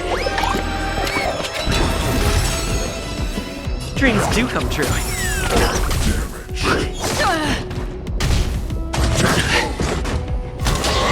Still the same one. Receive divinity. Don't worry, it's just I'm a scrape. honored by your presence. Since you're already here, why not have a meal before you leave? More seasoned. Destined for oblivion. Protecting damage. Armor damage.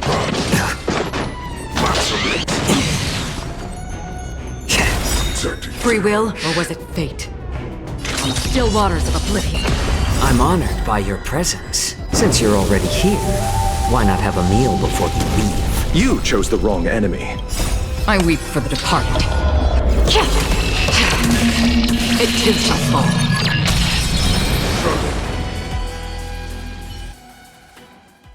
Guard the gate! They can't be allowed in!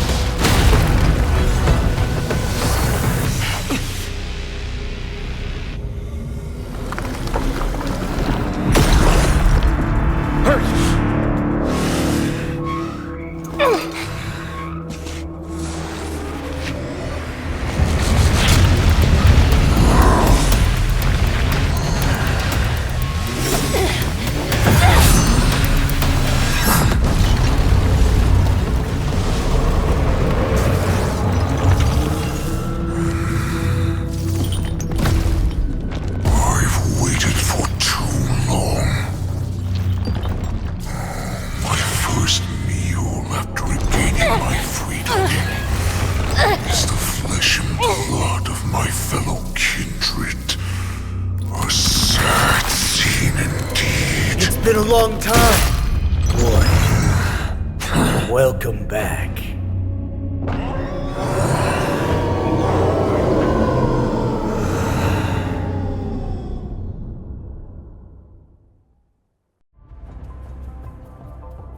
How many times has the old verdant home spun around since our last hunt? Duran's whelp, tell me your name. Oh, great Hule, nemesis of the Foxians, and the hunter of all beings.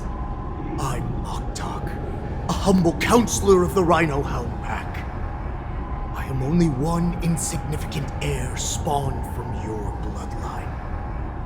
It's been at least 7 centuries since you led our pack through the hunting grounds of the stars. I'm thrilled to see that you are as cunning and skillful as ever. 7 centuries.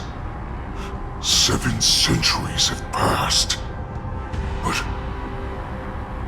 why have Duran's whelps grown to look like this? Tell me, Moktok, why have you grown to resemble our most despicable slaves and enemies, the Foxians? I've been commanded to release you from this cursed prison. It is Senjaya's will. That's why I had to take a magic pill, don the skin of a lowly beast, and play along with their hypocrisy. Since you have an escape plan, tell me, what's our next move to get off of this ridiculously large ship? My brothers and I will lock down this prison, trapping the prison guards inside.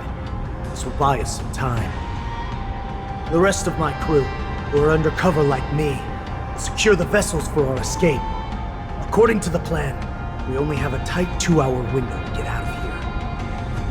Originally, I intended to carry out the plan tomorrow, but they're planning to transfer you to the Xianzhou Yaoqing now. So I seized this opportunity to set you free. What a reckless plan, you idiot! Even if we manage to get the ships, our chances of escaping are slimmer than a Foxian slipping through my claws! But we have no other choice. The angel serving under the Master of Immortality sent me with a message. Only your return will end the prolonged divisions among the Borisin. Every one of my crew is ready to lay down their lives if it means setting you free.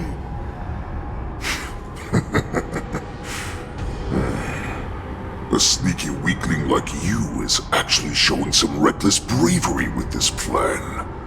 Fine. You'll get what you want. And all of Duran's whelps will too. Well then, my lord. We should leave now. Before we go, give me one of those magic pills. My lord, do you seriously want to don the skin of a lowly beast? That would be a disgrace to your greatness, my lord. You idiot. Greatness means nothing without freedom. Once I get out, I'll need a disguise that won't raise any suspicion.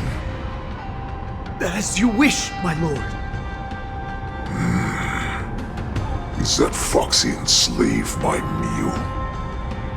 No, he's an envoy from the Xianzhou Yaoqing. I plead you to endure him a bit, my lord, as he's more valuable as a hostage. Take him, guys! Time to move out!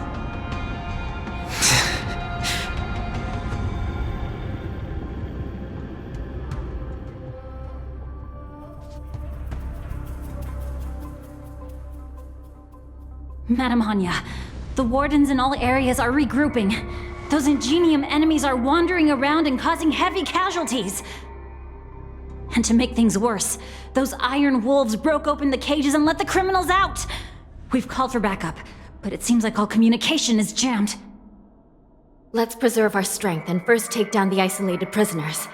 By decree of the 10 Lords, all prison breakers and intruders shall be apprehended, dead or alive. Just a short time ago, the nether key mechanism was activated. It was probably Madame Shui and the Yaoqing messengers, heading to the bottom of the prison. Given the situation, I'm afraid that area is exactly where our enemies are targeting. We mustn't let that vile beast escape from its cage. We've gathered all the prison guards who can still fight, and we'll split up and secure each floor. Go! Those intruders are quite bold. They must have been planning this for quite a while. Indeed, but Borisin tend to favor direct and aggressive approaches. Crafting careful and precise plans like this is simply not their style. Let's focus on the current situation right now. Please help me.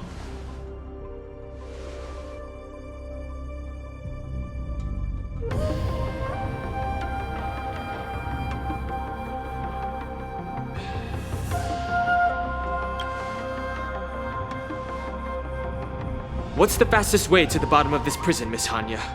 If we don't get there quickly, we'll soon be outnumbered by all the enemies inside. We'll have to bend the rules. Please, follow me. Prisoners must remain in place and obey the By decree of the Ten Lords, all prison breakers and intruders shall be apprehended, dead or alive. Yes, ma'am!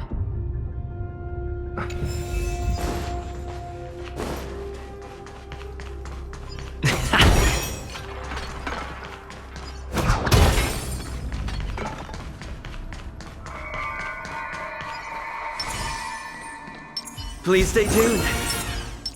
Feeling lucky. Let's wait and see. Hold your position here. Yes, ma'am.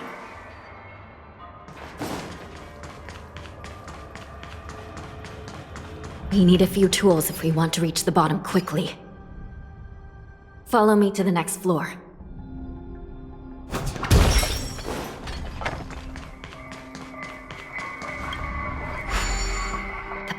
Cut off.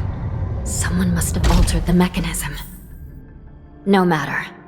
It'll just require a bit more work to get through.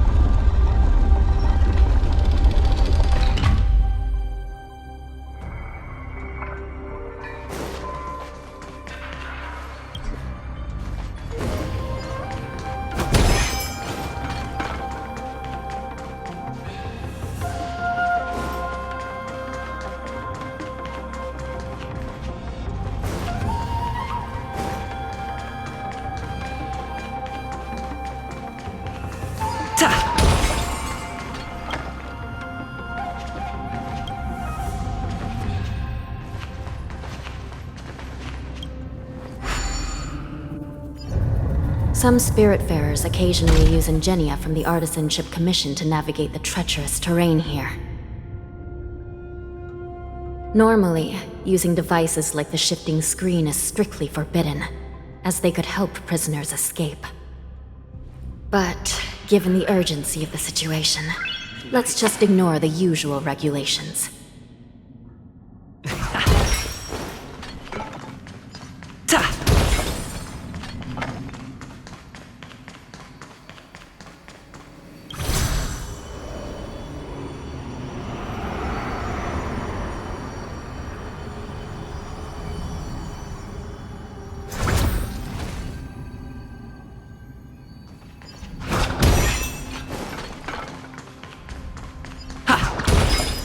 The nether key has been activated.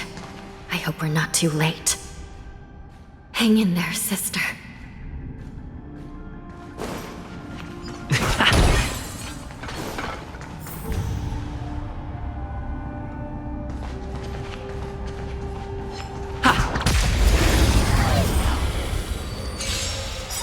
Repay! World-cleansing dragon! Let the show begin! Rise! The dead return!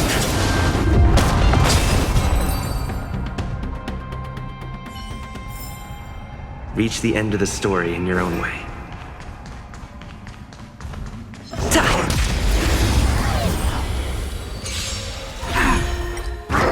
Inevitable.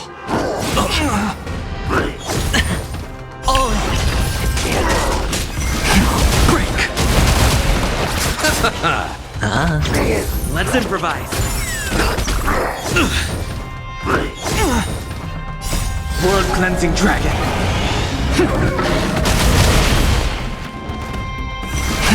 Rise! Spend freely. Bust. Or maybe I'll take it all!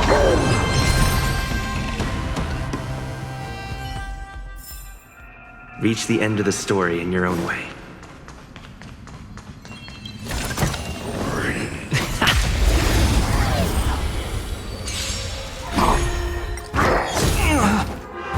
I'll catch up. Break! It's on me. Let the show begin! Watch your head. The dead return!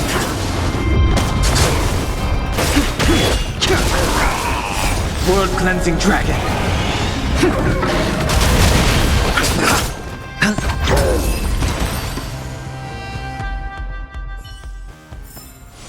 Reach the end of the story in your own way.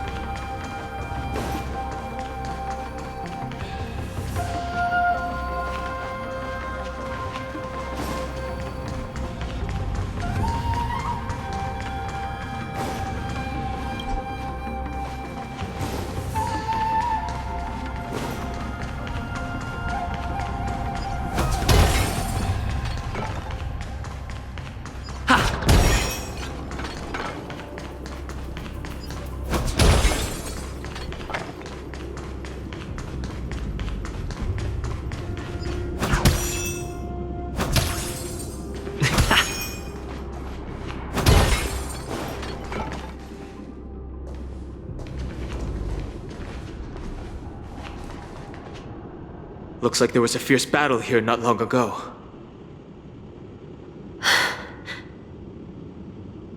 The gate to the prison delve is wide open. Hulei has managed to break free. Where are the Yaoqing messengers? And where's my sister? Are they still alive? Let's look around. Maybe we'll find some clues.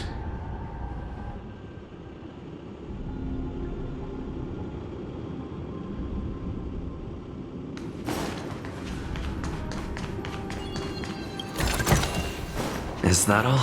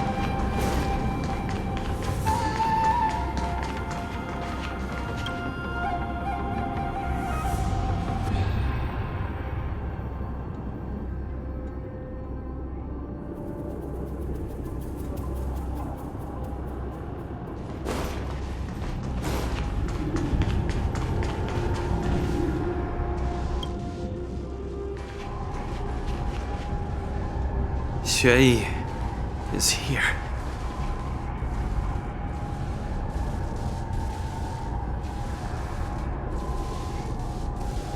Miss Xueyi bravely sacrificed herself.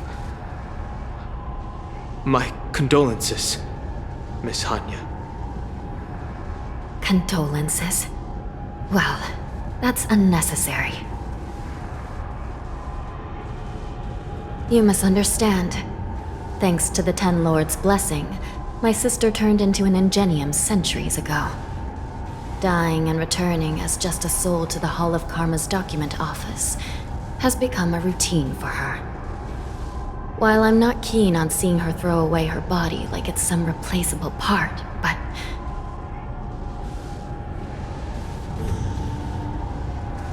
By the way, have you seen bodies that might be the Yaoqing messengers? One of them is a Foxian wearing exquisite clothes, and the other wears a dark cloak, like a fugitive. No. I haven't found any Foxian bodies. Only Borisin ones. So, the intruders and Hule are holding the Yaoqing messengers hostage. This is the worst situation. With hostages in their grasp, the prison guards can't do anything about the prisoners.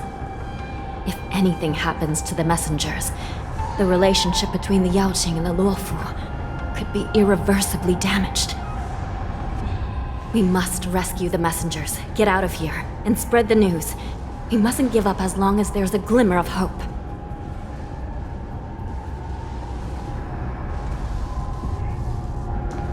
What have you found, Miss Hanya?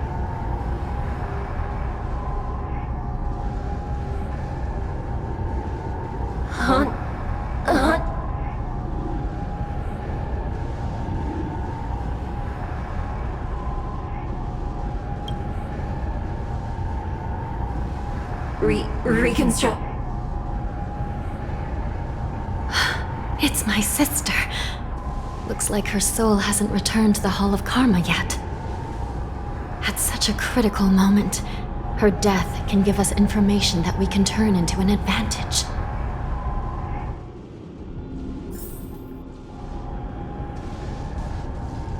Let me see. The damage isn't too bad. If I can fix it up, my sister will have a temporary body.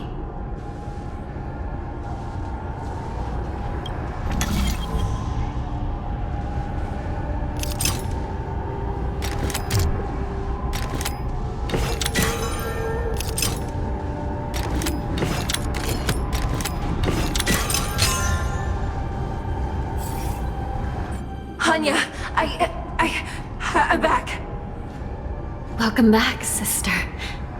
I don't know what kind of expression I should have at a time like this. Happy? Tears of joy?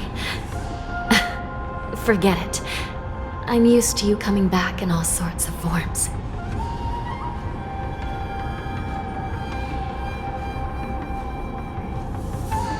Now is not the time for jokes.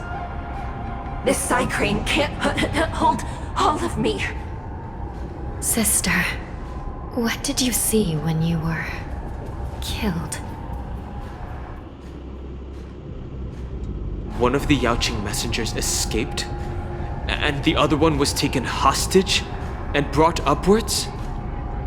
Besides the Borisin, there were other intruders. Invisible. Invisible intruders? What does that even mean? How many conspiracies are tangled up in this mess? Do me a favor, sister. The intruders have cut off all communication between inside and outside the prison. And now you're the only person, the only bird, who can slip out undetected. Make sure you deliver the news to the outside world. I understand. Please be careful, sister. You are different from me.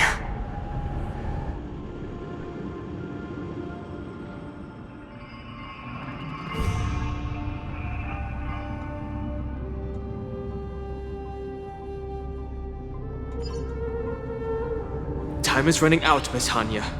If we keep delaying, those Borisin will escape from the prison. All right. If we happen to come across that Yaoqing messenger who got away... No. Stopping Hule should probably be our top priority.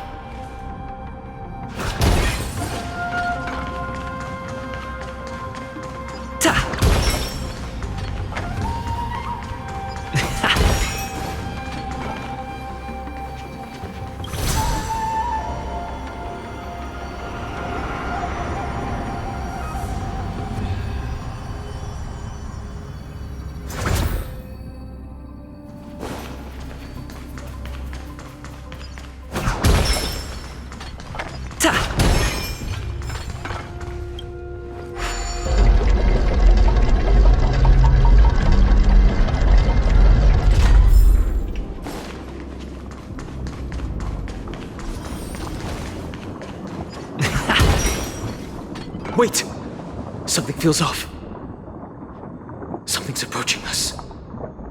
The invisible intruders? Watch your back! These abominations aren't prisoners from this prison. Heaven's Surge. Break! It's on me. The dice have been cast. Bust. Or maybe I'll take it all.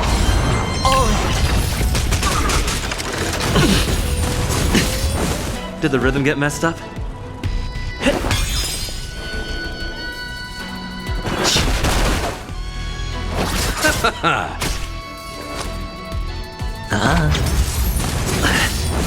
Watch your head.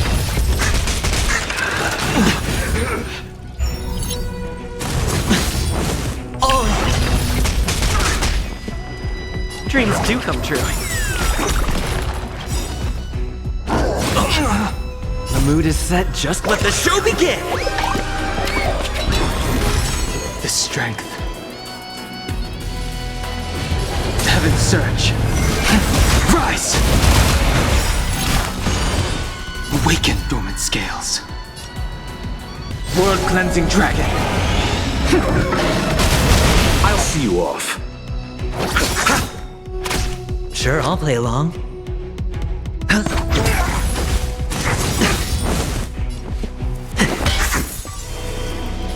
Heaven's Surge. Break!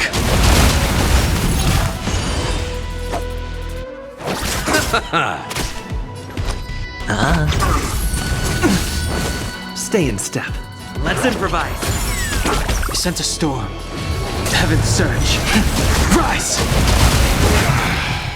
The prison management on the Lawfu is truly concerning. Who are you? Aren't you looking for me? Eternal sleep is not the other dead return! The dice have been cast. Bust. Or maybe I'll take it all.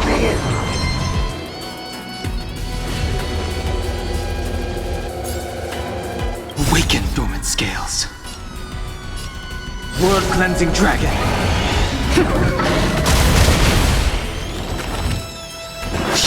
You chose the wrong enemy.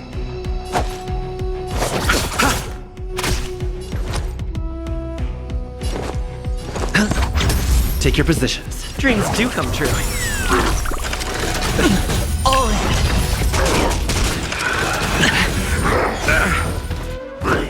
No dirty trick. Watch your head. The strength. Heaven's Surge. Break! Hedge your bets. It's on me. Stay in step. I sent a storm. The mood is set just right. Let the show begin! Heaven's Surge. Rise! Awaken dormant scale. World-cleansing dragon. I'll see you off. Spend freely. Take your position. Dice have been cast. Bust. Or maybe I'll take it all. Just focus on the fight. Watch your head.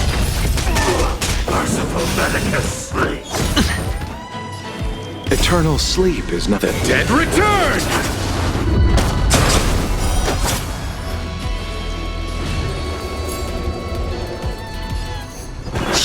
You chose the wrong enemy. Sure, I'll play along.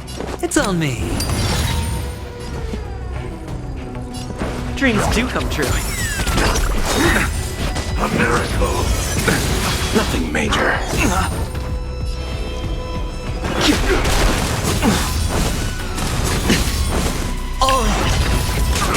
I'll see you off. The dice have been cast. Bust. Or maybe I'll take it all. Watch your head. Let's improvise.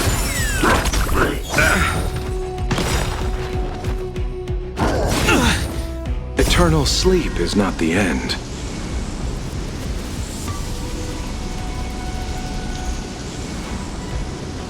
The dead return!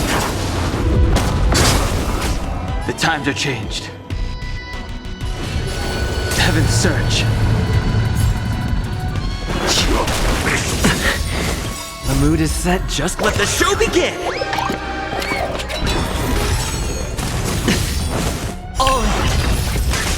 You chose the wrong enemy.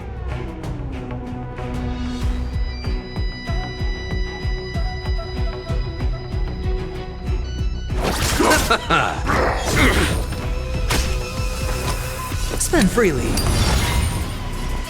Dreams do come true.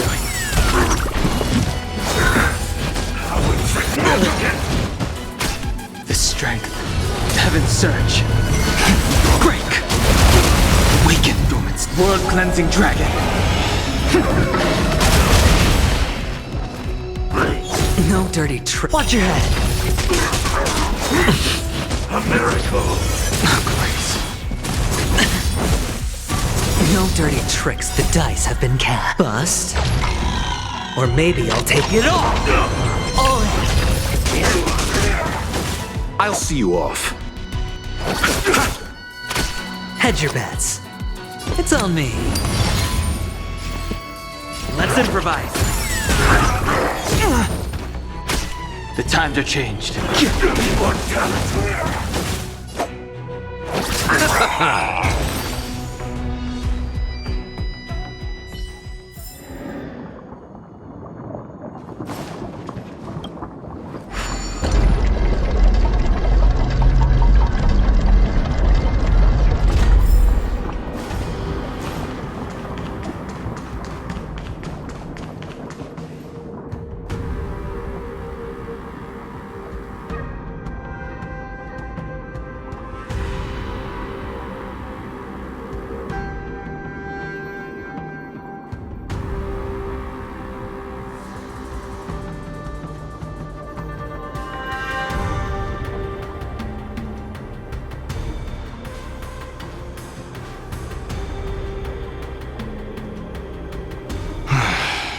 The prison management on the Lawfu is truly concerning.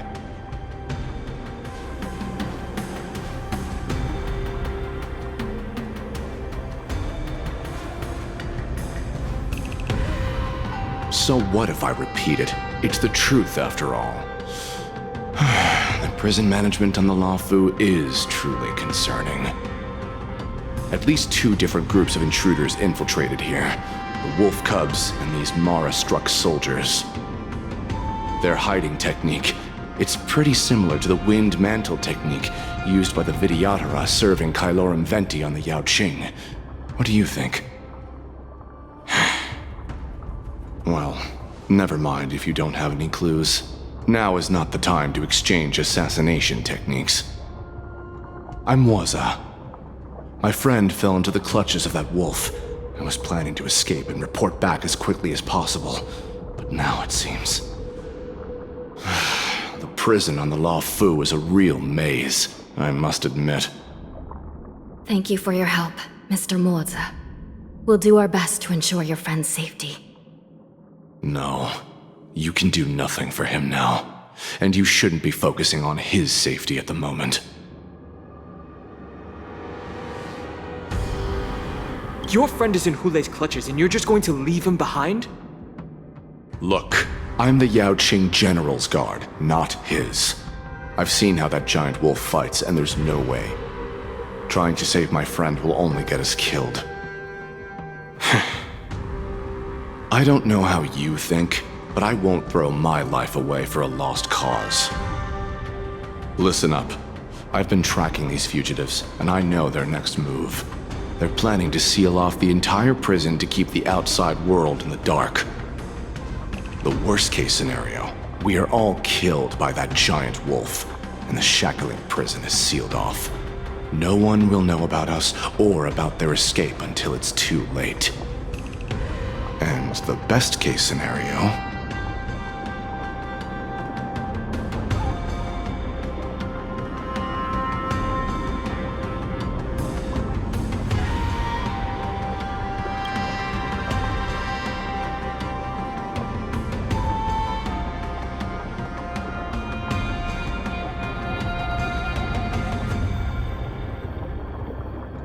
The best-case scenario would be, we seal the gates and trap the enemy inside with us. We can't let that monstrous wolf escape. Hopefully, someone will eventually notice that something is off and come to help. As for whether we'll still be alive by then, it's not something we should think about. You sure have a way of comforting people, Mr. Morza. As a person of the Yaoqing, I've always searched for something meaningful to give my life to. I have to make it out alive. My companions are waiting for me. As a netherworld dweller, I've already died once.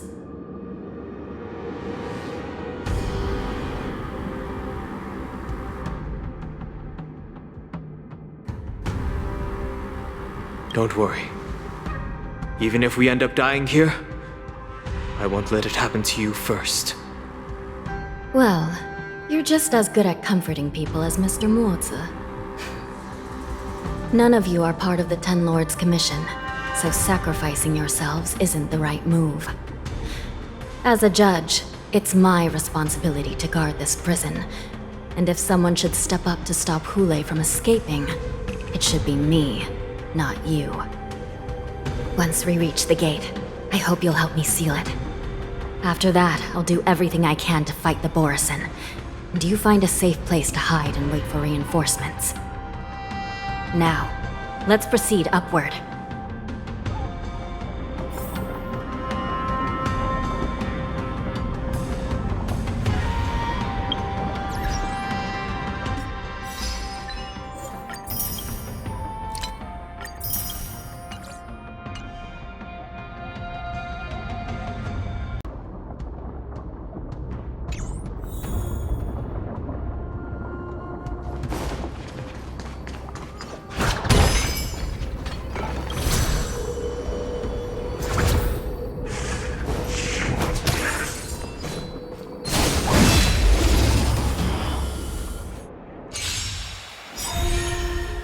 I underestimated you.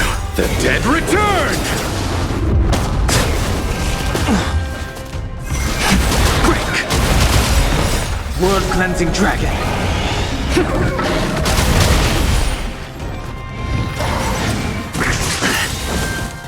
Let the show begin! Bad news. Receive divinity. Repay.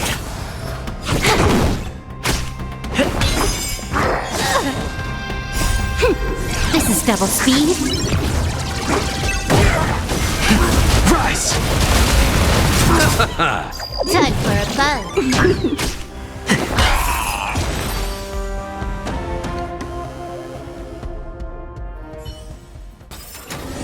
Reach the end of the story in your own way.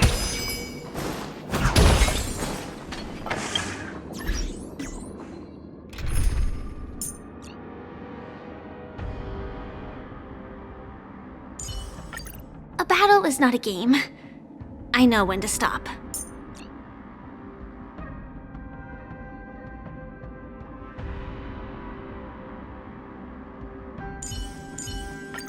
it's you again. As always, there's a reward for good behavior.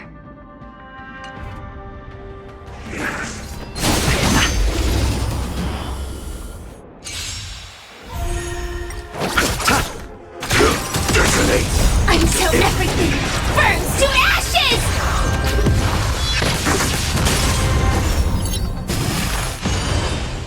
Eternal. Let the show begin! Enjoy your fight to live!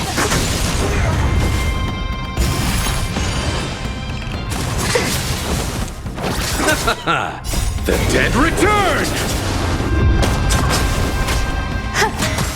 Dreams do come true.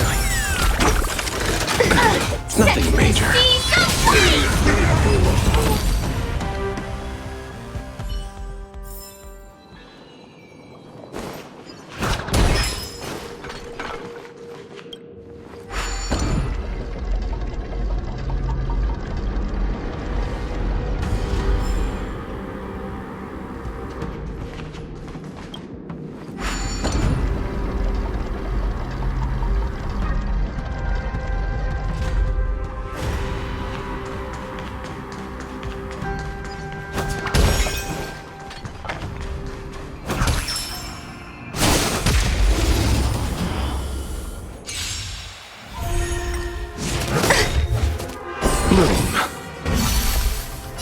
All will be swept away by the wind.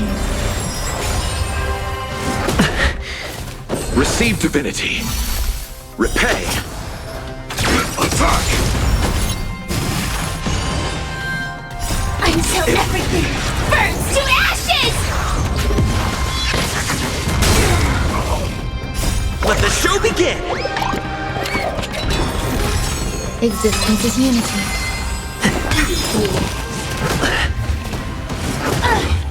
Set the seas ablaze!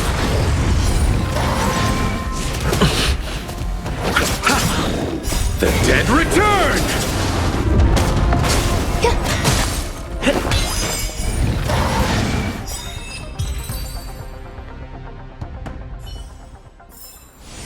Reach the end of the story in your own way.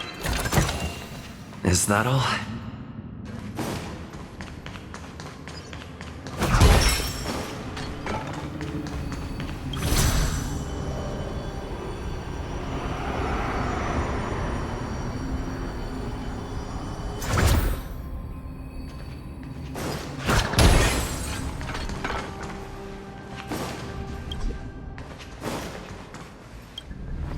We must seal the entrance before the Borisan fugitives get out.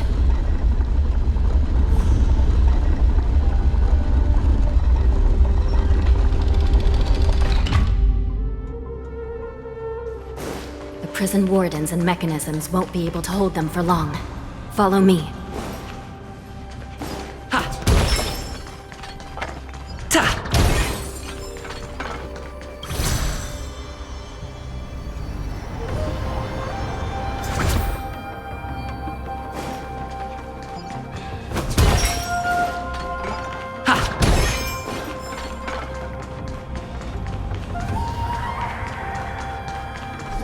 Almost there. The gate is just ahead. There are many fugitives.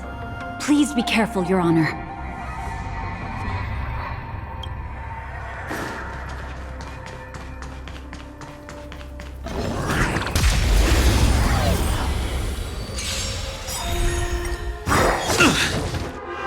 Let the show begin!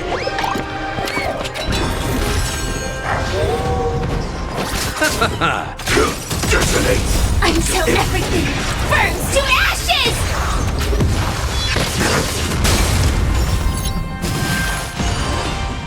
Eternal. All will be swept away by the wind. Set the seas ablaze!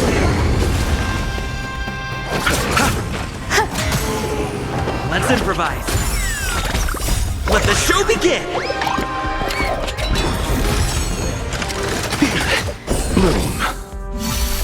Fight to live!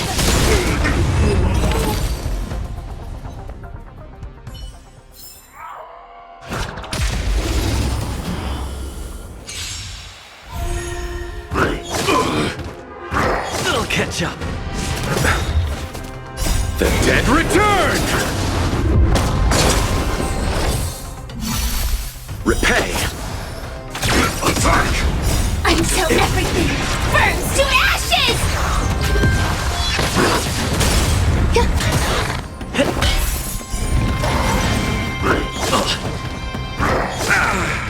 Fight to live!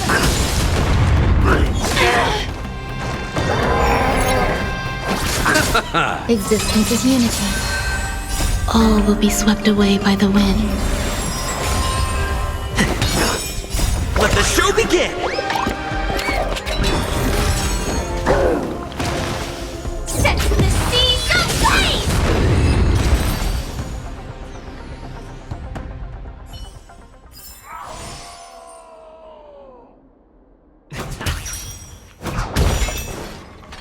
The fugitives are charging at the gate.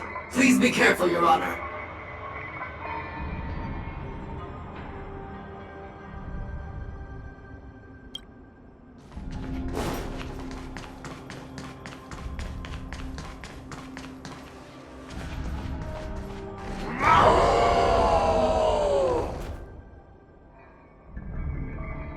I will hold them back. Don't let Hule escape.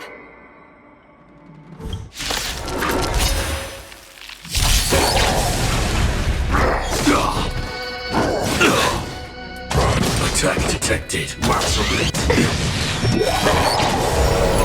Don't get complacent. Bloom. Support received. Eternal sleep is not the end. The dead return!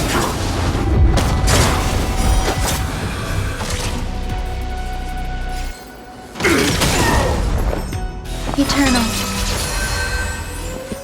Let's improvise. I'll catch up.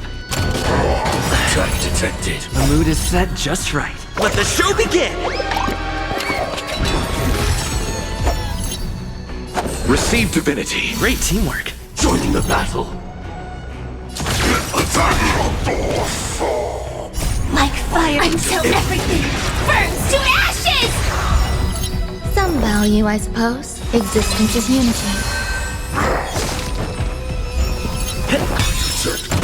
Enjoying yourself? Firefight to live!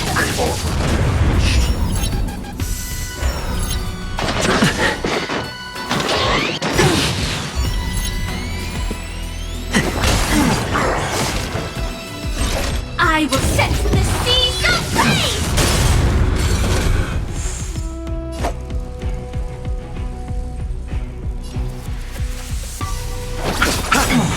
Bloom. So this is the Eternal warmth of life. sleep is not the end. The dead return! Every petal in life's garden, all will be swept away by the wind.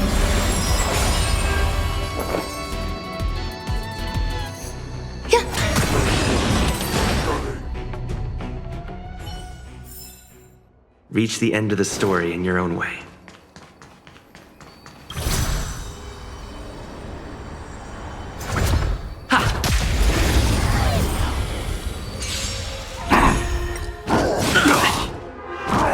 Calibrating. Receive divinity. Let the show begin!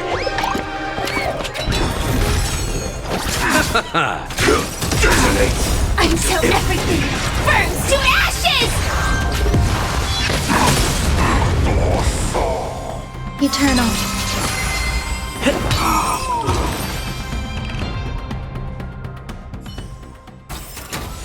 Reach the end of the story in your own way.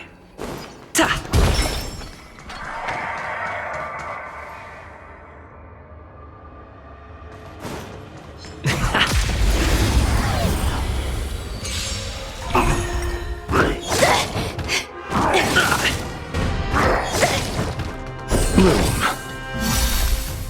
The dead return! Receive divinity. Attack! Until everything burns to ashes! All will be swept away by the wind. Let the show begin!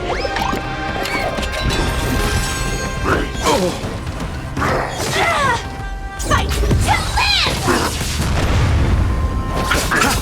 Existence is unity. Set the seas ablaze!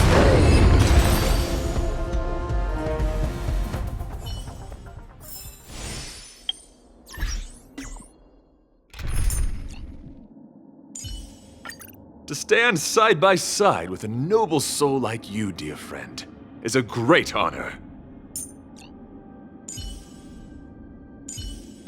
I appreciate the help of the Astral Express.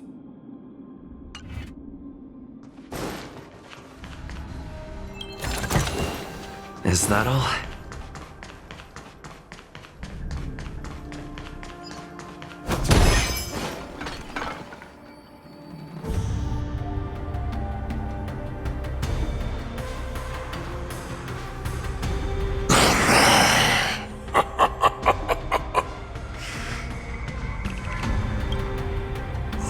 This brings back such familiar memories. Memories of chasing, gnawing, and tearing. They're back. They're back. They've all come back. My lord, we're just one step away from freedom. As we pass through the gate, no one will be able to stop us. So this hostage is useless now. Kill him, Moktok.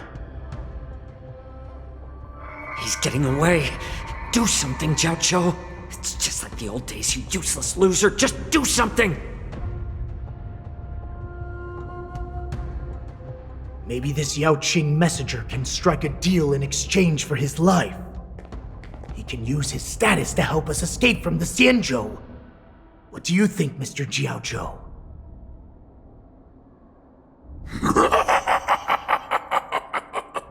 Oh, just look at you. Fallen so low during my absence.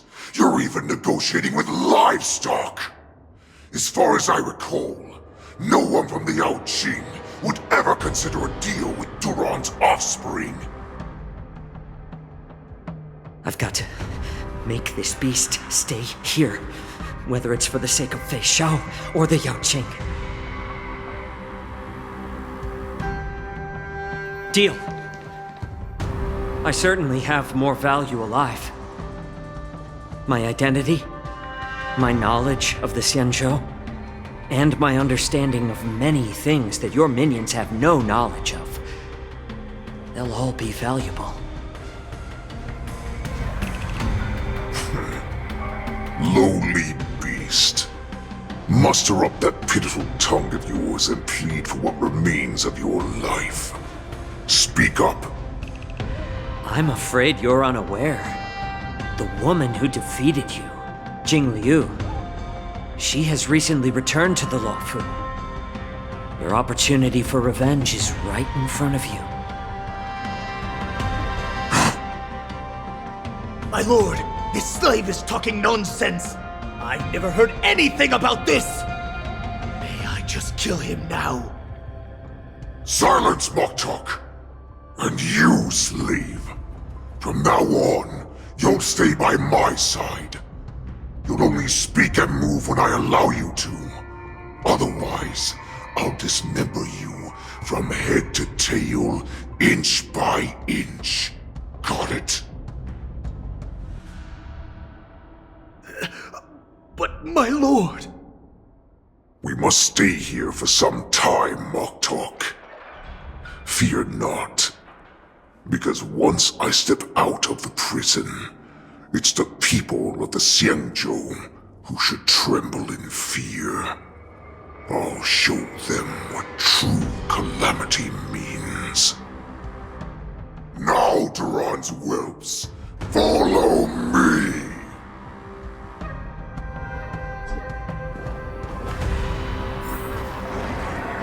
Prison guards, stop them!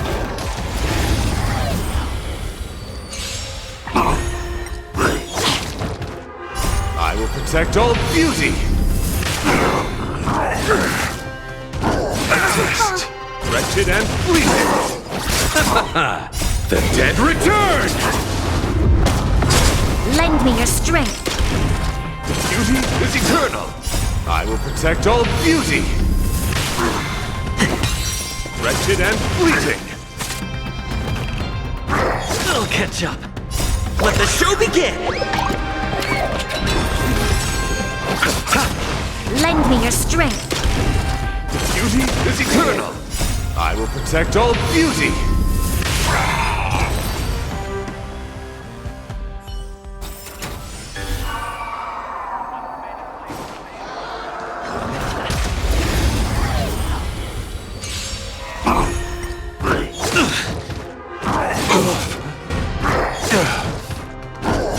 Test.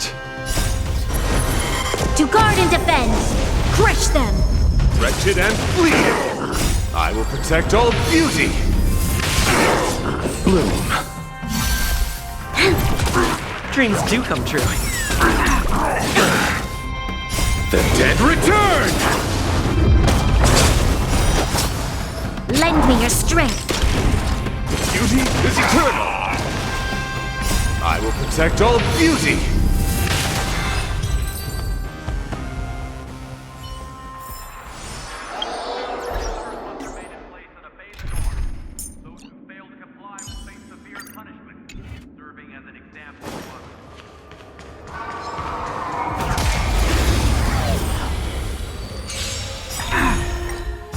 I'll catch up. Savor it for me. Receive divinity. Let the show begin!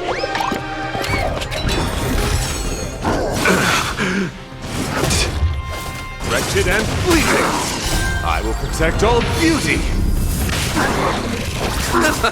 Let's improvise. Your end approaches. Beauty is eternal. The dead return. Dreams do come true. Bloom. Failed to send you.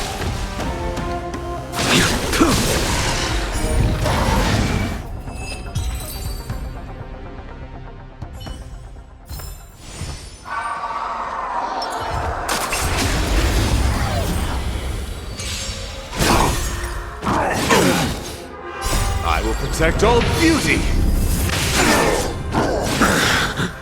Receive divinity. The dead return!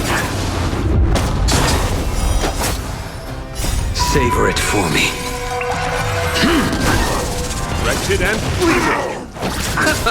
Let's improvise. Let the show begin!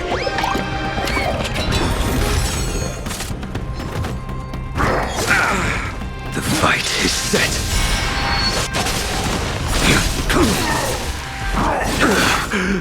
Beauty is eternal. I will protect all beauty.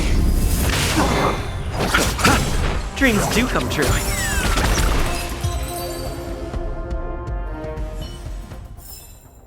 This sword needs sharpening.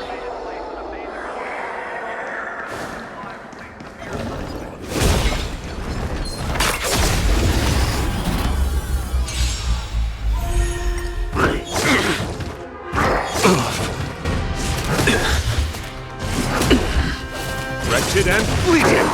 Bloom. The dead return. Your end approaches. Failed to send you. Let the show begin!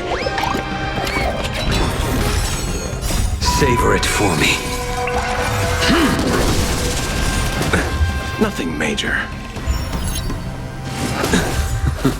Beauty is eternal. I will protect all beauty.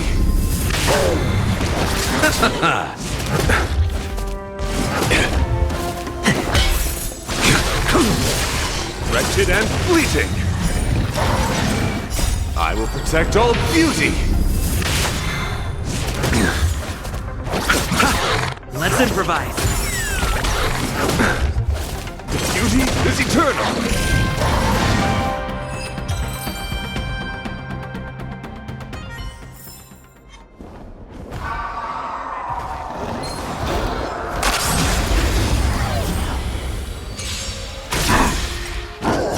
underestimated you. Receive divinity. The dead return! Well-timed. I will protect all beauty! Dreams do come true. Let the show begin! The fight is set. Fail to stand you. Savor it for me. Beauty is eternal.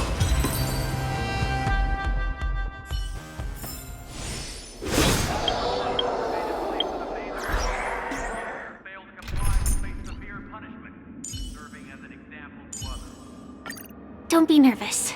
Just cooperate with me like you did before. It's you again. Must remain in place and obey the guards. As always, there's a reward for good behavior. Serving as an example to others.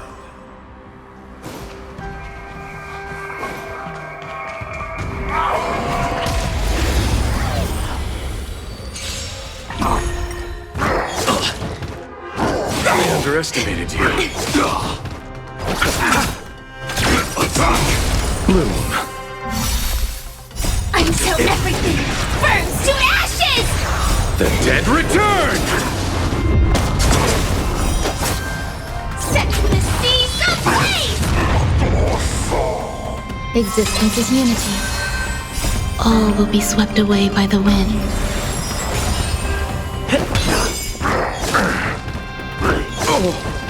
Fight to live!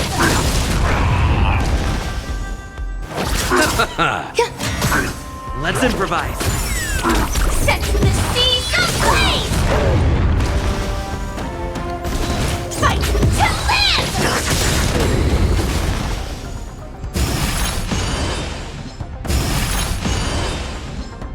Let the show begin!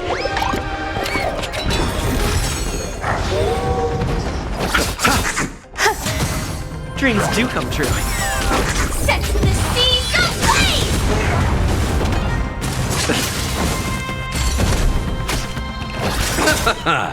The dead return! Eternal.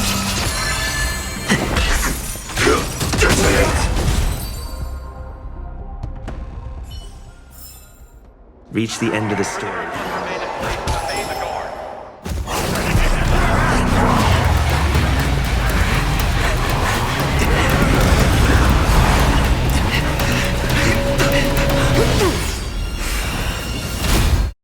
Prisoners must remain in...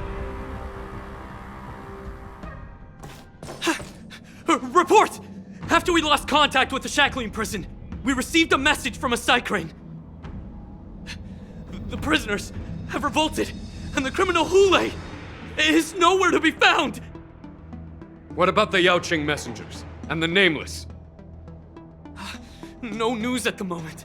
We're trying to restore contact with the shackling prison as soon as possible. I see. You're dismissed. General Jing Yuan, General Hua Yan. It's just as we suspected. The rise of the Ambrosial Arbor was not the end of things, but the beginning. The hand of the Ruined Legion has already sown the seeds of destruction. From this moment on, the Xianzhou Alliance will face an even greater challenge, from both the abominations of abundance and the destruction itself. If this is what they want, I'm always up for a challenge.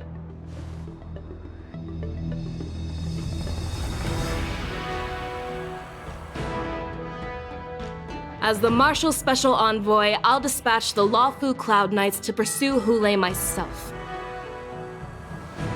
Looks like the hidden dregs have finally come to the surface.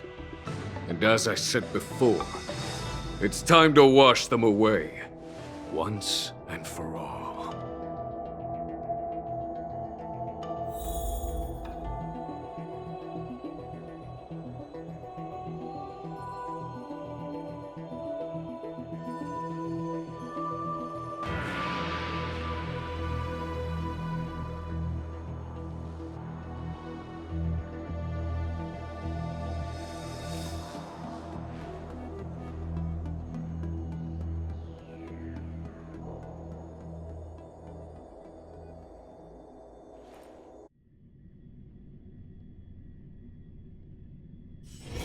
It's still early. Where to now?